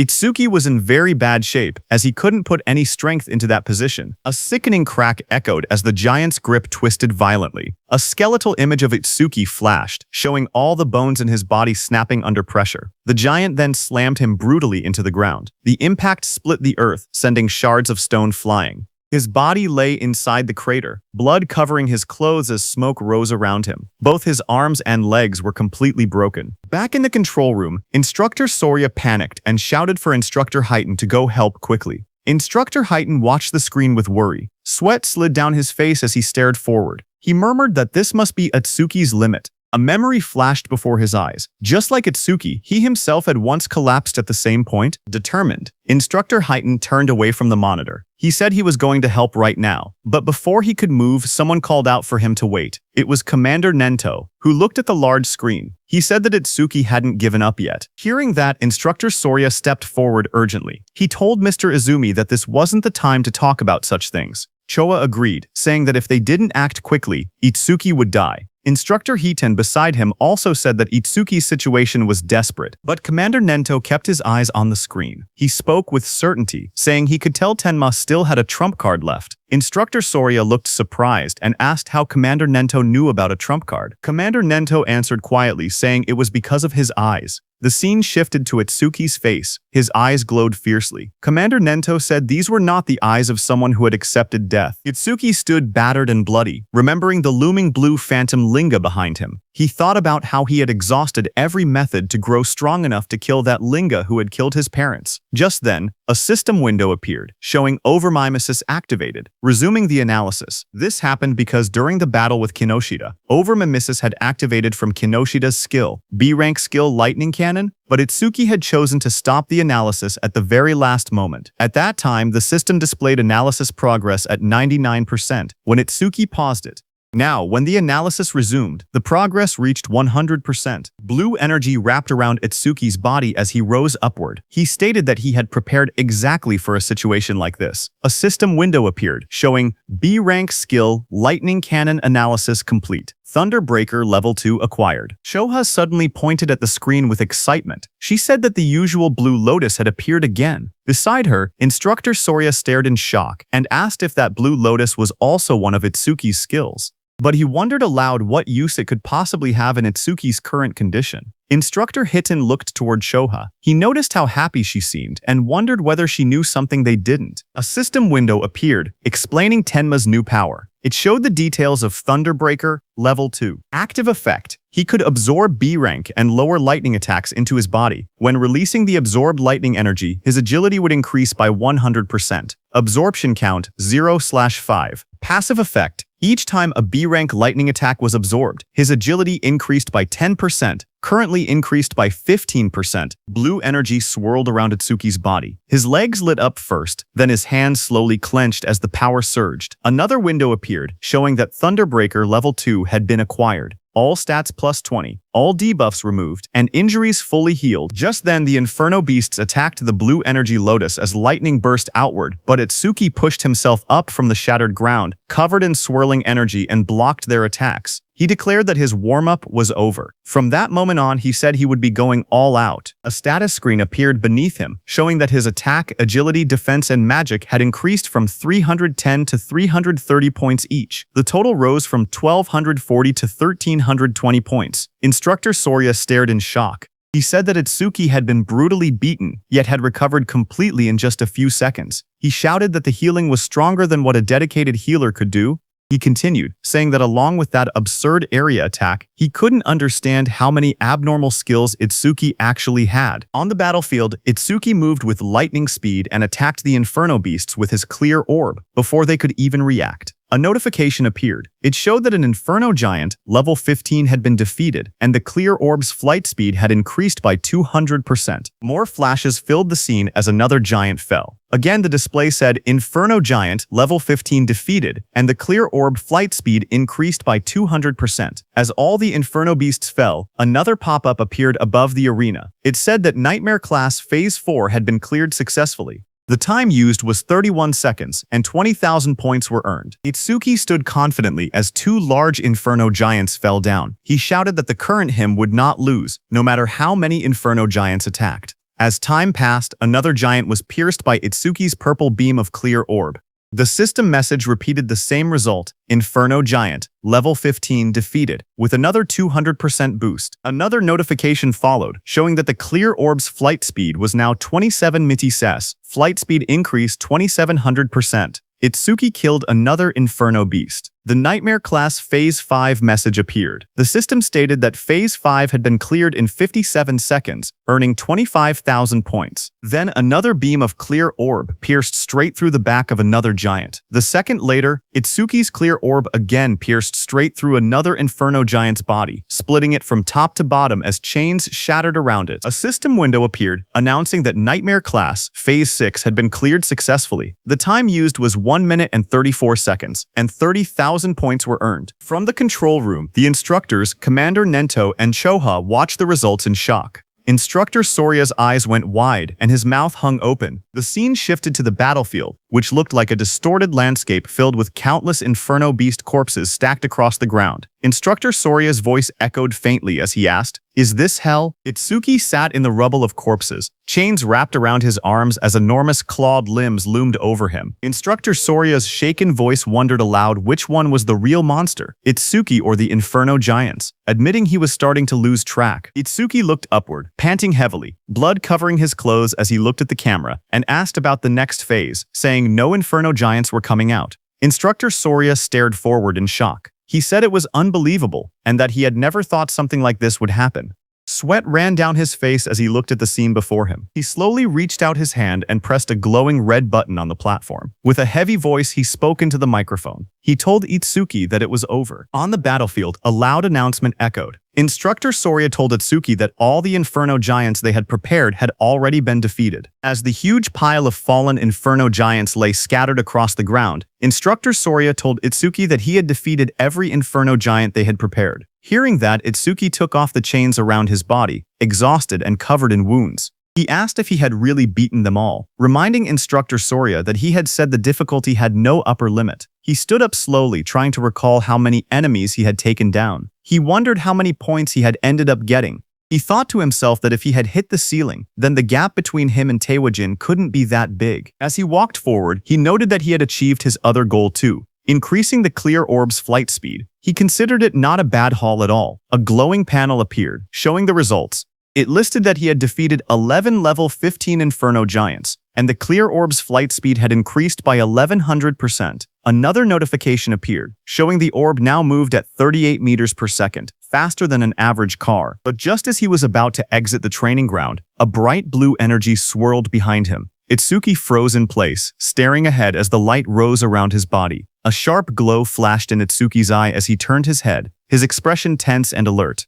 But seeing what it was, he exhaled a moment later, realizing there was no threat. He muttered that he had mistaken it for another enemy for a second, because he had totally forgotten about it. Behind Atsuki, a huge glowing crystal had formed. He looked at the floating blue crystal beside him, knowing that since he couldn't level up, any experience from the disaster beasts he defeated turned straight into karma stones. The large blue stone hovered in the air, swirling with light. In the control room, the instructors stared in surprise. Instructor Soria asked why a karma stone was appearing in the trial grounds. Its blue color meant it held at least 10,000 experience points. Commander Nento explained to them that Atsuki couldn't absorb experience points, so everything he earned in the trial automatically became karma stones. Hearing that, Instructor Heaton said that he had thought Atsuki's level being fixed meant he was just faking it. But now he understood Atsuki truly couldn't level up. Instructor Soria asked if this meant that if Tenma ever teamed up with someone and entered a stage, his teammate would get all the dropped experience points. He added that it was a good thing Atsuki had been born human. If he had been born a disaster beast, the thought alone was terrifying. Back inside the trial grounds, Atsuki grabbed the glowing blue karma stone. He held it close, the light reflecting in his eyes as he looked at it calmly. He then placed his hand on the large metal door, saying he had done what he came to do, and that it was time to head out.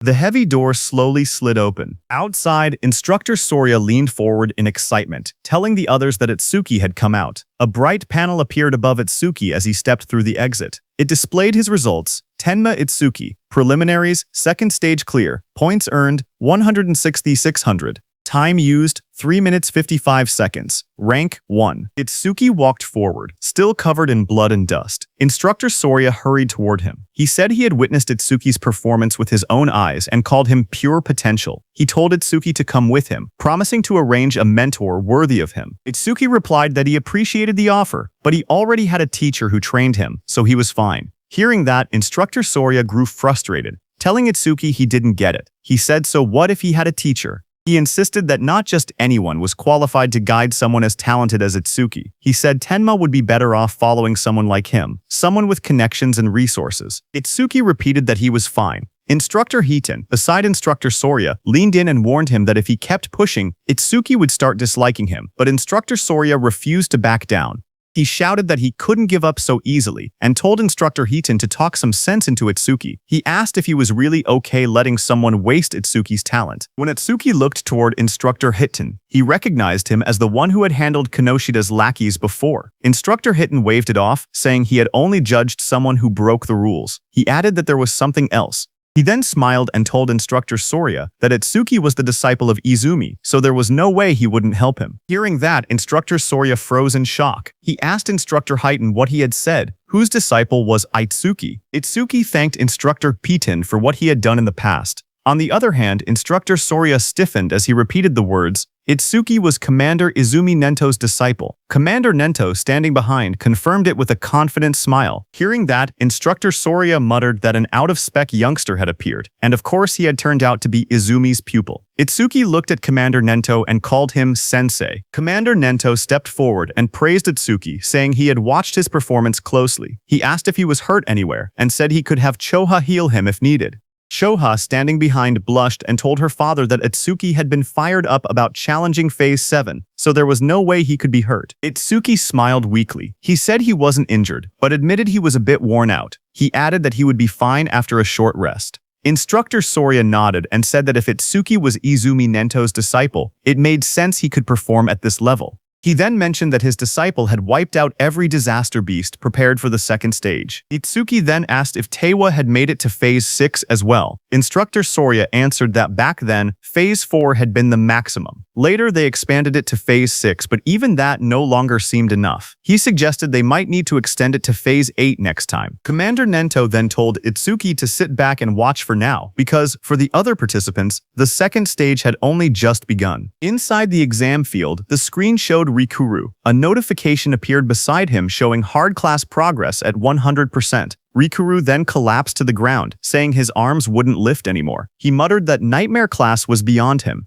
The screen displayed his result. Horino Rikuru, second stage challenge over. Time used 17 minutes 17 seconds. Points earned 1600. The screen then showed Saya, whose hard class progress was also at 100%. Saya held a massive water sphere overhead, with a beast trapped inside. She said she didn't have any high firepower skills, so she was trying to suffocate the beast by trapping it in water. She admitted it was taking too long, and she was about to run out of magic. She whispered that the next difficulty might be impossible. A notification appeared beside her showing her result. Kisaragi Saya. Second stage challenge over. Time used 19 minutes 01 second. Points earned 1600. From the control room, Itsuki watched their results. He said Rikuru and Saya had both capped out at hard class. He thought they would get a bit further. Instructor Heaton told him not to assume everyone was as strong as him. He said most participants couldn't even clear normal class. With how fast Rikuru and Saya defeated the Aleki Rhino, he said both of them were guaranteed to be in the top 10. Itsuki then asked why they hadn't been removed from the field if their runs had already ended. Instructor Soria explained that unless someone was seriously injured or a special circumstance occurred, participants weren't allowed to leave the trial grounds.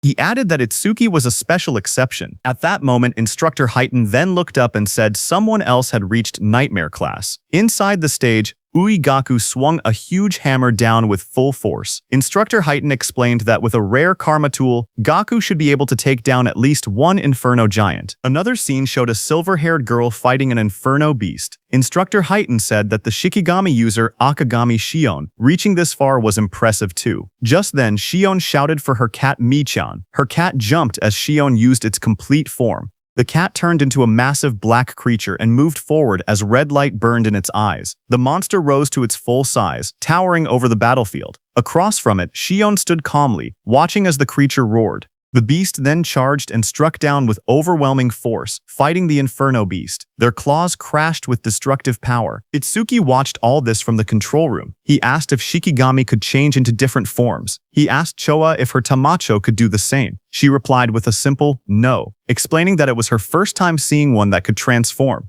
She said Shikigami came in many types, and their abilities were still full of mysteries. She warned him to be extra careful if he encountered Shikigami users from now on. Itsuki looked at the scene and said Shikigami were unexpectedly strong. He thought about the black dog he had taken from Charles and said he had been leaving it alone until now, but from this point on, he would give all dropped experience to it. He then looked down slightly and said that since Saya and Rikuru had already retired, there was no point staying any longer. Hearing that, he thought it was time to head out. But suddenly, Itsuki's eyes widened as he saw something on the screen. It was Iberia. He was wrapped in glowing red energy and stood in a hardened stance. Itsuki was shocked to see him and asked what that armor was and if he had gotten it from his father. Iberia's whole body became covered by that armor as he looked at the monster in front of him. It was the strongest epic karma tool his dad had made for him. His body then transformed into a fully armored form with sharp red scales and glowing eyes. A screen displayed the item's stats. Dragon Gear Epic. It increased attack and agility by 100. Its epic effect was that for every 1 minute equipped, attack and agility increased by 20. The maximum time was 15 minutes. Iberia knew that his tool had a will of its own and chose its master. He said it took a lot of effort before he finally obtained it. He ran toward the Inferno Beast in front of him, thinking that his armor added 20 attack and agility every minute it was equipped. But if worn longer than 15 minutes, there would be a severe penalty. So he had to finish everything within 15 minutes. Another screen appeared showing current status increase. Attack and agility increased by 120. Iberia shot forward at high speed. He thought about the announcement stating the Nightmare class had been cleared, and he believed it was probably Itsuki. He told himself he had to do his best so he wouldn't drag Itsuki down. He charged ahead, declaring that the two of them were double E. Itsuki watched him from the control room and said calmly that the armor looked good on him. Then, a few minutes later, Instructor Soria announced that the second stage was finished. From inside the control room, Instructor Soria explained the rules. Only the top 10-point earners could advance to the national tournament's main event. He added that the top 2 would receive special rewards in the main event. Lying on the ground, Gaku smirked. He said that aside from Hanyu, there was no way anyone had more points than him. He laughed to himself, claiming those special rewards would be his. Instructor Soria then stepped forward and announced that he would now reveal the top 10 results. A large screen displayed the rankings. First was Tenma Itsuki. His clear time was 3 minutes and 56 seconds, and his earned points were 106,600. Second was Hanyu Kana, who took 23 minutes and 43 seconds. She earned 16,600 points. Third was Uegaku. His time was 24 minutes and 23 seconds, and his points were 6,600. Fourth was Iberia. His time was 27 minutes and 59 seconds, and his points were 6,600. Fifth was Akagami Shion. Her time was 16 minutes and 30 seconds, and her points were 1600. She failed at the Nightmare class attempt. Sixth was Horino Rikuru. His time was 17 minutes and 17 seconds, and his points were 1600. Seventh was Kisaragi Saya. Her time was 19 minutes and 1 second, and her points were also 1,600. Seeing the results, the crowd reacted instantly. One man shouted in disbelief, saying Itsuki had scored over 100,000 points, far more than even Teiwagen's 60,000. Another said that with a score like that, first place in the entire country was basically guaranteed. An injured man wondered aloud how many Inferno giants Itsuki must have killed, since each was only worth 5,000 points. Seeing this, Gaku suddenly sat up, shocked that he had fallen to third place. He asked who Tenma Itsuki even was, saying he had never heard of the name before. Haru looked at her weapon and said she wanted to cross swords with Tenma Itsuki. Saya lowered her gaze. She said she hadn't expected such a huge gap between herself and Itsuki. She wondered if a combat job had ever been right for her in the first place. Instructor Soria then reported that all continental trials had ended, and the national rankings were out. He revealed that Itsuki placed first in the entire nation, ahead of second place by a massive 65,000 points. Choha, watching her father, said that she couldn't see her father's face, but she could feel it. Her father was pleased. Commander Nento looked toward the sky and said humanity's new dawn was growing brighter. Meanwhile, on the battlefield, Iberia lay exhausted on the ground. He muttered that over 100,000 points was impressive, but if it was Itsuki, taking first place was expected. He added that he had also done enough not to shame the name of Double E. He was lying next to the defeated giant machine. Itsuki walked up to him and told him he did great, saying Iberia had surprised him. Iberia smiled weakly as he was still dizzy after using that karma tool. The instructors and Commander Nento stood on the platforms watching. Then Instructor Soria announced that the 21st Salvation League National Tournament preliminaries had come to an end. On the battlefield below, Itsuki carried Iberia on his back and walked forward. The view shifted to the South Continent, District 1. A bright city square lay under the sun, with buildings, pools, and statues arranged neatly. At the center, an old man with long white hair and a beard sat quietly, eyes closed. Nearby, soldiers in armor complained. One of them frowned, saying they had been called out at dawn just to watch an old man meditate. Another soldier warned him to watch his mouth. He explained that the old man was the South Continent Commander-in-Chief, someone who could see the future, a prophet. The old man remained still, his hands resting on his stomach. His name was Bulgar, South Continent Commander-in-Chief. One soldier then questioned why. If Bulgar could truly see the future, they always received warnings after the barrier had already been deployed. He said that if Bulgar really had foresight, he should be able to tell them the Stellae impact points ahead of time. Another soldier spoke calmly. He said it was true that Elder Balgar could only foresee a tiny sliver of the future. Even so, he explained that Balgar still stood on the same level as the North Continent Commander Izumi Nento and was considered a pillar of humanity. He said the reason he was called a pillar of humanity was because Balgar's prophecies were correct 10% of the time. At that moment, Elder Balgar suddenly lurched forward, shouting in shock. His attendants rushed toward him in panic. Balgar's voice trembled as he tried to speak. The attendants asked if he was all right, but he pushed himself up with urgency. He shouted again that the North Continent was in danger. His eyes widened, filled with terror. He cried out that a massive disaster beast assault would soon strike the North Continent. Among them, he warned, were disaster beasts with levels that exceeded 100. Then sometime later at night, the leaves rustled softly as the scene shifted to Itsuki standing under the trees. Blue system windows appeared beside him while he looked ahead calmly. He said that his total stats had finally exceeded 1500.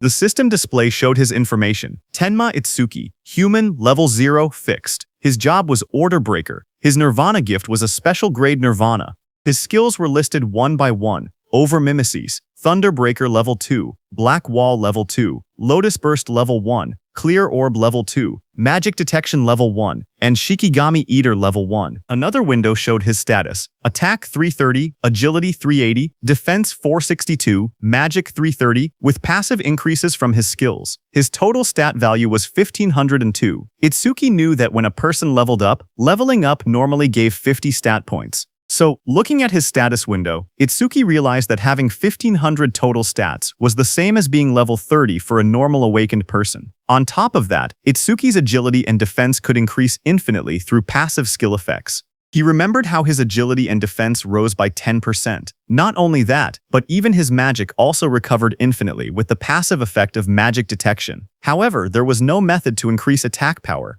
He looked down at his hand and wondered quietly if there was any way to do so. Just then, a voice called out from behind, shouting that the food was ready. Itsuki turned his head slightly at the sound, his expression calm. Behind him, Rikuru and Saya were standing. Rikuru raised a spatula happily and said he had made lots of Itsuki's favorite dishes.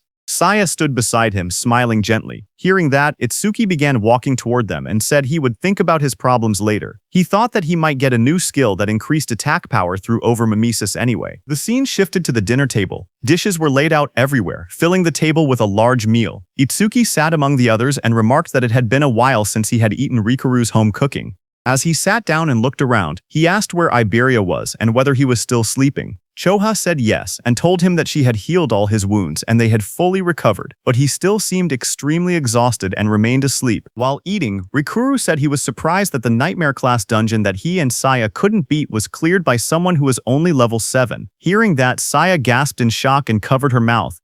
Rikuru looked at her and asked what was wrong, wondering if she was so moved by how delicious his cooking was that she had to cry out. But Saya pointed nervously and stuttered, telling him that something was behind him. Rikuru turned his head slightly and asked what she meant. Behind him, a dark figure with glowing red eyes stood silently. The shadowy figure suddenly spoke in a low voice, saying it wanted food. Seeing that, Rikuru fell back in surprise, shouting as the shadowy figure moved toward the table.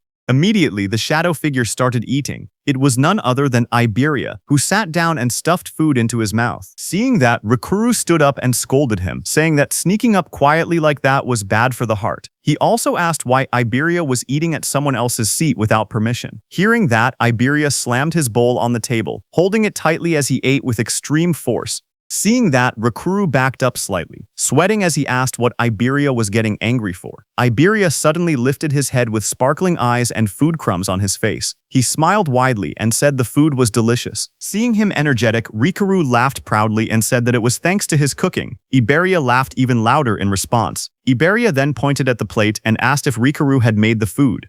He told him that he should quit being an awakened and become a chef instead because he had way more talent for cooking. Hearing that, Saya covered her mouth, trying not to laugh, while Rikuru stood there with an annoyed expression, asking if that was supposed to be a compliment. Across the table, Commander Nento leaned forward with folded hands. He said that since all of them were aiming to become saviors, he had one question for them. Everyone looked at Commander Nento as he asked what they feared the most. Hearing that, everyone paused. Rikuru thought for a moment and said that the thing they feared was probably the opposite of what they looked forward to. He explained his own dream, to become a savior, earn money, and enjoy gourmet food while traveling the world while he was still young.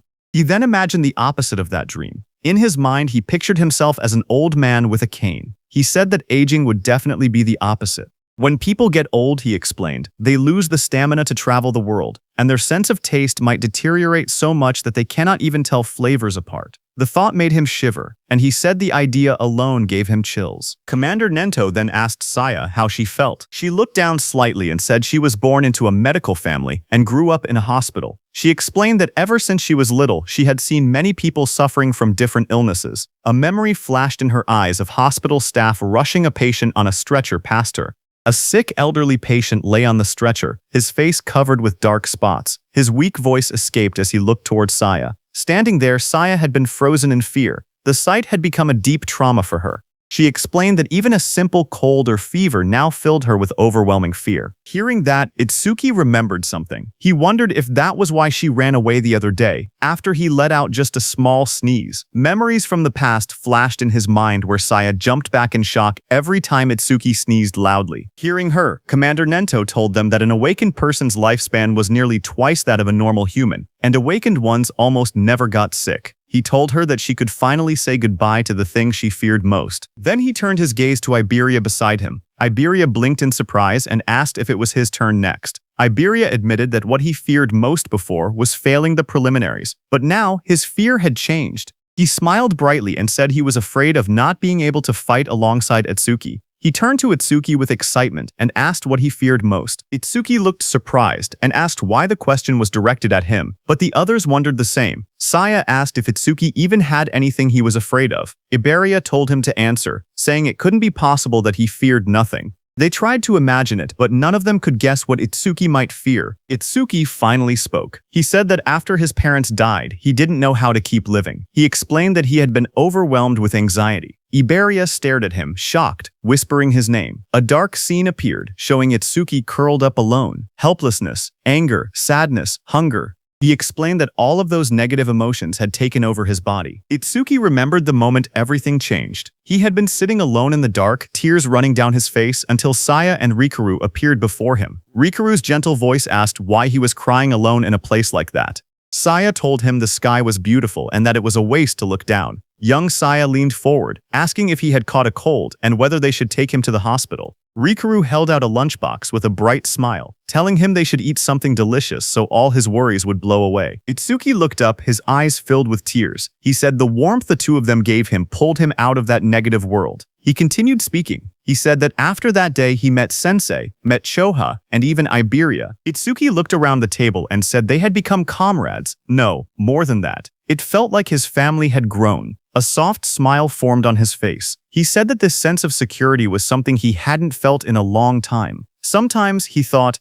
he wished this moment could last forever. Itsuki continued speaking while everyone listened. He said the thing he had feared the most was living alone. Across the table, Saya, Rikaru, and Iberia watched him quietly as he shared his thoughts. Choha observed him with gentle eyes. She noted that the atmosphere around Itsuki felt calm and peaceful, completely different from the unsettling feeling she had sensed before. Suddenly, Iberia rushed forward. He called out Itsuki's name and threw his arms around him, shouting that he would never leave his side, not even a single step. Itsuki stumbled back in surprise, trying to explain that this wasn't what he meant. Commander Nento told them that he had asked earlier to confirm whether they might one day regret choosing their path. When they became saviors and faced true danger, regret would be the most unforgivable thing. He told them to remember that a savior's goal was to reach death without regrets. Everyone stood firmly and answered that they would engrave those words in their hearts. Commander Nento nodded and stood up. He told everyone to hurry and finish eating and then rest. He reminded them that Rikaru and Saya needed to return to North District 6 by tomorrow. The next morning, it was time for Rikaru and Saya to go back. Iberia waved excitedly as he called out to Rikaru, asking him to make home-cooked food again next time. Rikaru shouted back that he would, as long as Iberia didn't cause trouble for Itsuki.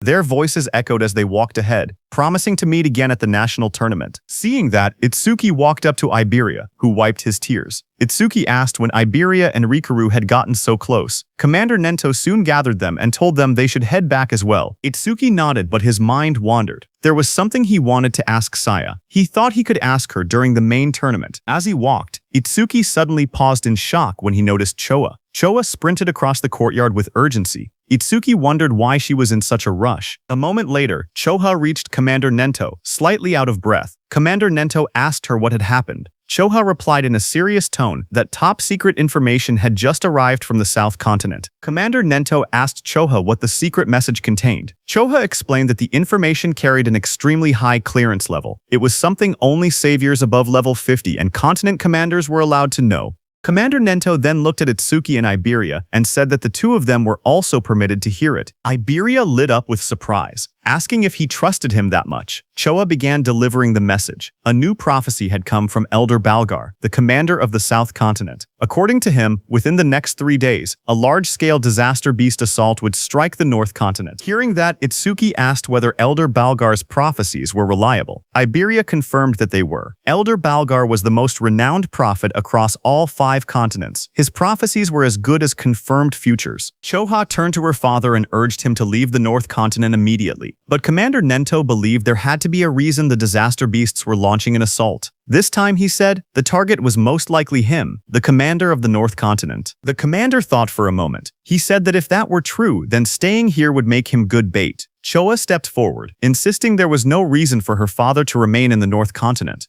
She reminded him that combat wasn't even his specialty, and if he already knew he was the target, then remaining here was far too risky. She urged him to evacuate to the central continent immediately. Tenma agreed with her. He said that if they lacked manpower, he would remain behind and fight, but the commander raised a hand, stopping them. He told them he had already made his decision and warned them not to argue further. Then he turned to Itsuki, saying there was something else he needed him to do. Itsuki protested, insisting that nothing could be more important than protecting his sensei. Commander Nento explained his request. Iberia's father, Aiden, was the greatest crafter across all 5 continents, and they couldn't allow anything to happen to him. He wanted Itsuki to guard Aiden together with Iberia. Additional awakened fighters would also be dispatched to support them. Hearing that, Iberia looked troubled. He wondered aloud why their forces had to be split just to protect his father. Suddenly, a thought struck Itsuki as he realized that Sensei might be intentionally keeping him away from the battlefield. Nearby, Choa listened quietly until the commander turned to her as well. He said he had 3 requests for her. First, she had to announce the coming assault to the residents of the North Continent and help evacuate everyone below level 50 safely.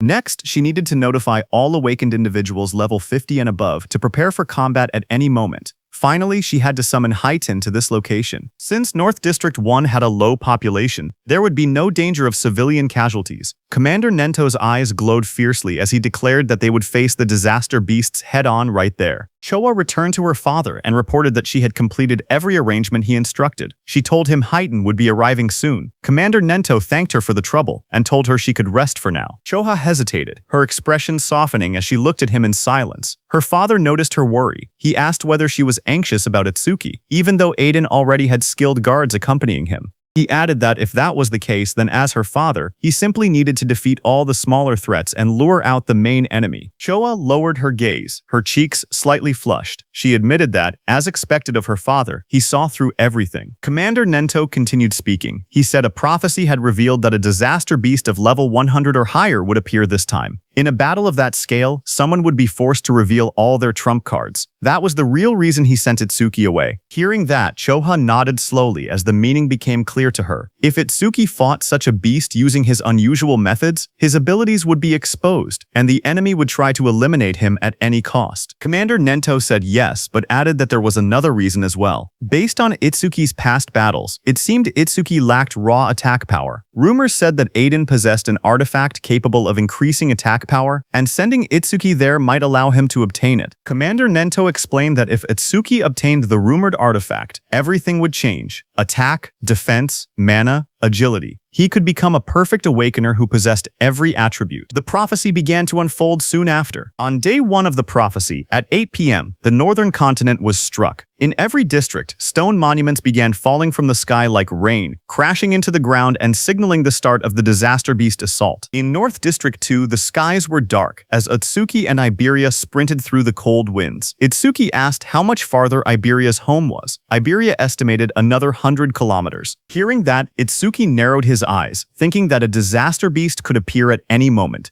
They had to reach Iberia's father as fast as possible. Suddenly, from behind, Iberia shouted for Itsuki to look, pointing ahead in shock. Hearing that, Itsuki stopped and looked forward. Iberia's trembling voice barely formed the words. A blazing object was falling from the sky. It was a stone monument. Itsuki realized that the attack had already begun, and the monument had landed right in the middle of a populated area. The two watched as the fiery structure crashed straight into the city. The impact sent a massive explosion of light through the skyline. Itsuki's expression tightened. The warning had only been released moments ago. Civilians were still evacuating. If a disaster beast appeared now, the situation would become catastrophic. Elsewhere in the city, awakened warriors stared at the monument that had descended. Chaos erupted as they shouted that massive casualties were unavoidable and that a disaster beast was already approaching. Someone recognized the scene. It was exactly as Elder Vargar had foretold. They cursed at how early the event had arrived. Back with Itsuki and Iberia, a glowing barrier began forming around the impact zone.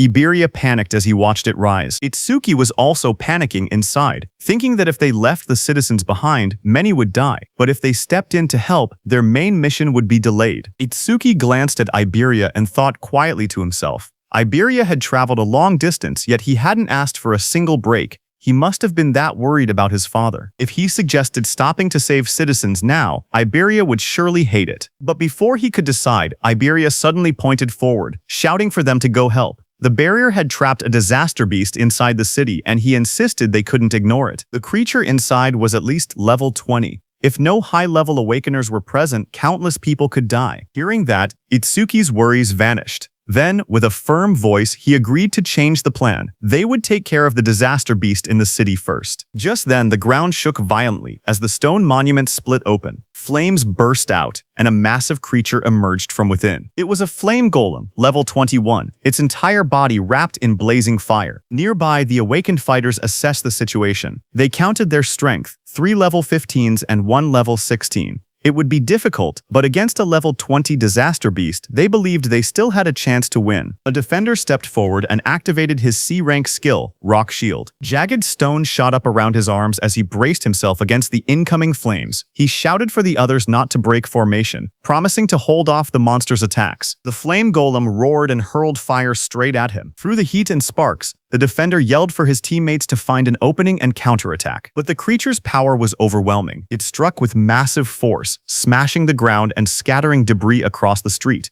The defender was thrown violently backward, crashing into a wall. As the dust settled, he struggled to lift his head. His armor was shattered. His voice trembled. He couldn't believe what had happened. It was impossible. The other Awakeners froze in terror because the Earth user had the highest defense among them, yet he had been killed instantly. If even he couldn't survive, they stood no chance at all. Panic spread across their faces as they backed away, their weapons shaking. One of them cried out, asking desperately what they were supposed to do now. The group fell into panic. One of the men shouted that fighting a creature like this was suicide, and that they needed to run. As he sprinted away, flames chased behind him. Another teammate yelled for him to watch out, but the fleeing man only snapped back that they should worry about themselves. Before he could get far, a sharp presence appeared right behind him. His eyes widened in shock as the fiery monster loomed over his shoulder. Terrified, he begged for his life, promising to do anything as he activated his ability. Water surged around him as he used his B-rank skill, Water Cannon. A massive stream of water blasted toward the creature. For a moment, he caught his breath. He wondered when the beast had gotten behind him and regretted shouting something so pathetic. But now, he stood firm. He was a water elementalist, the natural enemy of fire disaster beasts. This attack should have been its end. The others watched from a distance, unsure. One asked whether he had really defeated it.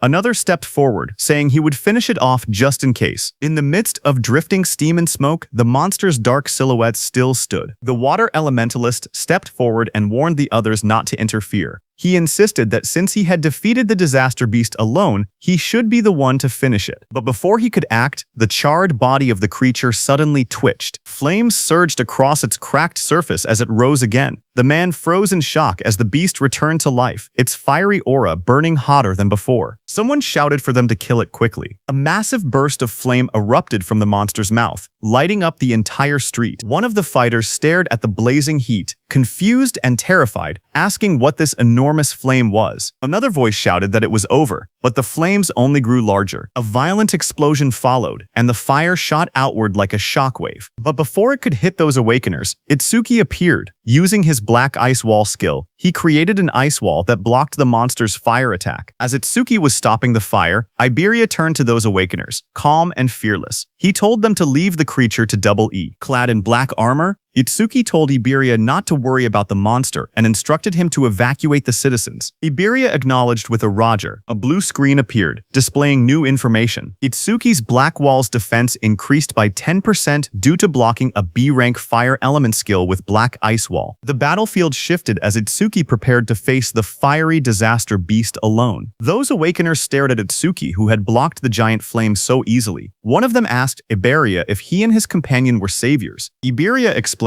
that they weren't saviors yet, but he declared that someday he would become one, stronger than Taewajin himself. Hearing that, the Awakeners were shocked, saying he talked big for a kid. Iberia walked over, annoyed, and asked what they were doing being saved by a child. One of the Awakeners immediately argued back, insisting that no one asked for help and that he was going to defeat the beast anyway. Someone else wondered aloud if a mere Awakener could really handle a disaster beast like that. Their eyes shifted to Itsuki. One man whispered whether the ice-like armor covering his body was some kind of artifact. On the other hand, Itsuki narrowed his eyes, remembering something his sensei told him before they left. His memory showed his sensei warning him about the black sphere he could release. Its power was immense, but it required chanting time, and its flight speed wasn't fast compared to strong disaster beasts. Missing the first attack would only put enemies on guard, making them harder to hit afterward. His sensei advised him to avoid using the black sphere unless absolutely necessary, keeping it as a trump card for critical moments. The memory ended with his teacher's voice telling him to listen carefully and only use that black sphere under the right circumstances. His teacher's words echoed in Itsuki's mind. He should only use his strongest attack when he was certain he could take down the opponent. Looking at the crowded battlefield below, he realized he couldn't use the penetrating true sphere here. There were too many people around. Down on the streets, civilians stared up at him in shock. Some wondered if he was an Awakener who came to help. Others pointed out the equipment he wore, guessing he must be a high-level awakener. High above, the fiery disaster beast roared as it swung its massive body. Itsuki, covered with lightning, shot forward, slamming straight into the creature's rocky surface. He made up his mind. If he couldn't use his special skill, he would suppress the beast with brute strength instead. With full power, he punched the beast. Explosive impacts echoed through the buildings as he drove the monster backward. His movements blurred with speed as burning fragments scattered everywhere. A bright system window flashed, showing that Itsuki's Thunderbreaker activated. Thunderclap wave. Lightning surged across his entire body as he appeared above the beast. The beast raised its head, its eyes glowing red, fire swirling around it. Itsuki struck again, driving the massive creature through the ground with overwhelming force. Dust and flames erupted as the beast crashed hard,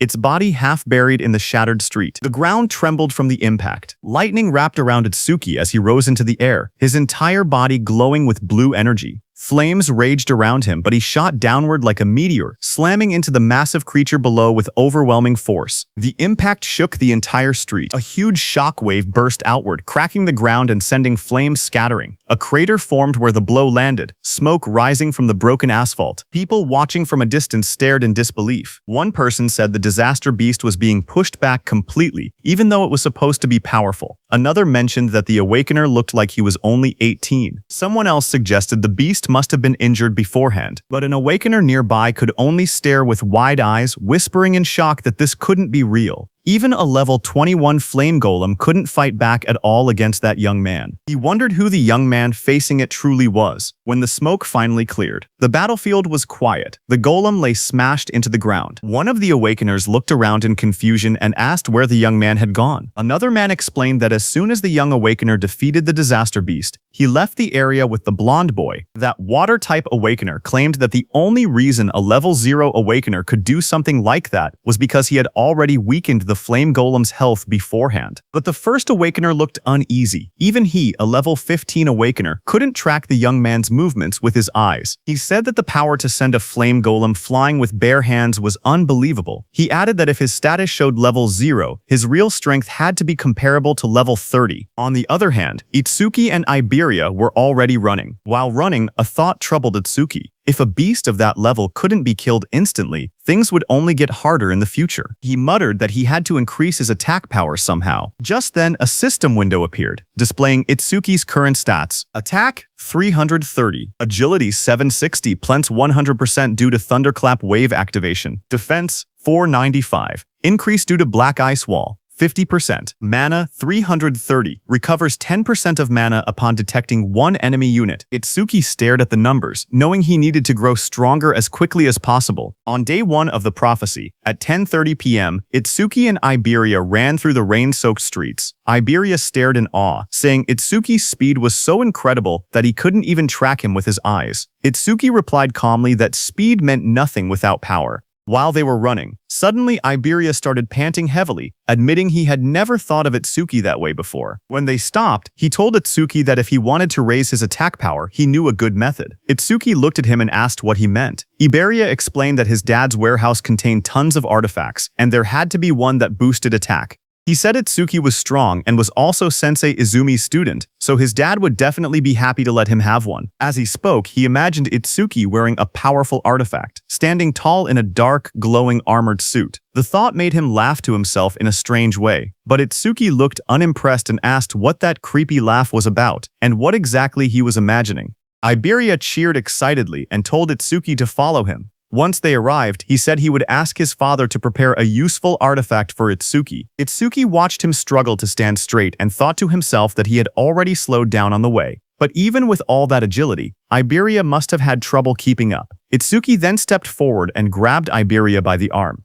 Iberia panicked and shouted, asking what Itsuki was doing. Itsuki told him not to push himself if he was tired. If they ran into a calamity, he wouldn't be able to fight properly in that condition. Before Iberia could answer, Itsuki lifted him and dashed forward at full speed. Iberia yelled that he wasn't ready, but the wind tore past them too fast for him to react. The two shot through the city like a blur. Iberia screamed that it was too fast, while Itsuki said they had already wasted enough time and told him to hold on. Later, at 11:05 p.m. on day 1 of the prophecy, the moon hung over a quiet set of wooden houses deep in the forest. A gust of wind swept through as they arrived. Iberia collapsed forward, shaking. He gasped that they finally made it and complained that he thought his arms were going to rip off. As they walked deeper into the woods, Itsuki asked why his father chose to live so far from town when the town was much safer. Iberia replied that his father said the town was too noisy for him to focus on his crafting. Ahead of them stood an old wooden house. Iberia explained that the place might look run down, but its defenses were strong. His father had traps set all around the perimeter. Itsuki nodded, saying he thought he felt a faint magical fluctuation.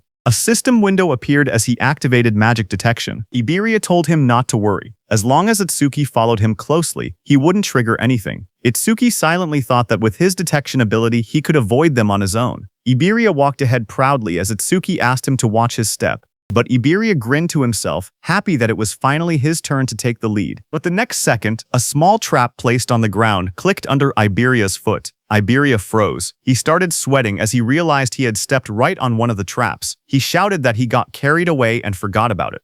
Itsuki stared at him blankly and asked if he was sure this was really his own house. Iberia froze the moment the trap activated. He shouted that this was bad because he had stepped on the nastiest trap of all. Itsuki focused for a moment and noticed the magical fluctuation around them growing stronger. A loud mechanical roar echoed through the forest as the ground shook. From the dust rose a massive humanoid construct, an iron golem, glowing with red eyes and a core embedded in its chest. A system window appeared, listing its stats: Attack 500, Defense 500, Agility 300, Magic 200. Itsuki's eyes widened in surprise. He couldn't believe Iberia's father even owned humanoid artifacts. Before Iberia could react, the iron golem swung a giant arm toward him. The blow came crashing down with tremendous force. In the next instant, Itsuki dashed forward and pushed Iberia out of the attack's path. As the iron golem's punch came down, Itsuki also punched it with full power. Their attacks smashed into each other, creating a massive shockwave that cracked the earth and sent debris flying everywhere. Itsuki slid backward across the ground, shocked that even a mere artifact had higher attack power than he did. As he steadied himself, he realized another problem. Because the iron golem was created to protect Iberia's father, he couldn't simply destroy it with his piercing sphere. That made the situation more complicated. Itsuki quickly called out to Iberia, asking if there was any way to stop the golem. Iberia, panicking, shouted back that the key was the karmic stone embedded in its chest. If that stone was destroyed, the golem would shut down. The iron golem's eyes glowed red as its chest stone pulsed with green light. Iberia yelled that the stone was its power source, and taking it out would end everything. A system window appeared as Itsuki activated Thunderwave. Lightning surged around his body, crackling across his arms and shoulders. He smirked, realizing that knowing the golem's weak point made the fight much simpler. The golem had strength, but he had speed. He dashed forward, lightning trailing behind him as the iron golem slammed its massive arm into the ground. Stone shattered everywhere, but Itsuki slipped past the attack, aiming straight for the glowing stone.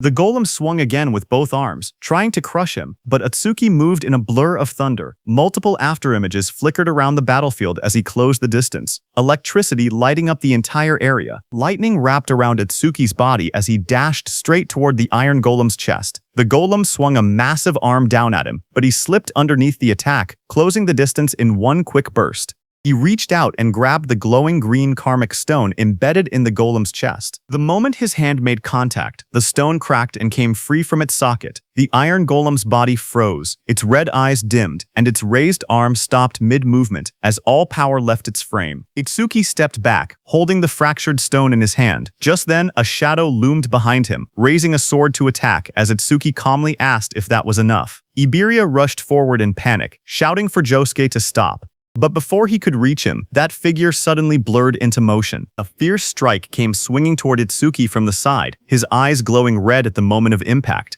But the blade stopped inches from his chest. Itsuki froze in shock. He wondered when his opponent had even moved. Josuke stood in front of him, lowering the heavy sword. He looked confused as he recognized Iberia behind the stranger. He admitted that he had thought the intruder was just a group of lost bandits. Smoke drifted from the sword as Josuke introduced himself. Itsuki stepped forward calmly, but confusion rose in his eyes. He questioned why he hadn't sensed any magic until the moment of the attack. Josuke's gaze moved between Iberia and the newcomer as he asked who this person was. Just then, Itsuki glanced down, startled to see that the massive sword in Josuke's hand had vanished without a trace. Iberia quickly jumped in, explaining that the stranger was his friend, Itsuki Tenma. He boasted that Itsuki was level 0 but incredibly strong.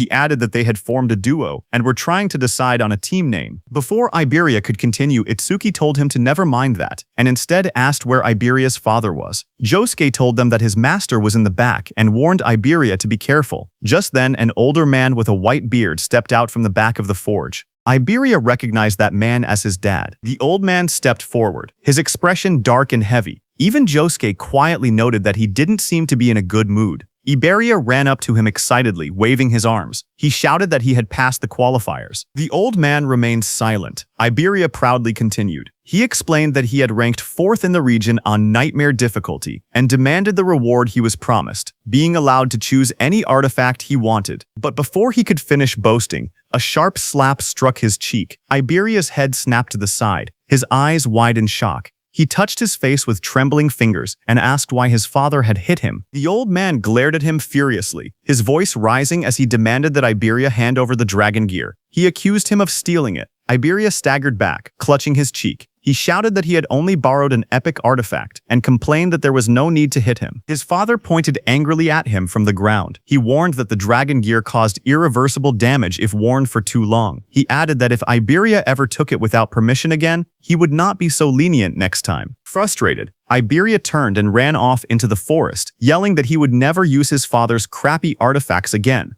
The dragon gear dropped from his shoulder and landed on the ground behind him. The old man then turned toward Itsuki and asked if he was Izumi's second student. Itsuki nodded politely. He introduced himself as Itsuki Tenma and explained that his sensei had sent him to protect Mr. Aiden because of a prophecy about a massive calamity approaching from the north. Mr. Aiden responded that he already knew. He studied Itsuki closely and muttered that Izumi was demanding and rarely accepted disciples. He wondered why a strict master would choose someone who looked as plain and ordinary as this kid. But then he suddenly froze, his eyes wide. He asked in shock if Itsuki's level was fixed. Itsuki said yes as a glowing status window appeared beside him, showing his information. Itsuki Tenma, Human Pati, Level 0, Fixed. Job E, Order Breaker. Gift, Undisclosed. Skill, Undisclosed. Status, Undisclosed. Itsuki stood calmly, the blue display shining around him. Mr. Aiden narrowed his eyes and stared at Itsuki carefully. With suspicion in his voice, he asked if Itsuki was using some kind of karma artifact to fake his stats. Itsuki calmly replied that he was not. Mr. Aiden looked at him again and finally seemed to understand something. He muttered that now it made sense why Nento Izumi had specifically requested that particular item.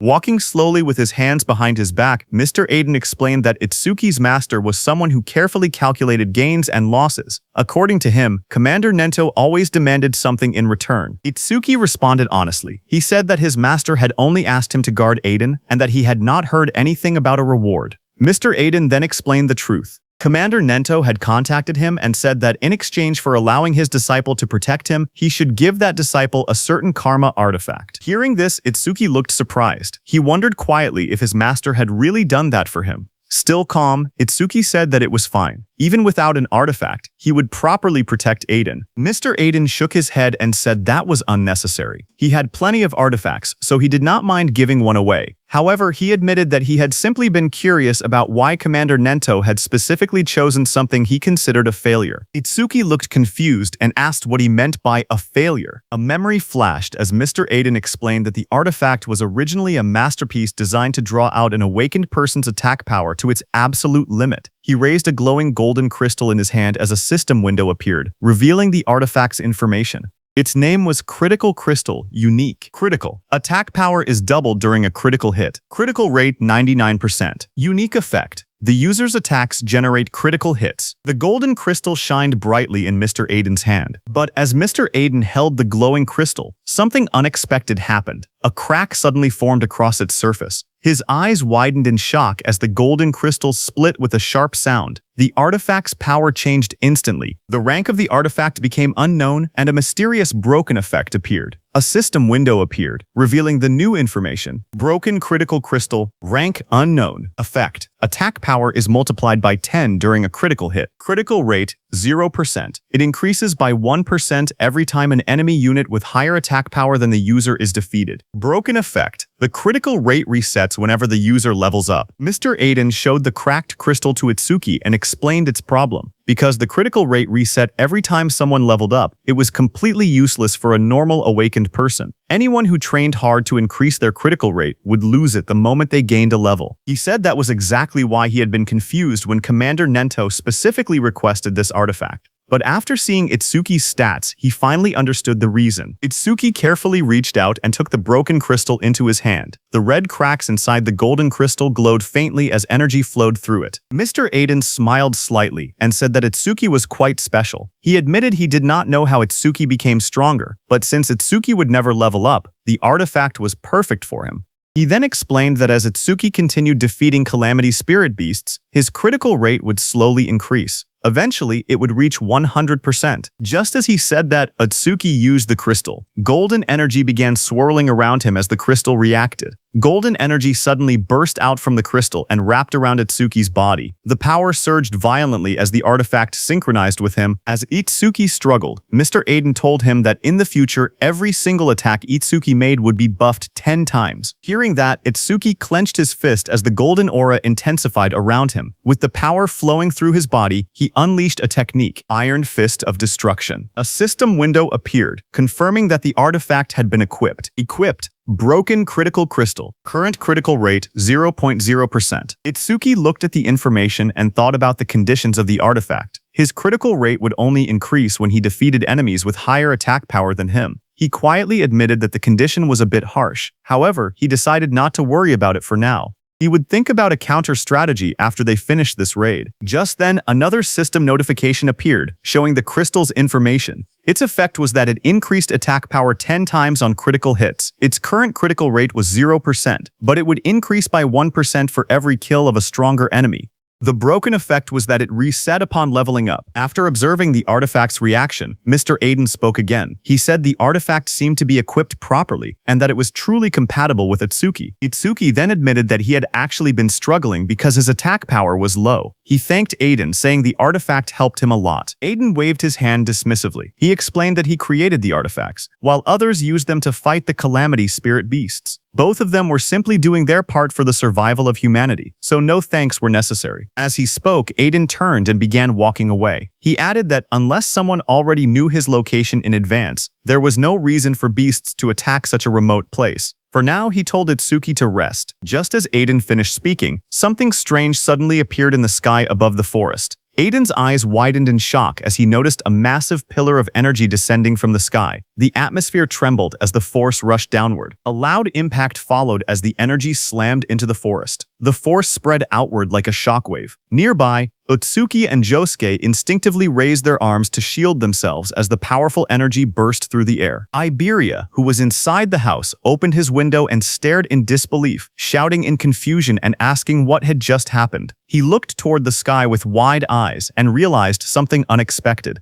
A barrier had appeared. Looking up, they saw a massive green dome covering the entire area. The strange barrier surrounded the forest, glowing with an eerie green light. Seeing the enormous dome above them, Iberia shouted in shock, wondering why there was a green barrier there. Mr. Aiden looked toward the sky with a serious expression. In his mind, a troubling thought appeared. Only the commanders-in-chief of the 5 continents should know his location. He wondered if it was truly a coincidence that a stone monument had fallen here, or if something else was happening behind the scenes. Before he could think further, Josuke suddenly shouted loudly. He quickly warned everyone to get back. The Calamity Spirit Beasts were coming, and they were already heading straight toward them. Itsuki stood quietly and focused his senses. His eyes sharpened as he felt a powerful presence approaching. He calmly said that he could feel it. Something was moving toward them at an incredible speed. Moments later, the ground began shaking as multiple creatures rushed forward through the forest. At first, Itsuki counted 6 of them. Then they realized there were even more. The monsters burst out of the trees, charging straight toward them. One of the creatures revealed itself clearly. A system window appeared, identifying it. One-horned demon from the Horned Demon tribe, level 14. Seeing the monster rush forward, Itsuki shouted that they were here. The demon lunged toward Itsuki with its massive arm raised, aiming a brutal strike at him. But Itsuki stopped its attack with his bare hands.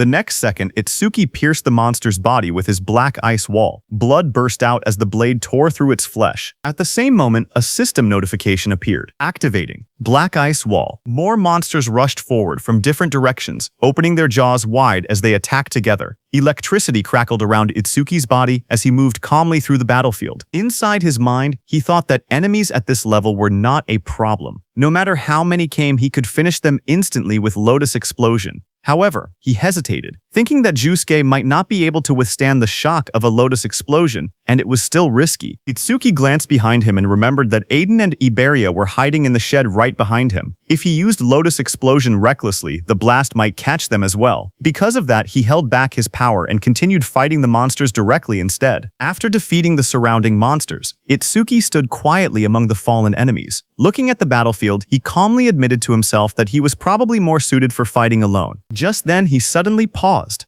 He sensed something unusual. Itsuki frowned slightly as he felt another surge of mana spreading through the area. This new wave of power felt far stronger and more intense than the ones that had appeared before. Moments later, a massive creature revealed itself. A system window appeared, identifying the monster. Two-horned guardian beast of the horned demon tribe. Level 24. At the same time, far away in a dark and terrifying realm, towering demonic structures stood beneath a crimson sky. Inside a sinister palace, the most powerful demon emperor, Linga, sat on the throne. An orange-haired figure standing in front of him spoke calmly. He reported that the first wave of the advance party had already been teleported to the human realm, consisting of lower-class slave demons. Then he asked another question. Among the 8 demon kings, which one should be entrusted with leading the main force? At that moment, Demon Emperor Linga said that thanks to the eye he had left behind during the last descent into the human realm, the demon race had already discovered the existence of a certain important person. With a cold command, the Demon Emperor told him to capture them. This orange-haired figure was Enma Raku, also known as Yama, one of the 8 demon kings. He asked whether the task should also be entrusted to one of the 8 demon kings. However, the Demon Emperor sitting on the throne calmly refused the idea. He said that sending a demon king might destroy the very eye that had been secretly left behind in the human realm. Because of that risk, he decided that the matter would instead be handled by a demon general. The order was accepted without hesitation. Demon King Yama simply replied that it would be done as commanded. Then Demon Emperor Linga declared that the command of the main force would be completely handed over to Ensho Kuma, also known as the ape-eating demon king. The scene then shifted to a terrifying beast-like demon. This was one of the 8 demon kings, Ensho Kuma. Demon Emperor Linga said that since Ensho Kuma had not eaten a living human in a very long time, he was certain that Ensho Kuma must be extremely hungry. At the same time on the battlefield, while Itsuki was fighting, a loud scream suddenly echoed through the area. Hearing it, he immediately recognized the voice. It was Iberia.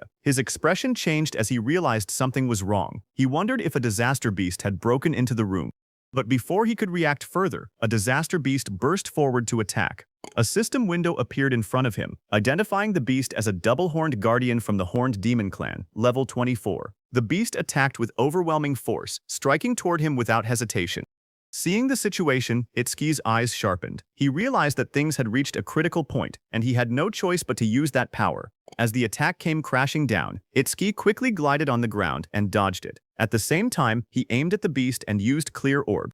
He judged that the creature's attack power was likely higher than his own. However, if he managed to defeat it, he could increase his critical rate. A system notification appeared, explaining the effect of the broken critical crystal.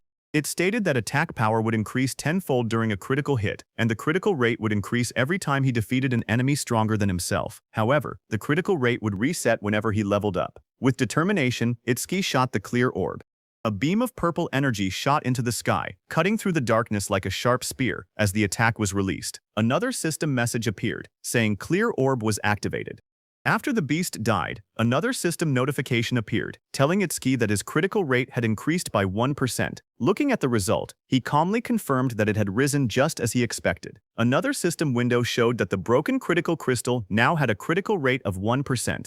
Without wasting time, he turned and spoke to Jusuke. He told him that he would take down the disaster beast that had broken into the room, and that everything here would be left to him. Jusuke, who was engaged in battle, immediately accepted the responsibility without hesitation.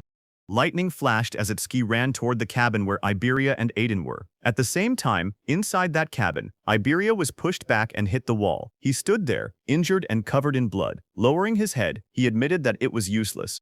Without his dragon gear, he knew he could not win. Pain filled his body as he struggled to stand, realizing how desperate the situation had become. As the disaster beast came toward him, Iberia quietly muttered that if it had come to this, then there was only one option left. As the monster lunged forward with its terrifying jaws wide open, Iberia cried out for help, calling Itsuki's name. But in the next second, someone appeared behind the disaster beast. It was Iberia's father, Aiden. He swung his massive weapon down with overwhelming force, hitting the beast on the head. Watching this, Iberia was shocked. He wondered how his dad, who was a non-combat class, could face a disaster beast without any fear. Seeing that nothing happened to the beast, Aiden remained calm and called it stubborn. Aiden's attack made the beast furious, and it turned around in anger. It immediately charged at Aiden at full speed. Seeing it coming, Aiden stood firmly and declared that he would leave the rest to him. He was saying that to Itsuki, who appeared there just before the monster's attack could hit Aiden. Itsuki moved instantly, his body wrapped in crackling electricity as he intercepted the attack. The beast tried to strike again, but Itsuki stepped in from behind and, using his black ice spike, pierced through the monster's body. A system message appeared, announcing that his black ice wall had activated. Blood splattered as the creature's massive frame was struck down. After the clash ended, Itsuki apologized to Aiden for being late. He explained that it had taken a little time to deal with the lookouts. Aiden then asked about the situation outside. Itsuki immediately used his magic detection skill, but he could no longer sense any magic fluctuations from outside. Seeing that, he told Aiden that Josuke had likely wiped out every last disaster beast. As they went outside, the battlefield was covered with the bodies of disaster beasts. Iberia looked around in shock and stammered in disbelief, wondering if Josuke had really done all of that by himself. Josuke immediately warned everyone not to lower their guard. He explained that unless they destroyed the barrier, disaster beasts would continue spawning from within it without end. As time passed, they would only grow stronger. With a firm expression, he declared his intention to head toward the barrier and destroy it, while eliminating as many disaster beasts as possible along the way. Looking at Itsuki, he added that if any beast managed to slip past him, he would have to deal with it. However, Itsuki stated that he would be the one to slaughter every disaster beast within the barrier. His eyes were filled with hatred as he instructed Josuke to remain there and protect Aiden and Iberia. Seeing Itsuki's expression, Aiden narrowed his eyes. He muttered that those eyes showed no trace of fear. Instead, they were filled with a burning thirst for battle. Finally, with firm resolve, Aiden declared that they would leave the destruction of the barrier to Itsuki. Josuke warned Itsuki seriously. He explained that if the barrier was green, then the disaster beasts inside would be at least level 250. He asked if he was truly prepared for something like that. Without hesitation, Itsuki answered calmly that he was sure. Lightning crackled violently around Itsuki as he ran toward that green barrier. A sharp smile formed on his face as he admitted that finally, he could fight to his heart's content. Seeing him go, Iberia immediately spoke up. He declared that if Itsuki was going, then he would go too. He told Josuke to look after his old man, but his father Aiden stopped him. Iberia protested, asking why not. He reminded them that they were a team. Aiden answered bluntly, telling him to stop pretending they were a team. He said it was pathetic. He added that he and Itsuki lived in two completely different worlds. Amaita clenched his fist, anger rising in his voice. He argued that they had walked this path together all this way and demanded to know what he meant by different worlds. Aiden also shouted, telling Iberia that a team was meant to support one another and cover for each other's weaknesses. Aiden's eyes widened with anger as he spoke harshly. He told Iberia that he was not supporting Itsuki at all. Instead, he said he was only dead weight at this rate. His voice grew even colder as he warned that he would end up getting Itsuki killed. Hearing that, Iberia froze, shock spreading across his injured face. Aiden continued, saying that he was not just talking about him alone. He explained that Itsuki was special. No one else from his generation could even stand on the same stage as him. Then he asked Iberia if he had ever truly seen the look in Itsuki's eyes when he faced a disaster beast. He told Iberia that those were the eyes of someone drowning in hatred. At the same time, while Itsuki was running toward the barrier, a system window appeared showing, "Mana. 5 enemy units have been detected. 50% of Itsuki's mana recovered." Itsuki noticed it immediately. He realized that 5 disaster beasts must have just come out of the barrier. He calmly acknowledged that this had brought his mana back to full. Ahead of him, massive disaster beasts with sharp purple spikes and rows of jagged teeth emerged, blocking his path as lightning continued to crackle around his body. Lightning surged wildly around Itsuki as he faced them. His eyes burned with determination as he shouted for them to get out of his way. A system window suddenly appeared showing Lotus Blast had activated. In the next instant, a massive explosion erupted in the forest, flames bursting outward with overwhelming force. Another system message appeared showing 5 enemies defeated with Lotus Blast. Range of all skills increased by 5%. His critical hit rate increased by 1%. Now his broken critical crystal critical rate was 2%. Itsuki moved forward through the fading flames, his expression calm but focused. He admitted to himself that the double-horned guardian's defense had been far too high. It had taken 80% of his mana just to bring it down with Lotus Blast. Even so, he firmly decided that he would not allow a single one of them to reach Iberia or the others. In the distance, smoke and fire from Lotus Blast rose above the trees. Josuke turned toward the explosion in shock and demanded to know where it had come from. Iberia immediately realized and stated that it was Itsuki's skill and that he must have run into disaster beasts in the forest. Josuke stared toward the forest, his expression serious. He thought that an explosion of that scale was not something a mere level 0 should be able to trigger. A troubling thought crossed his mind. He wondered if the reason Itsuki could not level up was because of a debuff from his gift. Meanwhile, Itsuki reached and stood before that glowing green barrier. He quietly acknowledged that this was the green barrier. He realized that the disaster beasts inside seemed to be on a completely different level from the ones he had faced so far. He immediately activated his mana detection. However, Itsuki was shocked to see that his mana detection could be blocked. Because of that, he could not judge the number or strength of the disaster beasts inside. Then he remembered something his teacher once said. The level of disaster beasts inside a barrier could be determined by its color. Gray barriers contained disaster beasts from level 1 to 25. Green barriers contained disaster beasts from level 26 to 50. Blue barriers held level 51 to 75. Purple barriers held level 76 to 100. Red barriers contained level 101 and above. Since this barrier was green, the disaster beasts inside were between level 26 and 50. Itsuki looked at his hand calmly and concluded that if he killed them all, they would drop a massive amount of experience. Itsuki then summoned his Shikigami, Death Hound. White petals of light swirled around him as a massive spectral hound formed at his side, its sharp teeth glowing in the darkness. Just as the Death Hound appeared, a system window displayed its information. Death Hound, B rank, level 16. Skill, Death Smell, C rank, detects all traces of mana within the area to locate and track the source. Respawn Design, Death's Craving, B rank, drastically reduces respawn time after the Shikigami dies. Its attack stat was 250, agility was 250, defense was 150, and mana was 150. The Death Hound's glowing eyes shone in the darkness as it stood beside Itsuki. Itsuki placed his hand on the hound's head and told it that it would receive all the experience that dropped later. However, he made one thing clear. Until he gave the order, it was not allowed to lay a single finger on them. The green barrier loomed in front of him as the hound crouched low, teeth bared and ready. Before entering the barrier, Itsuki's eyes sharpened. He declared that every disaster beast inside the barrier was his. Meanwhile, on prediction day 1 at 11:30 p.m., Commander Nento was seated in a garden when Choha arrived there with a man. She informed her father that the awakened guards had arrived. A young man stepped forward confidently. He introduced himself politely, saying that from that moment on he, a first-class savior, would serve as Commander Nento's protector. This man was level 63 Wind Elementalist, first-class savior, Kei Chirijima. Commander Nento thanked him for coming. Choha then explained that besides him, 5 third-class saviors and 3 second-class saviors had also arrived. Commander Nento asked her if Akira Heaton had not arrived yet, saying he had assigned Heaton to guard the perimeter. Choha frowned slightly and explained that when they spoke 6 hours ago, he had said he was already on his way. However, when she tried calling again 3 hours later, she could not get through. She added that massive steelies had been falling across the northern province since 8 p.m. that night. Because of that, she thought he might have run into trouble along the way. Still, she remained confident. Commander Nento stated that a normal disaster beast would not be a threat to him. After all, he was one of the 6 pillars among the special class saviors. He asked her to keep trying to contact him, adding that only a special class savior could stand against the disaster beasts appearing there.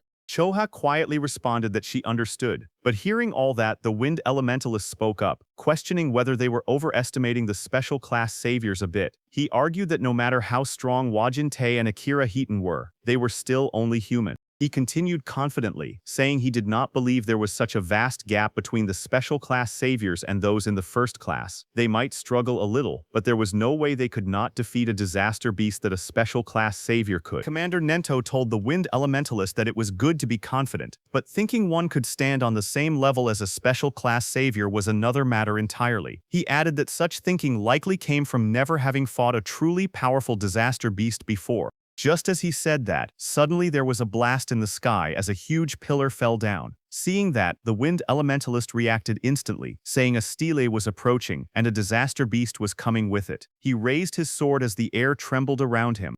As the stele fell to the ground, it created a huge purple barrier. Seeing that, Commander Nento declared that it had finally arrived. At the same time, Choa tried once more to reach Akira Heaton, but her voice shook as she admitted it was useless. She still could not contact him. The wind elementalist smirked confidently. He declared that if even a special class savior could not make it, then he was not much to rely on. He told Commander Nento there was no need to worry. They would finish every last one of them off. His expression then turned serious as he looked toward the purple barrier. He boldly stated that he would prove right now that a first class was just as capable as a special class. On the other hand, at Itsuki's side, he entered the green barrier with his death hound. Inside the barrier, a strange green glow filled the surroundings. Itsuki walked beside his death hound, quietly observing the area. He noted that the scenery inside the barrier was not any different from the outside. However, he admitted that there was an aura in the air that made him feel uneasy. A system notification appeared, saying mana detection activated.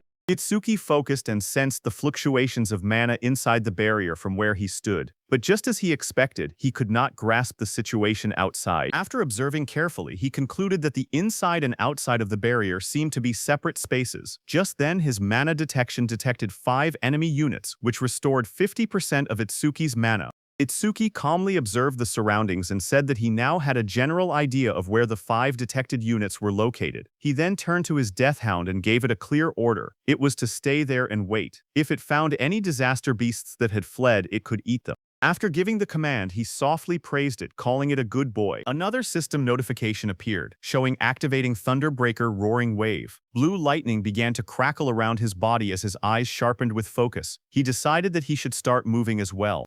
At that moment, 2 muscular disaster beasts charged forward at high speed, their claws digging into the ground as they rushed toward him. Suddenly, electric energy surged through the air as one of the beasts reacted in surprise. It was Itsuki. He activated his Black Wall skill and struck the 2 disaster beasts. With a single attack, he killed both of them by piercing their bodies with Black Wall. Just then, 2 more beasts appeared. Lightning exploded across the battlefield as Itsuki struck the first disaster beast directly. Blue energy tore through its body, and blood burst from its wound as it was slammed into the ground. The second beast immediately rushed forward, but Itsuki's electric current surged between them like a roaring wave. The ground cracked under the force as his attack ripped through both monsters. While Itsuki was killing those 4 one-horn beasts, suddenly a 2-horn beast charged at him. Blue lightning surrounded Itsuki as he drove forward with unstoppable momentum. He dodged the beast's attack and jumped high. A system notification appeared, activating Clear Orb's piercing sphere. A glowing purple sphere formed around Itsuki's finger. It shot forward with incredible force, piercing straight into the beast's chest and drilling through its armored body. The impact cracked the monster's armor apart as the energy pushed deeper inside. That beast fell to the ground. A system notification appeared, showing critical rate increased by 1%.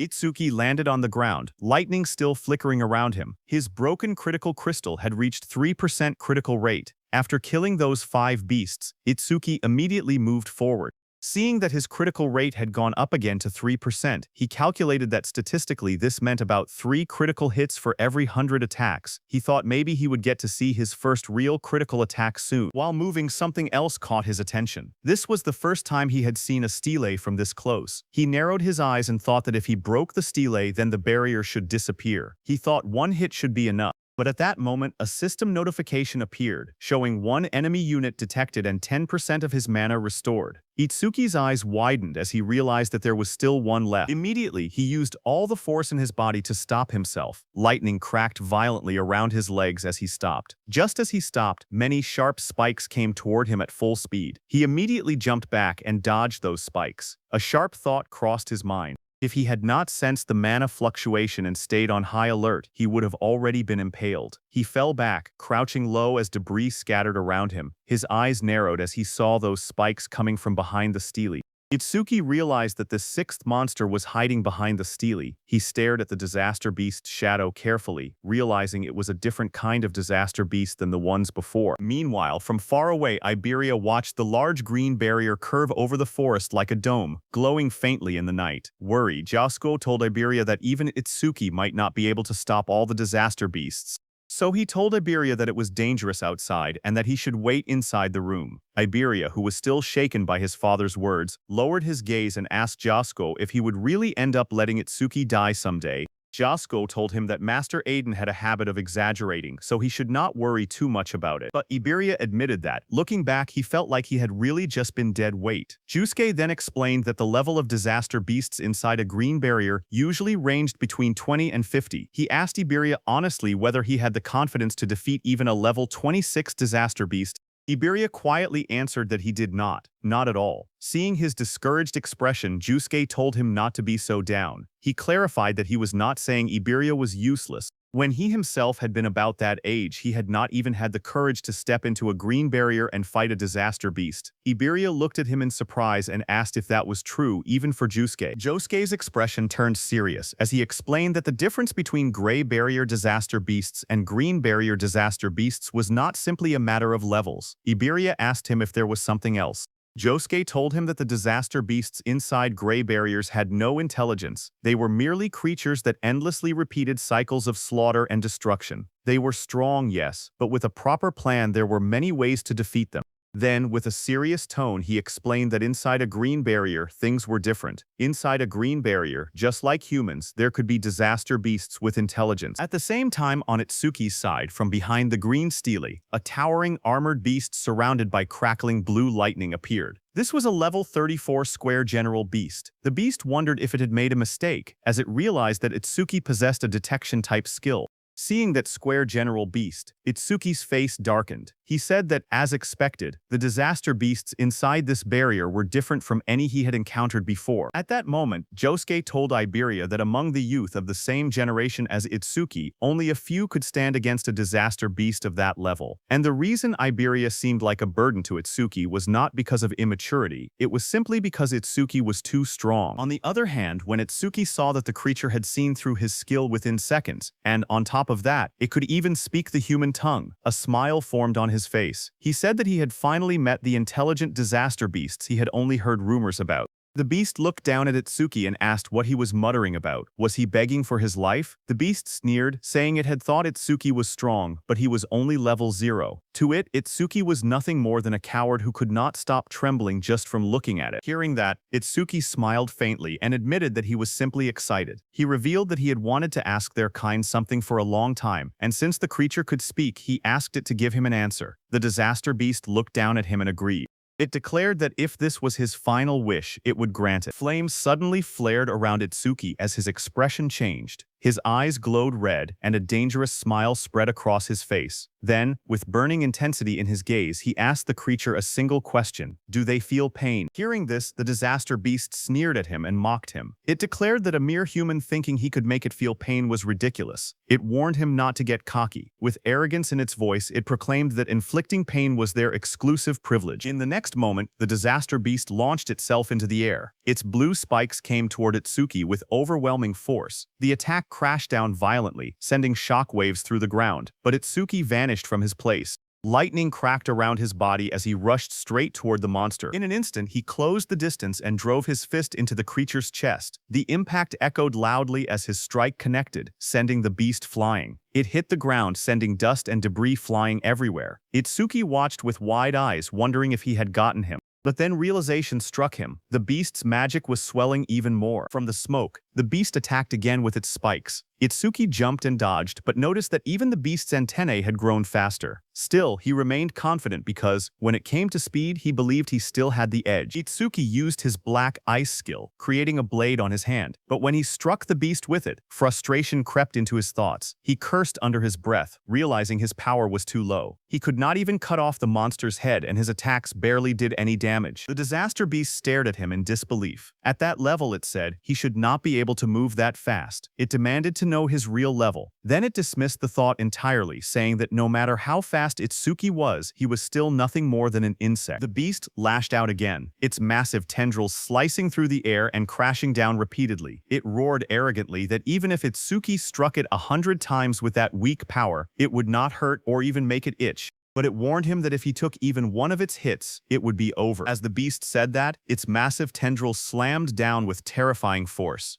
But suddenly, Itsuki made a move. Blue lightning wrapped around his body as he leaped behind the beast. He twisted mid-air and struck down hard, his attack crashing against the monster's armored head. But the next second, the beast's tendril whipped toward him again at full speed. Sweat rolled down his cheek, but he used his black ice wall skill to defend. The tendril smashed into him and sent him flying backward. His body crashed violently into a tree, splinters and debris exploding into the air as the force drove him deep against the trunk. The disaster beast didn't stop there. It immediately attacked Itsuki with its tendrils again, but Itsuki quickly steadied himself. Lightning flickered around him as he jumped into the air to dodge. Standing firmly against the tree, he looked forward and told the creature to try it if it could. From a distance, the armored disaster beast watched him coldly. It remarked that the lightning surrounding Itsuki was nothing more than a skill that boosted his speed. It declared that it would see how long Itsuki's magic could hold out. Saying that, it continued attacking with its tendrils. Itsuki observed the creature carefully and came to a realization. Those antennae were not a skill, they were part of the monster's body. That was why over-mimesis would not trigger against them. He got near the beast and struck again as lightning flickered around his body. He wondered how many attacks it had been so far. The 18th? Or maybe the 19th. The monster spread its massive frame and attacked Itsuki with its tendrils, declaring that it was useless. At that moment, a status window appeared before Itsuki, showing he only had 97 magic. He understood the situation immediately. He had been pushing his skills non-stop, and his magic was about to run dry. His stamina was being worn down as well. If this continued, his speed would only decrease. Itsuki's red eyes sharpened with resolve as he decided that he would pour everything into offense. Itsuki charged at the disaster beast, thinking he would boost his attack frequency so that if he could land even one critical hit, he would win. Itsuki was trying to use the power of his broken critical crystal, whose effect was that on a critical hit, it increased attack power by 10 times. But currently, its critical rate was only at 3%. With lightning surging violently around him, Itsuki launched forward once more, striking directly at the armored beast. He continually punched the beast with his fists. Sweat rolled down his face as his eyes burned with determination. He told himself that he had to attack more. To trigger a critical hit, all he could do was keep swinging. There was no other choice. His fist slammed into the monster's body with explosive force, the impact echoing loudly. But suddenly, a blue tendril flashed through the air as it rushed at Itsuki. It hit and tore through his stomach. Blood spilled from Itsuki's mouth as his body trembled violently in pain. Dark stains spread across his shirt as he struggled to stay upright. The towering beast looked down at him and mocked him coldly. It said that throwing himself at it like that was idiotic. The creature leaned closer, its sharp teeth gleaming as it taunted him again. It asked what was wrong. Wasn't he supposed to make it feel pain? Hearing that, Itsuki simply let out a quiet snort in response. The monster's grin widened. It remarked that he was still alive and admitted that his defense seemed to be quite high. But suddenly, Itsuki's red eye flared brightly, veins spreading across his face as a fierce smile twisted his lips. He felt it at last. Finally, it was here. A system notification appeared before Itsuki, telling him that his critical crystal was activated and his next attack would definitely be a critical hit. Without hesitation, Itsuki moved. In a single explosive step, he closed the distance and drove his fist forward with overwhelming force. Red energy burst outward as his strike slammed directly into the monster's body. The impact shook the air violently. The beast screamed in pain as it was sent flying backward. Its massive body tore through the forest, crashing through trees as splinters and debris scattered everywhere. Smoke and dust rose into the air as the monster landed heavily on the ground. It could only stare in disbelief. It questioned what had just happened and why Itsuki suddenly possessed such terrifying power. Standing calmly amid the fading red glow, Itsuki looked at his fist. His breathing steadied as he admitted quietly that the power was stronger than he had expected. After landing that critical hit, something inside him changed. All kinds of emotions began rising from deep within his chest. Focus sharpened his mind. Satisfaction spread through him. A strange ecstasy followed. He realized he had never felt like this before. Even though blood was pouring out of the wound in his stomach, he did not feel any pain at all. The injury was deep, and his shirt was soaked in red, yet his body felt strangely light. He looked down at the beast calmly, and admitted that this feeling was incredible. Itsuki then reached out and grabbed the beast's head, asking whether it felt any pain from that attack. Hearing that, confusion filled the beast's voice. It wondered what kind of human he was. Humans were supposed to be weak and fragile.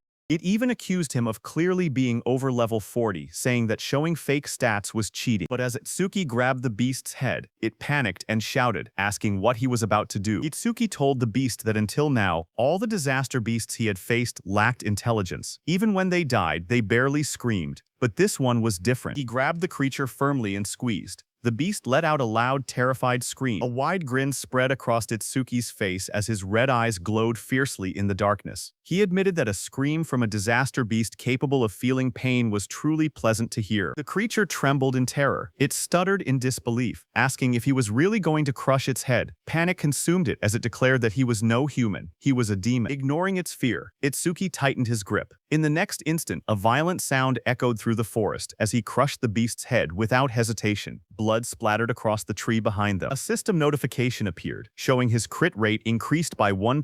Itsuki stood before the fallen body and calmly stated that it was finally done. Another notification followed saying broken critical crystal crit rate was now at 4%. As the tension faded, Itsuki felt the strange excitement from earlier slowly disappear. The special sensation that had filled his chest was vanishing. Then reality returned. The searing pain from the wound in his stomach began to kick in. He steadied himself and observed the surroundings. The barrier around the area had turned transparent, which meant there were no disaster beasts left inside. He looked at the transparent pillar in front of him and thought that if he crushed it, all that would remain would be the stele. Without hesitation, he pulled back his fist and drove it forward with force. A sharp cracking sound echoed as his punch struck the structure. The ground around the stele shattered, cracks spreading across the area as debris scattered in every direction. Itsuki calmly admitted that it was weaker than he had expected. Exhaustion finally caught up to him. He leaned back against the broken structure, blood still staining his clothes. Before returning to Iberia, he reminded himself that there was something he needed to check. His expression turned serious as he quietly called his death hound. A dark figure rushed overhead. Itsuki lifted his head slightly and ordered it to show its face. Death stepped forward, its red eyes glowing fiercely in the darkness. It looked larger than before, its claws digging into the ground as it growled. Itsuki, sitting on the ground nearby, looked up at it calmly and noted that it seemed bigger than before. Then he paused for a moment and continued observing it carefully. Then he realized the reason. Its level had increased by 3. Not only that, but it had also gained 150 stat points. A system window appeared before him, showing the Death Hound's stats. It was a B-rank Shikigami at level 19.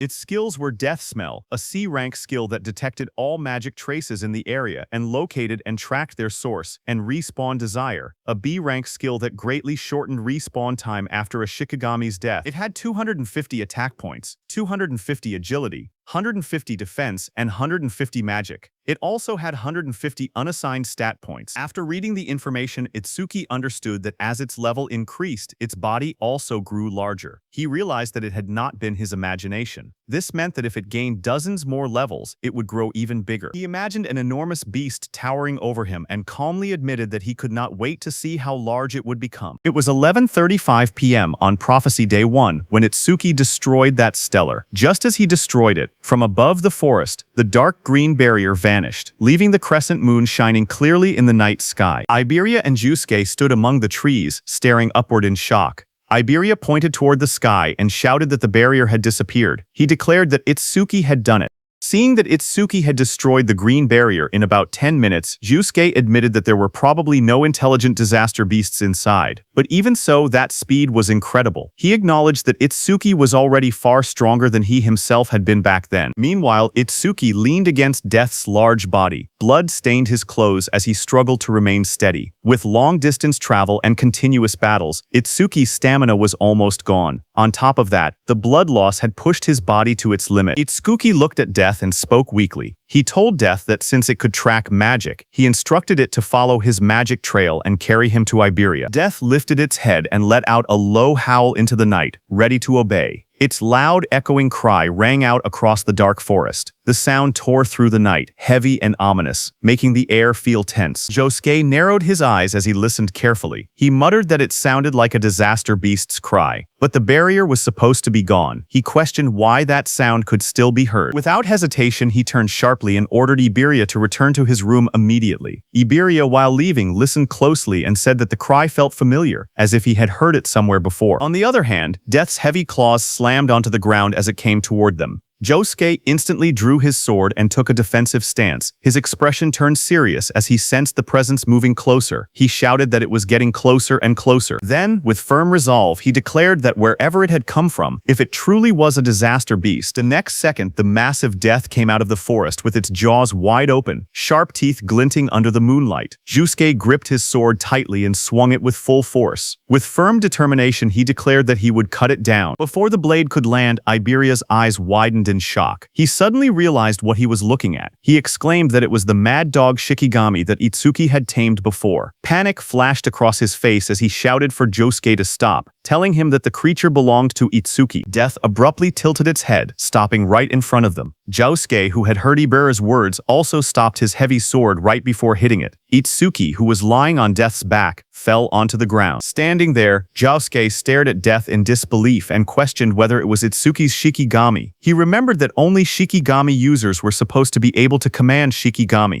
Thoughts ran through his mind about Itsuki's overwhelming strength, combat power far above his peers, a level that never seemed to rise, and even skills that belonged to other jobs. Iberia rushed forward in panic, calling out loudly and asking if Itsuki was okay. Seeing him lying motionless on the ground, Josuke felt that Itsuki was always one mystery after another. Iberia dropped to his knees beside Itsuki and noticed the blood covering his clothes and face. His voice trembled as he asked what had happened to him and why he was covered in blood. Itsuki slowly opened his eyes and weakly called out Iberia's name. His vision blurred as darkness crept in. In a faint voice, he asked to rest for a bit. Seeing this, panic completely overtook Iberia. Tears streamed down his face as he shouted helplessly, asking what he should do. His sobs echoed in the night. Just then, Josuke spoke behind him, saying that Itsuki was not dead, so there was no need to cry. Iberia turned around, tears still falling from his golden eyes, and asked in disbelief if Itsuki was really not dead yet. Josuke pointed at Itsuki's chest, telling Iberia to look carefully. He explained that Itsuki was still breathing properly. However, he added that the injuries needed treatment as soon as possible. He mentioned the Kodama bandage and asked Iberia if he still had it, supporting Itsuki's unconscious body. Iberia immediately responded that he would handle it. Later, as Itsuki lay resting on a bed with bandages wrapped tightly around his torso, Iberia stood nearby, looking at him quietly. He admitted to himself that he might never catch up to Itsuki in combat power, but there were things only he could do. His job was Wind Elementalist, someone who controlled air and airflow. He looked at his hands and thought about his gift. Iberia was level 9, and his gift was Heal Focus, which was grade 2. It was a bottom grade 2 gift that could only heal himself and allies. He had hated it before, so much that he had never used his skill even once. But for Double E and for Itsuki, he resolved that he would use it as many times as it took. A system message appeared before Iberia as he used his C-rank skill Heal Wind. Green wind energy began to gather around his body, swirling like soft flames as he activated the skill. Standing beside the bed, he stretched out his hand toward Itsuki. Bright green light wrapped around Itsuki's body, floating gently in the air along with glowing symbols of healing. Iberia quietly urged him to get better soon for the sake of their duo. Sweat rolled down Itsuki's face as the healing wind surrounded him. Iberia called out his name anxiously. At the same time, on Commander Nento's side, at 11:35 p.m. on Prophecy Day 1, something changed. From the stele that had fallen near Commander Nento's estate, a massive purple barrier unfolded and spread outward. The ground trembled as someone came flying and struck against a tree, sending debris flying. It was the level 63 Wind Elementalist, first-class savior Ki Chirijima, who fell beside Commander Nento. Choha was shocked to see the Wind Elementalist come flying.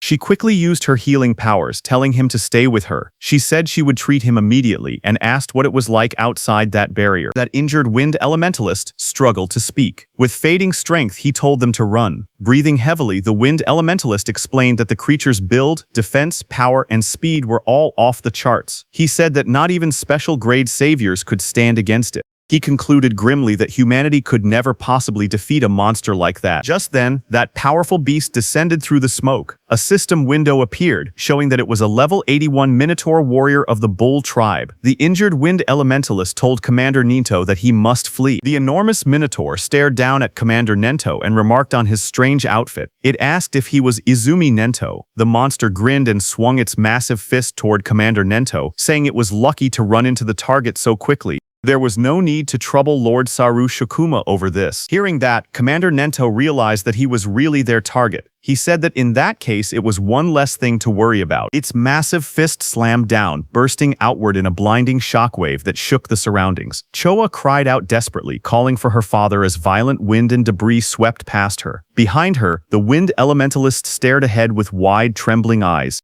With despair in his voice, he declared that this was the end of everything. But in the swirling smoke, Commander Nento stood firm, telling someone that he was late. From within the rising dust and red aura, Heighten stepped forward. His eyes glowed crimson as blood streaked across his face. He had blocked the Minotaur's attack with just one hand, red energy flaring around him. With determination in his voice, Heighten apologized and told Commander Nento to leave this one to him. Hearing that, the massive Minotaur let out a mocking laugh. It admitted that it had no idea where he had appeared from, but sneered that he certainly talked big. Saying that, the Minotaur raised its second hand to punch. From the side, the wind elementalist, battered and covered in blood, shouted a warning. He told Heighten to be careful, stressing that the monster was strong. Ignoring the warning, Heighten moved. With red energy swirling around his body, he drove his fist forward and struck the towering creature with explosive force. The impact landed squarely against the Minotaur's massive body and created a hole. Dark blood splattered outward as the Minotaur's enormous body trembled under the blow. Watching from behind, the wind elementalist's eyes widened in shock. Sweat rolled down his face as he stared at the unbelievable scene unfolding before him. Looking at the red aura surrounding Heighten, he wondered if this was the power of a special grade savior.